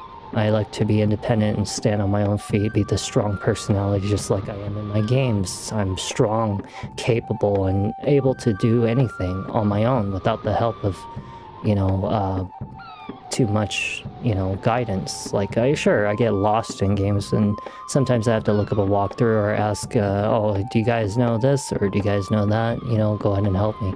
But I don't need someone to be like, oh, Siri needs a level 100 person to come and help her freaking, you know, beat the crap out of this boss. No, I'll figure a way to beat him out, no matter what, on my own. You know, it's the same thing. I handle my streams same way. Grow on my own. Either way, I'll be back tonight. I know that it's late. I'll be back tonight, and I'll, you know, do an Elder Scrolls Oblivion video. I forgot that I wrote it down. I don't know what I'm gonna do for the second game for tonight, but we'll see. It's definitely not gonna be horror. As much as I really wouldn't mind doing a video on Chronos the New Dawn or Silent Hill F or Ghost of Yotai, I think I'm gonna wait until the week after to do it, because I kind of need a little break from those. But once I do, I'll come back with the makeup streams and start continuing some games once in a while. At least do them like once every week or two, you know, not have to push for them. I'll be pushing for other games like this, or Parasite Eve 1, which is going to eventually be coming up. I'm going to do a remake on, like, My Friendly Neighborhood. I'm going to do a remake on Man-Eater. I'm going to do a remake on, I don't know, there's a good handful of games that were really good that I did a long time ago that I want to do remakes on, but, you know, I'm just gonna, you know, stick with the games that I think are necessary and fun. Definitely Path of the Teal Lotus is going to be concentrated to be finished. You know, I'll come back with Hollow Knight Silksong eventually when I feel like I am confident enough to handle the game calmly, like I did with Path of the Teal Lotus, you know? It's just stuff like that, so, you know, just keep your head, you know, keep my head up, and I do what I can. Like what the guy said, trying to antagonize me, oh, how do you expect to think about growing and becoming a big streamer? I do what I freaking can, okay? I rotate games because it gets boring watching the same genre over and over and over. Nobody wants to sit there and watch RPG, or freaking racing game, you know? This is why I rotate, is to keep the interest of people and to bring in all kinds of crowds of people who don't like horror games, who don't like action games, who don't like RPG games. Maybe they like something else, and that's something I am. I'm flexible, you know? Either way, that's what kind of streamer I am. And I will grow, hopefully, with people who enjoy these relaxing, calm types of streams that are focused on the game, focused on enjoying the game and the moment with me, and me with the moment with you. You know, that's how I think about it, you know? Anyways, everybody have a good night. I'm gonna have a cigarette, and then I'm gonna go watch some TV or something, and when I come back we'll play Elder Scrolls Oblivion and whichever game I pick for second. Sound good?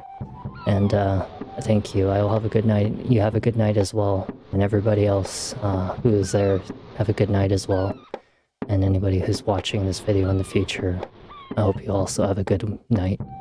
Anyways, I'll see you guys in the next video tonight.